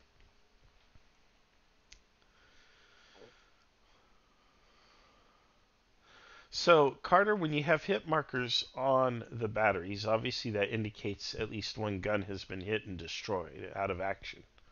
Does that affect your die rolling? Not too much. There's not really a method that you can with the dice we have. There's not really that much you can do to fidget with the artillery dice based on hits. Yeah. Which is part of why your K22 system is coming out, I'm sure. Yeah. Though of course this game started back in November. Yeah. Yeah, November or September. So this game predates the K22 system, which I might repurpose for Civil War stuff in the future. Well, I'm planning to do that as well as soon as I finish the Napoleonic, which there's not much left to do. I'm going to go immediately into Civil War, but we can also work together on it. Just be advised, I'm planning to commercialize it, and I'm keeping all the money. So okay. I'll buy you a coffee. Okay, sounds good. I'm joking, but anyway, every marker on a battery is a -1 die roll modifier when that battery is firing unopposed. All right, because yours actually uses number valued die rather than dice that have a marker on them for something. Well, it has both. See, the dice have a result printed on them, but the dice also have numbers so that the dice can do double duty. You can rotate the dice down a value, and you can also you have die roll modifiers, in other words. Yeah, interesting. So, yeah, and then combats are grouped. You don't have these bucket of dice. What you do is you group the two formations that are in conflict, and you roll one die for the whole thing. Oh. And then the result is applied across the board. Now, negative results like step losses only happen to one unit, but if there's a retreat or a fallback or a rout, which also has specific definitions, those are applied to all the units in the formation. So, if there's disruption that takes place, they all take it. But the step loss is Interesting. only applied to one unit. The other thing is the scale is smaller. So you're dealing Right. with brigade versus brigade combat rather than what we have here, which is army on army. Yeah. So it's a much different system and it's a different scale, but it could be scaled up to do some of this stuff, at least up to the division level, I think. Yeah. So, yeah, because it would be a great idea for you to scale it all the way up to army level and adapt it. The mechanics save time, which is the big part. It's designed to be quick and efficient. Yeah, that'll be. I mean, you can see just here that with the only 5 of us, it takes a while to do all this stuff. Yeah, that's the big problem. But I will tease it here that the next big Civil War thing I'm doing after I finish Antietam and Chancellorsville, I made a frankly gargantuan map that goes all the way from Totopotomoy Creek, north of Richmond, south of Petersburg, and west all the way to Five Forks. Okay. Oh my! It's like 45 miles of map from the top to the bottom, and like 30 from east to west. And so we're calling it Petersmond 100. Oh dear! It's got Petersburg, Richmond, and the Bermuda 100 all on one map. And so you can play the last you can play from basically May of 64 through April 65 or into April. Wow. Because it was April 8th or 7th or 8th when the Battle of the Breakthrough happened and Lee started retreating to Appomattox, which isn't on the map, but are your umpires back? We're still waiting for Speak of the Devil. He's back. There we go. Going to the southern positions. All right. Let's do this, boys. I need one quick judgment call. Okay. What happens at the ping? E is ordered to form a battery looking over the ford. Will they see these guys? Oh, yeah. Will these guys see them? Yeah. And I guess they will form and they will do the shooty. Yes. Yes, they will. All right. All right. I just wanted to make sure. Would they have time to set up, though? That's the thing. They really don't. They're going to get shot before they set up. But if they survive getting shot, they'll be able to fire. So if they don't just break, they'll set up. If they don't break, they'll set up. That's what we'll do. But okay. Thank you. So we'll set them up. All I need to know. And let's just roll it right now. Let's just get rid of it. Right. Let's get this over with. Disrupt, so they're down to yellow, but they're there. And so that's that. Okay. They're not going to get the fire, though. They're yellow. Yep. All right. And that's good. You can just keep doing your stuff down there. All right. And we'll put some smoke on these guys, and that's... and how far does McClellan get? Can he get to 5th Corps? Dude, let's see. One... Yes, Craig. You ready? 2 seconds. 1, Gotcha. 7, 10, 11, 12. So he's going to be like back here. All right. And that's about it, I think. Yep. All right. You can go ahead and start resolving this out, boys. All right. Thank Let's split the chats. So Yes, Dave. the Grand Battery is going to fire. Oh, of course they are. They're going to move over the hill. The 5th Corps is moving over the hill. Yeah. Oh, but they're moving a battery out. Yeah, Oh, because Hood requested it because they've got oh, he's such a good friend, but a terrible narcissist, or a terrible, he's such a good friend. But this is gonna have terrible consequences. I mean, okay. He couldn't have known. Well, at the same time, I said Crisis would probably give him a battery, and Brendan did agree. So yeah, I kind of left it to them to kind of decide, but I said Crisis would probably lend him one if he asked for it. Yeah. Oh boy! Somebody play the freaking British Grenadiers song, just. Like...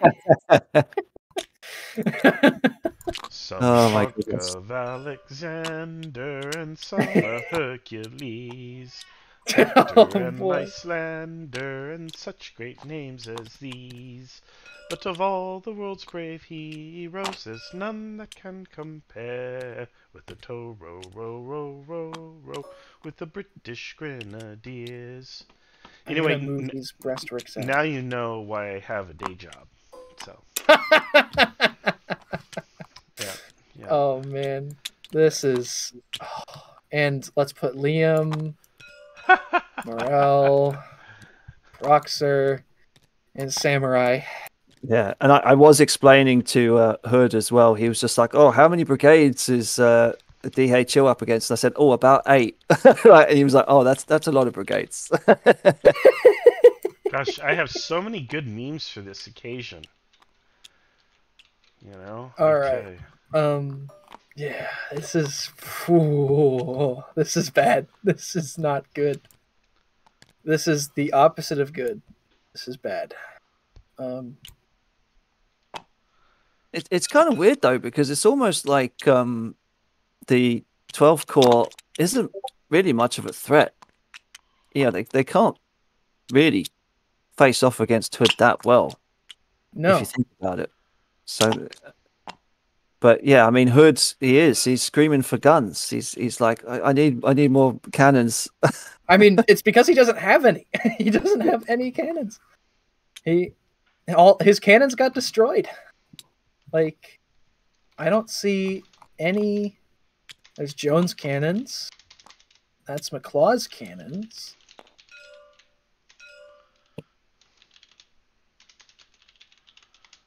There's Anderson's cannons, but no Hood. Hood's cannons are the ones that got eviscerated by Union artillery fire.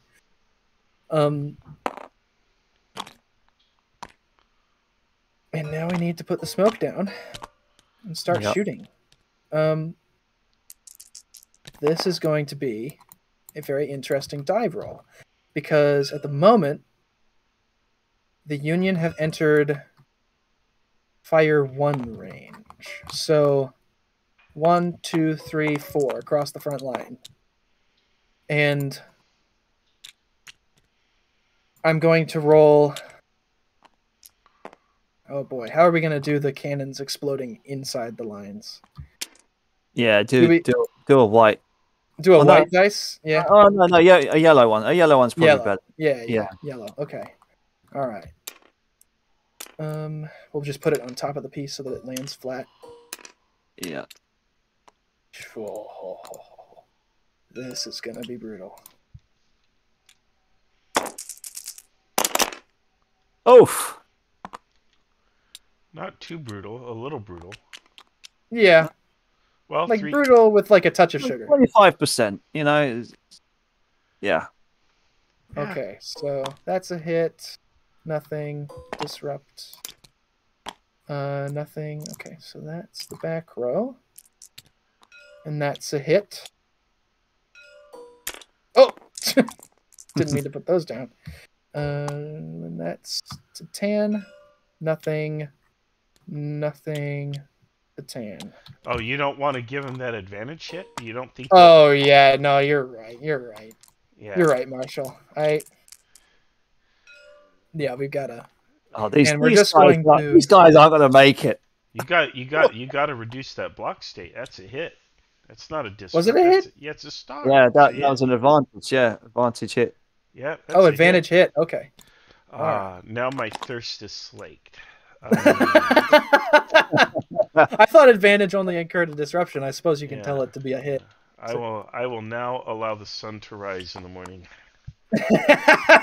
Blood for the blood god. Yeah. Oh man. Okay, and you wanna have it be like not only sated but just like indulged. Yes. Oh my goodness, no. On a 1. Oh my goodness. Oh, you got a 3 there. This guy gets wounded, but only slightly. So he's still there. Poor old Smoke. Got grazed by a cannonball. All right. Well, they moved. All right. That's great. now we have to do these cannons. All sorts of cannon fire. I mean, now. technically, if a 1 is a kill, then a 3 must at least lose a leg. Wow, I love you, Dave. All right, so he's been sickled, is what you mean? Yes, yeah, that's what I mean. Okay. You could. I mean, so he doesn't get sent to heaven. He gets his screenshot, but basically, he's not going to be able to send orders as his subordinate will take over. Okay, so we need to apply the lesser result. So this guy gets disrupted. This nothing. Okay, cool. Then. Hang on, wasn't one of those? Oh, the lesser result. Yeah, of course. Yeah, the lesser result. Yep. Yeah. Okay. Where's my? I swear that these dice somehow keep getting deleted, and I have to recopy them. Okay, so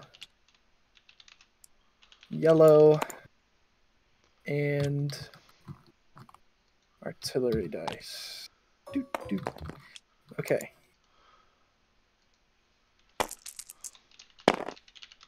Lesser result, so nothing. Okay. Do these guys want to fire as well onto? Yeah, probably. Yeah. Okay. They've been resupplied as well. They've been silent. They've been dormant for a little while. I'm going to go ahead. So this is fire 1 range, but because of the breastwork, it's going to be. I'm actually going to lower them down to yellow dice and then fire 1.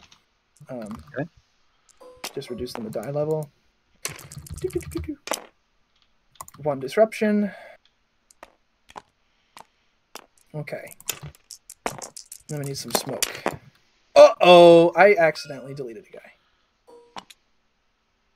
Luckily, I didn't delete the entire brigade, so we're good. Yeah, we're fine. We just copied him back. I've done that too. The men just got teleported to St. Peter's Gates and then like got teleported back. What the heck was that? You know, it'll be okay. I need smoke. Where's smoke? Smoke for the smoke god. See, what we need is like a dedicated umpire that we'll call the Cottonsman, and he'll just do the smoke.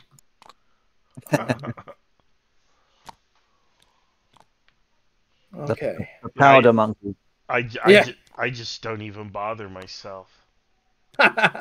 Not even in the play-by-post am I putting smoke on them. I'm just, they shot at you. Yeah. You know? Right, well, I think these breastworks would have been upgraded by now, as they've reached 6. If you see the smoke they missed. True. You know, it's funny because 12th Corps wanted to blow up the bridge, but if they had blown up the bridge, they wouldn't be able to do what they're doing now. So I think, I think that worked out for them. Yeah, be careful what you wish for. You might get it, right? Right. All of a sudden, the bridge blows up while this regiment's crossing. Oh no! Looks like the Confederates, while they were there, actually rigged the bridge to blow. As it turns out, you had a wish that was unused from childhood, and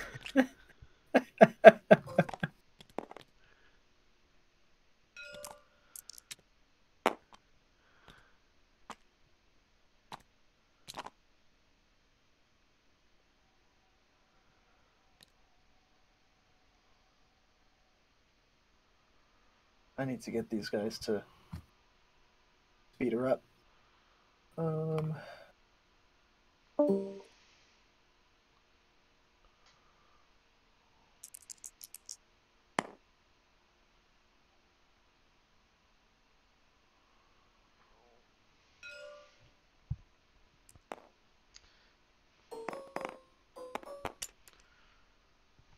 don't let them change their orders after they've given these attacks, man. What changes could they possibly make at this point?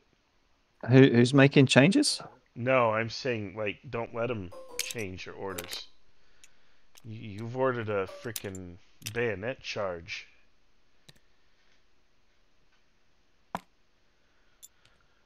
Well, of course, I'm sure they're just marching forward into fire at this point, but... Is that 2 hits? 2 hits. On the batteries? Looks like it. Wow.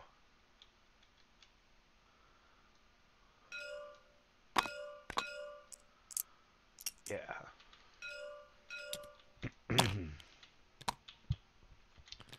Unable to inflict as much damage on them as they on us. Yeah, it's absolute carnage. Yeah, this is just a bloodbath. That's actually one of the things I don't like about Brigade System is it turns into these bloodbaths, and the way the players play, they just commit and go all in. And Yeah. now, the campaign organization of this is restraining them, which I love. You know, they're not going all in because of the campaign, but if this were an ordinary Saturday battle, I mean, these lines would be pushed together 3 hours ago. That's true. You know? So, that's why the K22 system makes that really hard to do. You have to have a lot of reserves. You have to keep reserves. Rotate units, all that. Just like well, I in real mean, life. Edo up here has been rotating quite well. Dave, we're going to do pump, or Dave, we're going to do pump house now. Yeah. Okay. Yeah. All right. Screenshot. I'll head out. Screenshot. Yeah. My brain's dead. Fried. Very well. All right. Okay. So we've got, and then 7:30 a.m. Oh, okay, we've got that arriving now. So that can come in there. Got Jackson.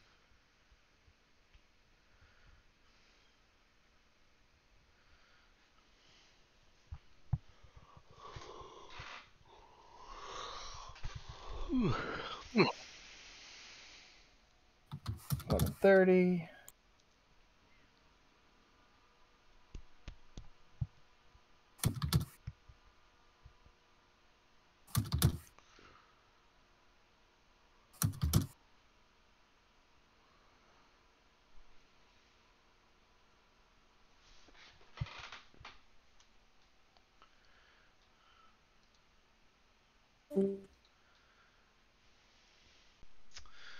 Alright, yes, there is the hope they might get a little cover as they go, but probably not.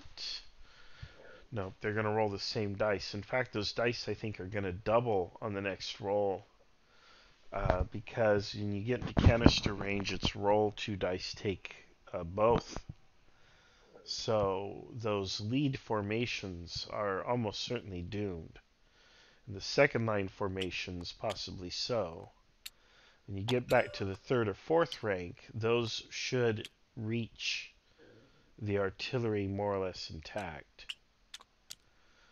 So basically, he will have spent as much as a division to reach those lines and drive them back. But then once that artillery is destroyed, then the Confederates should have a hard time winning anything. They don't have their guns anymore. Oh, I need a nap.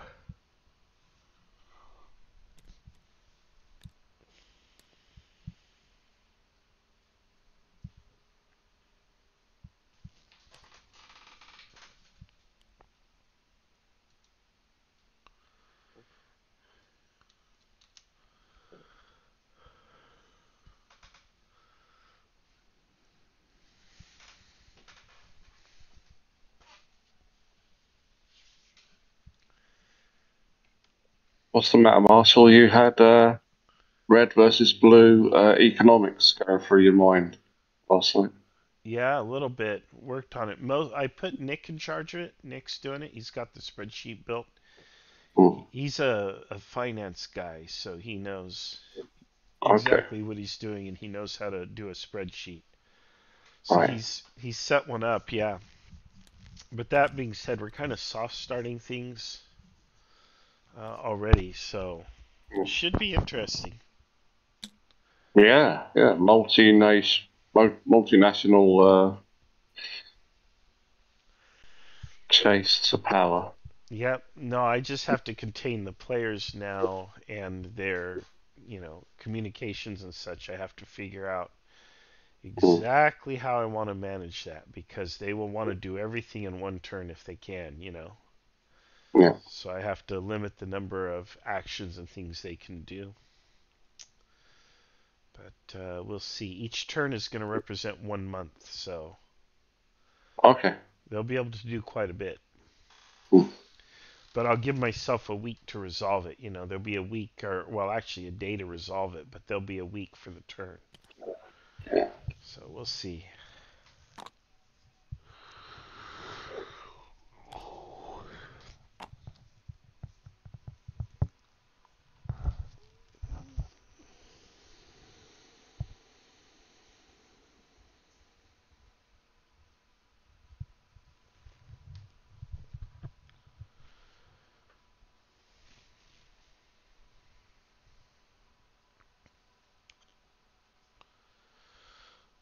Alright, folks, it looks like some of those Confederate units in the center have recovered, and others are very close to doing so.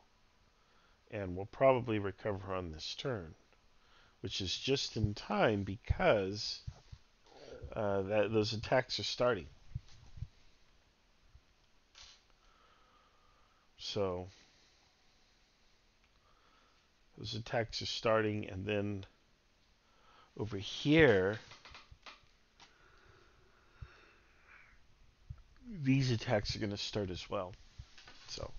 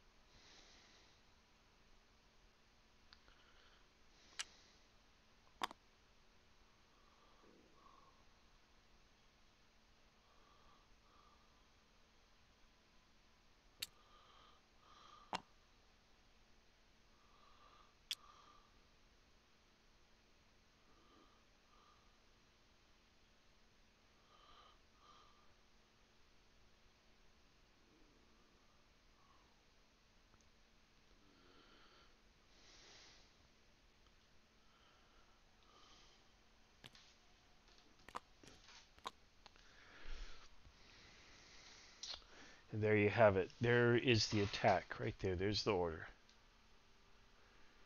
Alright, here it comes.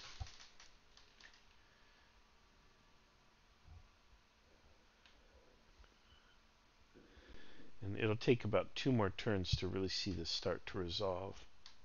If we had 3 or 4 more turns, we could practically play this to a conclusion.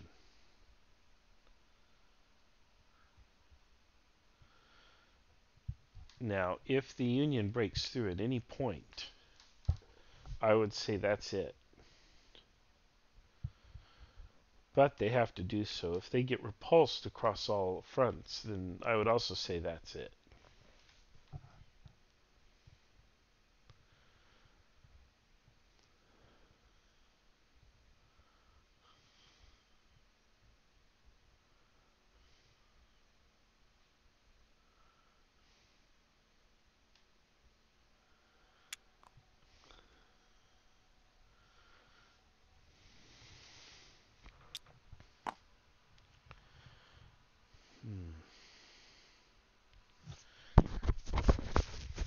That's a lot of weight coming in, but the Confederates have breastworks and everything. They're on the defense.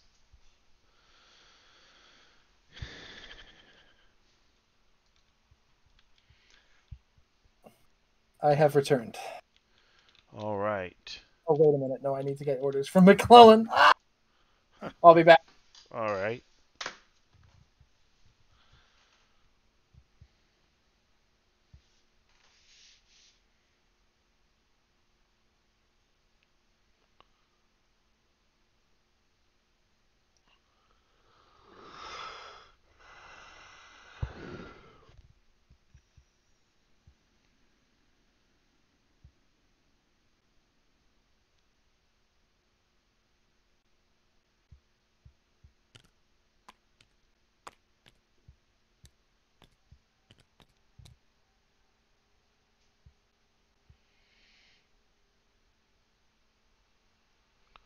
Okay, now I'm back. The coordinated assault has begun. All right. The 1st and 5th Corps are now advancing.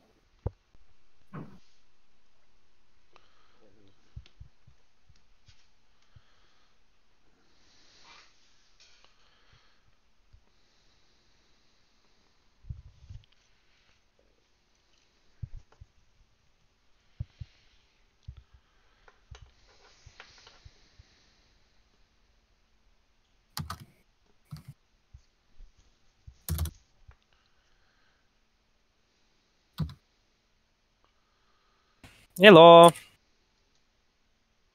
Thank you. Okay, quick question before the others arrive. They want to scout ahead. Somehow. Not using They the wanna full move form. up? No, they just want to scout ahead, like to send someone to check out what's going on beyond this hill.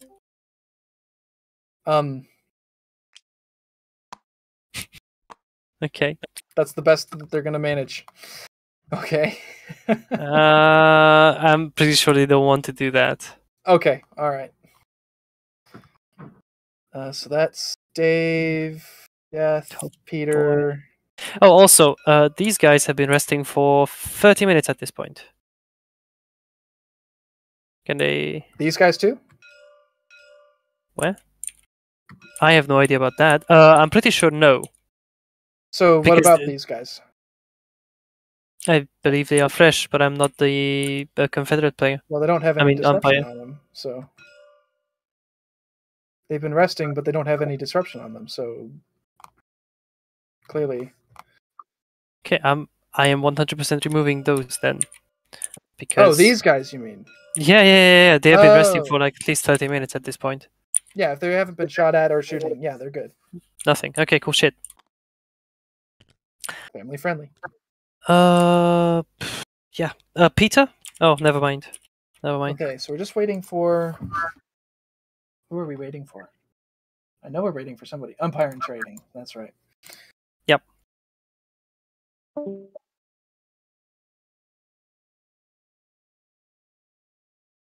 Oh, holy shit. But it's like pretty complex, as I can see. Marshall, are you streaming? Oh. Oh dear. Hello. Yes, I am. Did everyone else? Oh, please remind me not to swear then. Oh dear. Oh, I hope It's it didn't fixed. erase my writings. Okay, grand. Nominally, there's pieces that are. It'll The go piece back. is still buried. Yeah. Let's fix Here we it. go. Okay. Some of my writings are gone, but that's okay. They were simple orders. So sad. Too bad. No, I think that was my fault. Was it? Yeah, Dave, you freaking no! I'm kidding. Can I make a request about McLaw here? I accidentally, oh dear, was mean to McLaw, and this is now the second time I've misunderstood his orders very poorly. He was supposed to clearly he wasn't ordering you well. No, he even gave me a drawing. I just couldn't see it because the image wouldn't load, and I didn't bother to wait for it to load. So that's on me. I moved him during player time from like this position to this position. Is that acceptable, or should I move it back because Where does he want to be? he wants to be here? That's Like perfectly this. okay. That's Okay. perfectly Fine, yeah. okay. And on that note, how is the artillery hitting him from here?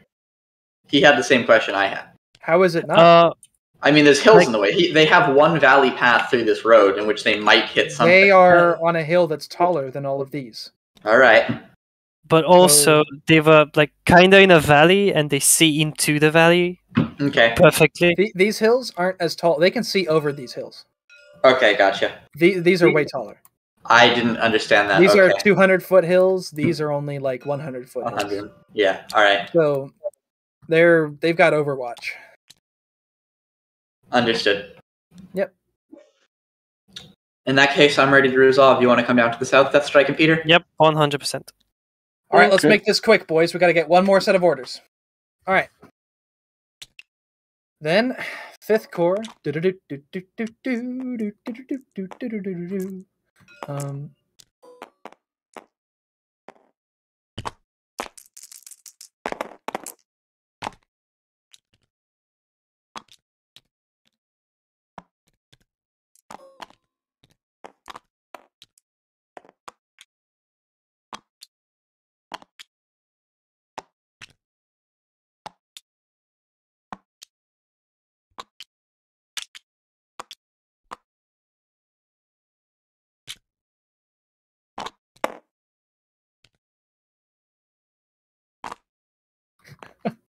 This is insane.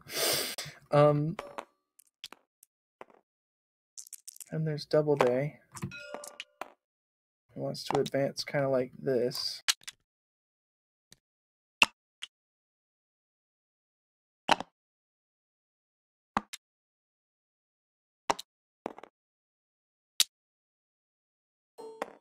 Oh, these guys were kind of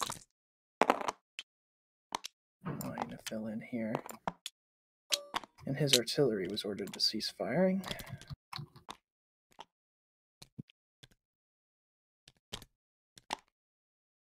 Hooker's moving over here to this hill. Ricketts is going to move in with his division.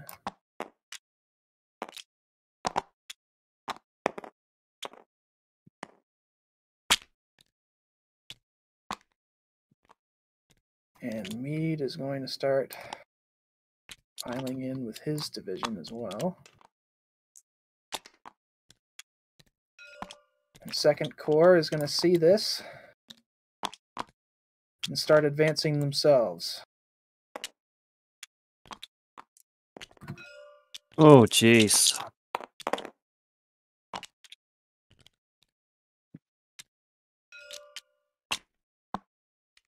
They're going to swap these guys out.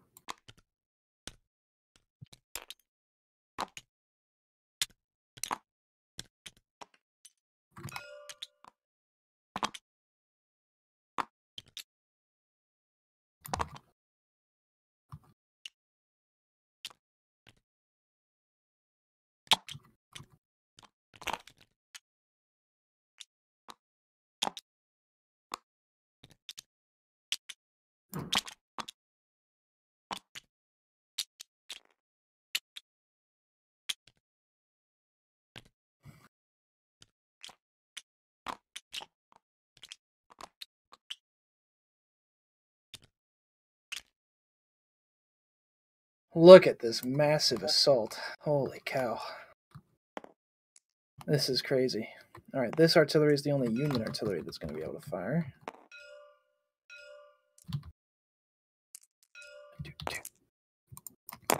Against SEMS, nothing.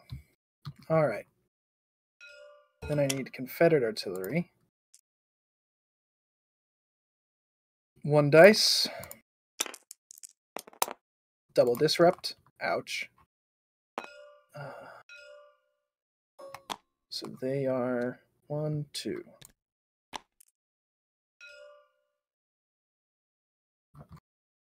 That guy's recovered. And because 2nd Corps moved, Meade's division is going to get in there.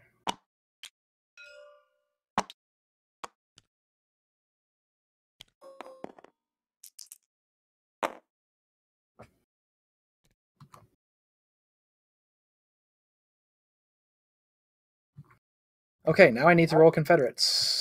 Okay, so they are now canister here, 1 here, 1 here, 1 here. Oh, and I need yellows. That you do. Don't want to put 2 yellows on the back? No, just 1. Okay, so... Oh, that's not great. I'm not going to call that a hit. I'm going to call that a disrupt. Yeah, it could have gone better for the cannons there. Oh, jeez. Poor old AP Hill looks like he's going to get it in the face. Yeah.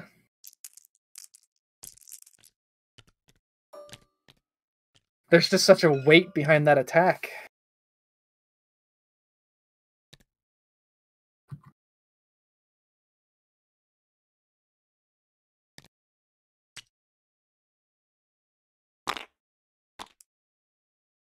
And, yeah, no infantry shooting yet.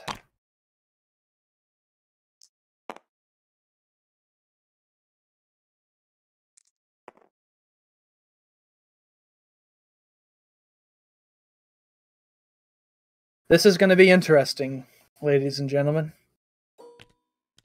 This is going to be a slaughter.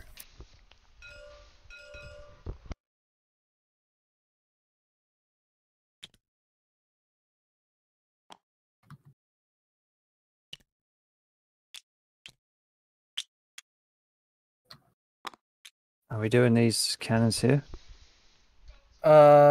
I think that's Southern Sector. Let me ask them.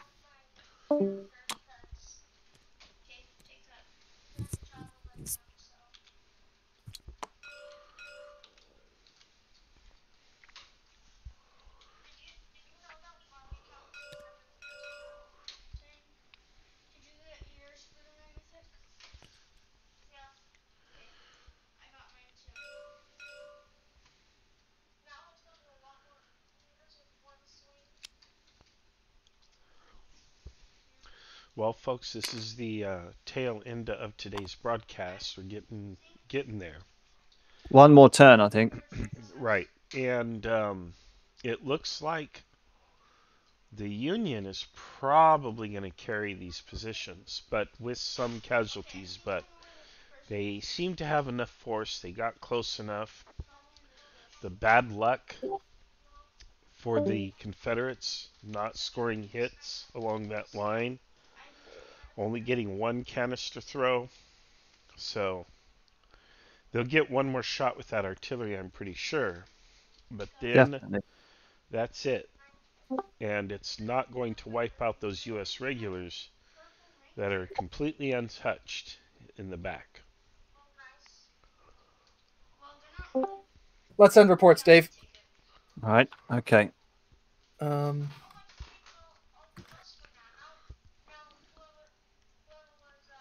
Ooh.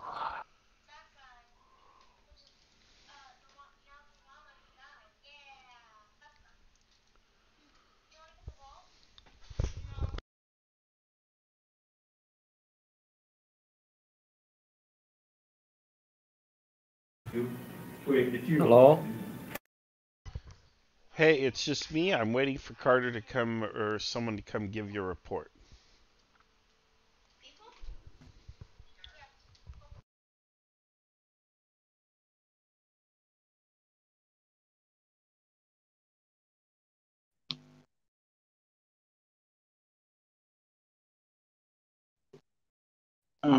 If I'm not mistaken, all my division commander have left. Yeah, it seems we lost first and third.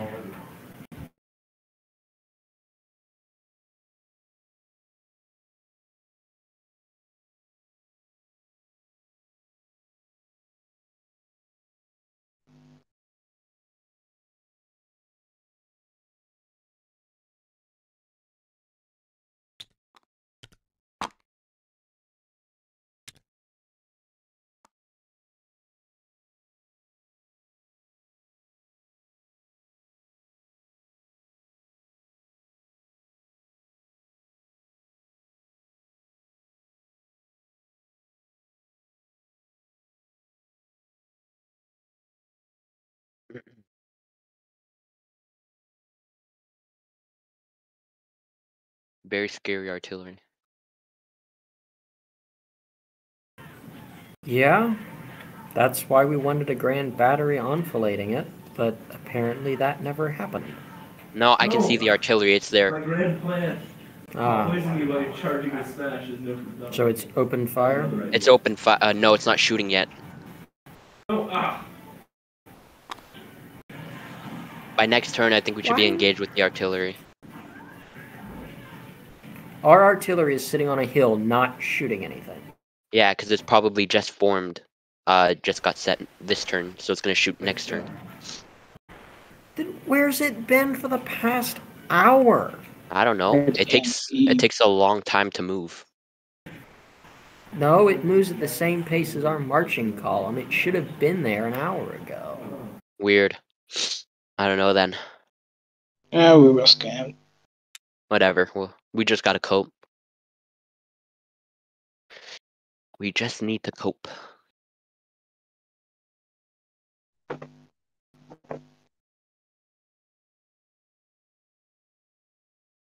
Hello, General McClellan. Oh my god, is that the McLennan? Oh my god.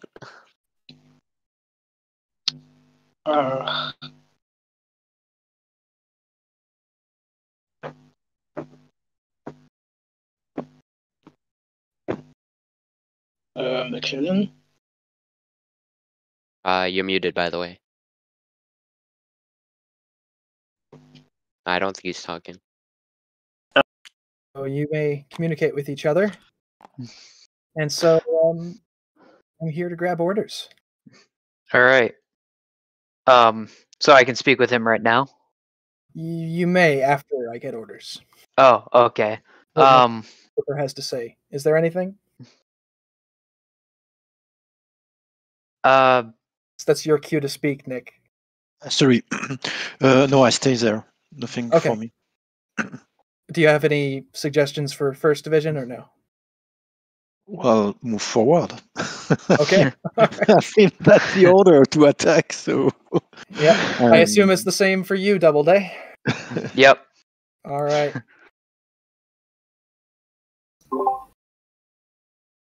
Hello. Hello, Carter will be here just in just a second for your briefing. There he is. Hello, Bavilla. Hello. Your division's moving in an attack column towards a cornfield. You can see troops, what looks to be troops on the other side. Yep. I suppose the order is to continue advancing, huh? It is, yeah. All right.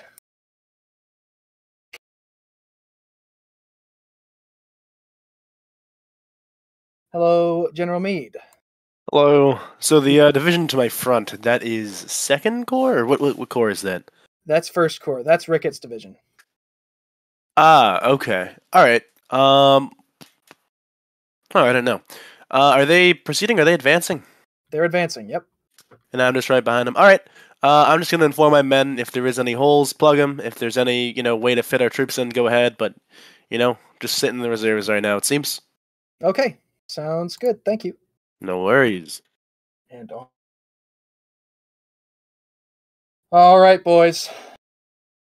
The hour of destiny has arrived. The last 15 minutes of cannon fire as you've trudged your way down these hills and into the valley and over the creek in some cases has actually been noticeably less effective than the last 15 minutes. General Morel sees to his east, southeast there, that friendly artillery is formed up on the opposite bank. Other than that, the situation hasn't really changed. Doubleday's division, it appears, is advancing to support your right flank. And of all people, General McClellan has arrived. I was originally here to give you a stern talking to, but now that you're actually moving up, I'm... What did you see from your position? Jack shit. Pardon the language. I mean, they got your order to attack and followed it, so... Anyhow, I'm just going to go down the list. General Porter. Any orders, sir? Yeah, one question. Since the Confederates are entrenched, will our fire be less effective? What do you think? Shoot. If you're standing behind a trench, is the fire that you're taking going to be more or less effective? Answer me that. Yeah, okay. So if we do hand-to-hand combat, it would be... that would be in our favor. Yeah, okay, then, yeah, charge the troops in. That was the plan. All right, I'm not so gonna sit and shoot at the artillery when I'm taking canister. so you've been advancing at a somewhat regular marching pace now. So now you're going to increase to the double quick and try to carry the works. Yeah. Okay, and I imagine that's the order for everyone else too. Yeah, pretty much. And also, I don't know where Sykes is. He's not talking. he has gone because he said Sykes is still here. 3rd Division left. Oh yeah, by one person. Then I'll give the order for 3rd Division. They're going to charge. All right, that's what I like to see, boys. Let's carry the works. Huzzah! We don't really have a choice. Yeah, We're going to charge to Pickett's Buffet at Gettysburg. Pickett's charge. Yep. Except it's a federal Pickett's charge. Actually, I think they closed Pickett's Buffet, but whatever. Oh. Unfortunate. Darn. All right. Well, we'll see how it works out. This is the last set of orders we'll be collecting. You'll get your 1,200 screenshots, and you can feel free to discuss them. But 1,200 is where we will cut it off. So we won't accept 1,200 orders. That'll be for next session. All right. I will. Yeah, I'll stay here. I'll stay with a 5th Corps. All right. Then let us commence forth. He gets to see if his tactician has if he's made a good plan. Hey, Carter. Yeah. I think you forgot to roll for officer death. Well, the fire was less effective. Yeah, the terrain helped him, right? So that's okay. Don't forget to roll for officer death. Oh, yeah. These guys charging canister? Mm-hmm. Oh, yeah. Yeah. Oh. It was actually... I love it when I get to quote this. During the Battle of Antietam, there was a Confederate artillery officer who, after the battle, wrote in his diary that when he fired canister into a group of advancing Union troops, all he saw through the smoke of his gun was a pink mist. Yep. Yep. Oh, we'll see, because now they're firing. They're entering into canister range. Yep. Just quick questions regarding breastworks, if possible. Can they be upgraded to entrenchments?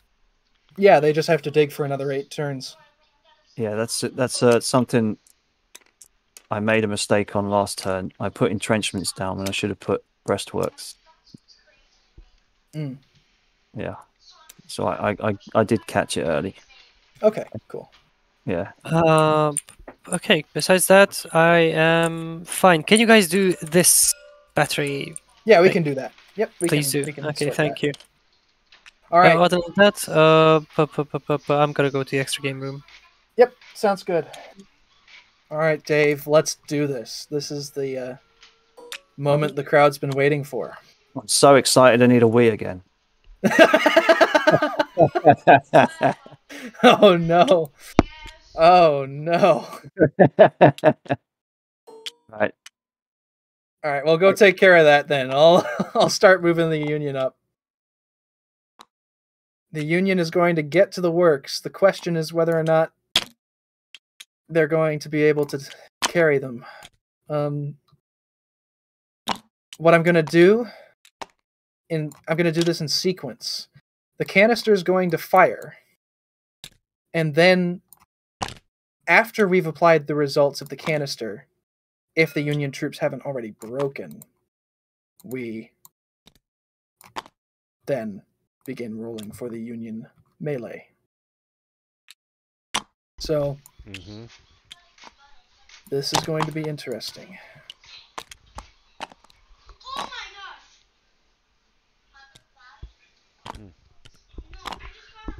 Okay.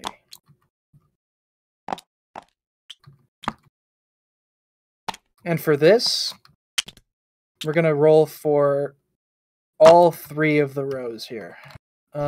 Nice. So 2 blacks on the first row. Then a yellow 2 yellows take the better result on the second row. And a white on the third row. Let's... Oh, and I'm back. Right. Okay. Hit, which incurs a disruption. Hit, which incurs a disruption. That's breaking. Oof. Get these out of the way. Going to the southern. That's hit. 2 hits. Well, no, the other one had moved. Don't worry. It was got messed up. And this is a double disrupt. 5, 6. It's out of here.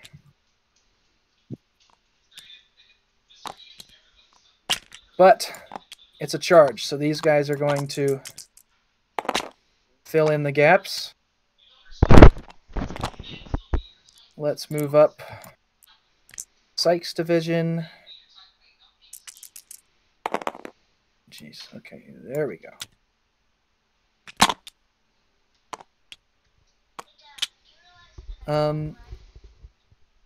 My boys of the 4th Michigan. Oh, they did it. They made it to the works. And now they get to roll against the artillery. All right. So, yellow.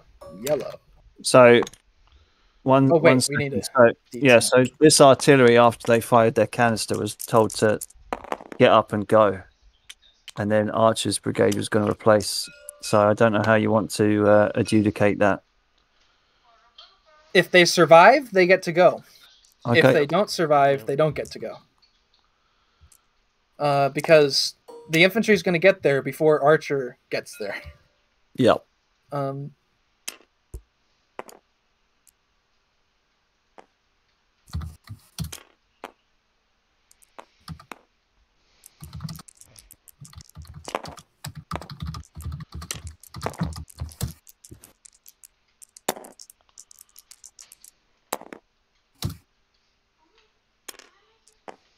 All right, let's roll for this. Okay, yeah, so they're going to get to go. Fantastic. But, disrupt on those 2. And we got to roll d20s now. Nice, my favorite dice. Blood for the blood god. Just on General Morale, because he was the only one charging into canister. 1. It's got a 1 on it.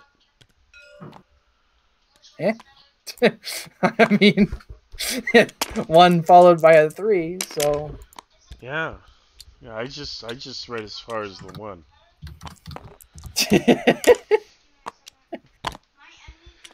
I mean, oh god. Morel has already gotten a leg blown off. Now he's getting shot at with canister. Oh, the poor guy. Oh, alright. Now we gotta roll for the fighting at the trenches. Same deal. The Confederates are going to fire first, and then the Union are going to fire with the result having been applied. Okay. Ooh. You got 2 reds and 2 salmons, or coral, or orange, or whatever. Whatever the heck the color is, yeah. Okay, so we're going to shoot their fire dice. Oh, that was supposed to be full health. Okay, so that's a disrupt on this guy. So he's down to salmon. And I'm going to say that they have advantage. Well, no, we're not going to say that they have advantage. But now, we start to roll melee dice. So now they're going to roll melee dice. These guys 2. And now we're going to also apply the Union fire dice. Actually, no Union fire dice for this turn. Okay. Just because they were trying to close the distance and get into bayonet range. Oh, wow. Okay. 5. 3. He's been disrupted. He's been disrupted. Okay. Well, now I need some smoke.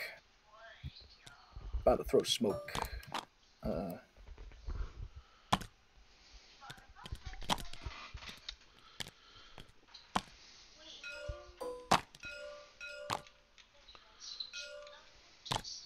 Okay.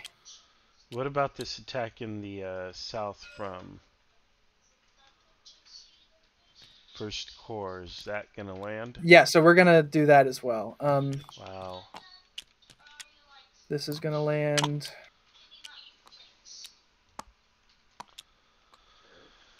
Whew, I'm so tired.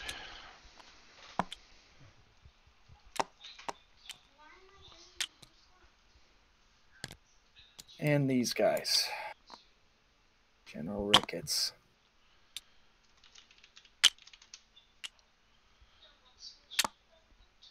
And these guys are moving 1. And they're gonna smash or start fighting with these guys in the North Woods. These attacks are going to land.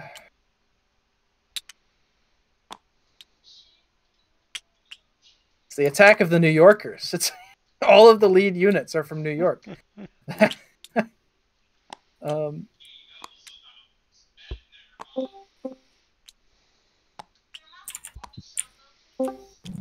Okay, I rectified things with McLaw. Been a little kind, I think, but whatever, it's fine. Kind? We don't know that word around. Sorry. No, I'm kidding. There is no mercy in Kriegspiel, my friend. Oops. Okay. All there right, we go. So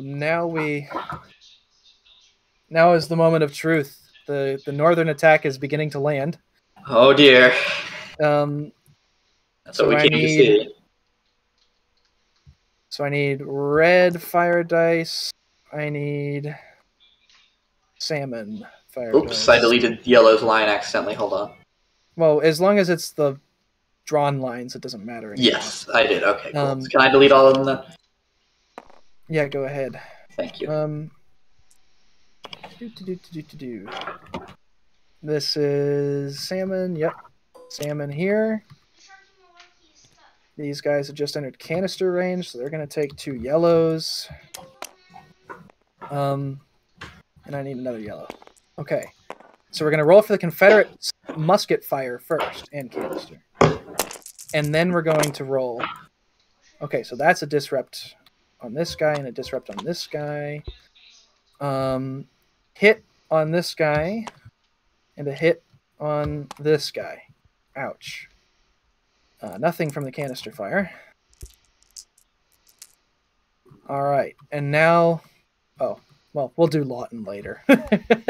Now we have to roll the melee, which is thankfully very easy because both sides are just going to throw a melee die. And then... Oh, yeah. Cool. And then I need a D10 melee because this guy's gotten reduced, or is it, you know what I mean.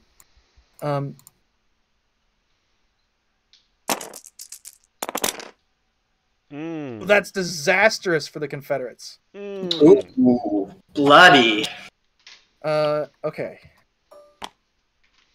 Okay, so that guy is disrupted to white. Double disrupt brings this guy to white. This guy's down to yellow.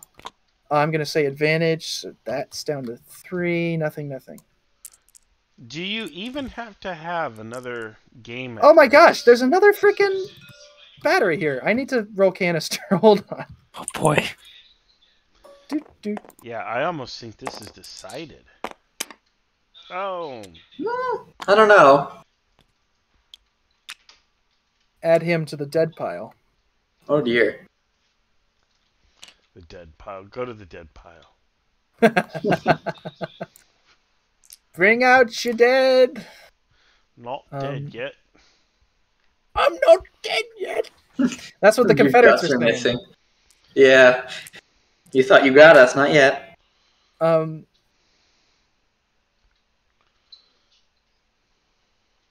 Yeah. Okay. Well, that's 1,200.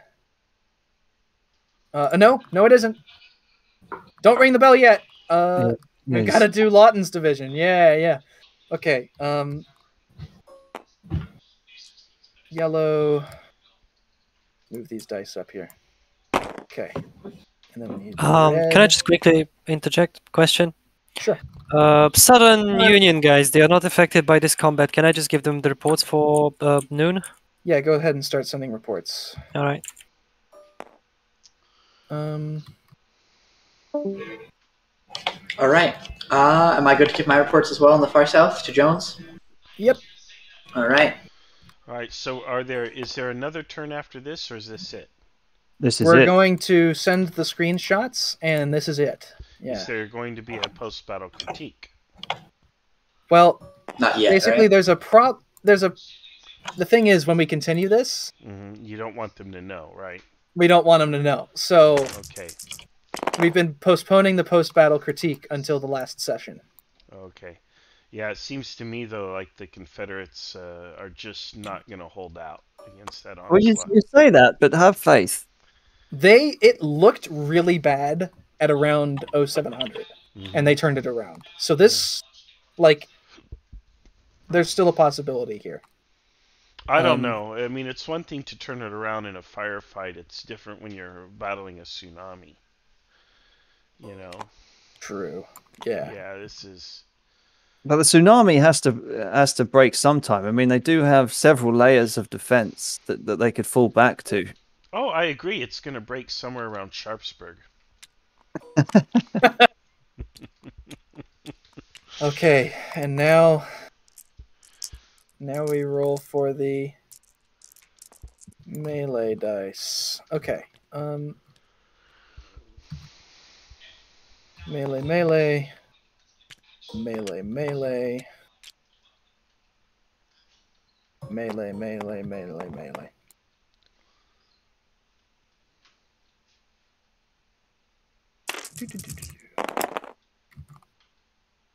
Guy's down to yellow.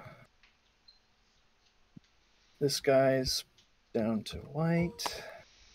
Nothing. Yellow. Nothing. Double disrupt down to white. And that's that. That's all she wrote. Wow. Good battle, guys. Good fight. Yeah. Meanwhile, the Confederates are like, I have not yet begun to fight. And it's just like, oh boy. We'll see. We'll see whether they can John R. Jones or John Paul Jones. John Paul Jones, yeah. I said John R. Jones. He's one of the division commanders. All right.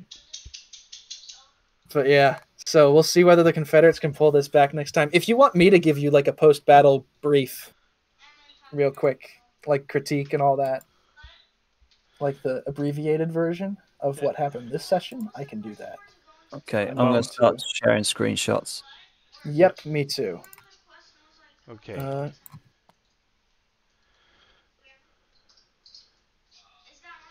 Carter, let's do it tomorrow during Coffee Kegs if you're available. Oh, yeah, that works. Perfect. All right. I'm going to wrap up the live stream. Thanks, guys. Okay, no problem. Thank you. All right. All right, folks. Yes, I need to take a nap. I'm just wiped out. I hardly slept last night. I only got a few hours of sleep. It's part of the reason I didn't want to umpire today. I also wanted to practice my hosting. I want to thank you, everyone who interacted, all the great comments and stuff that we got here. Thank you for the thank yous. And that's kind of it, folks. Tomorrow I will go over this with Carter on our Patreon podcast, whatever, called Coffee Kegs in Kriegspiel. Let me see if I have a URL for that. I do. And you can hop on there and watch it. I will also, I think, be streaming it just live on YouTube. I don't think it'll be an exclusive broadcast. I don't know if I should or not, because there's a lot of people who might see it who probably don't want to be seeing it, but we'll see. The players know better than to watch these broadcasts, so they know they can watch it after the battle's decided, but they don't want to mess up their game either. They like the Fog of War experience. But I do have to say, I don't think it looks good for the Confederates at this point. I don't know how they hold out. I think they are now just sort of overwhelmed. They'll hold in the south for a little longer, or what I'm calling the south, I mean down here. They'll hold down in this area for a bit where they have a decent line and not too many troops coming in. But right here, they're just going to crumple. And right here, the Union's going to pierce those lines. They're kind of on the flank of these breastworks. I don't think the Confederates are going to hold. I think they're done. So we'll see. Now, the Union will pay a dear price, but I do think it's over. In any case, so be it. We'll see when the next, or when this scenario is concluded. I'll try to live stream and announce that when it comes up if I'm available. I want to thank you all for tuning in and being here today. Coffee, Kegs, and Kriegspiel, the podcast will be on tomorrow morning at 9 a.m. Pacific time. And everyone, I just want to say thank you very much, and we'll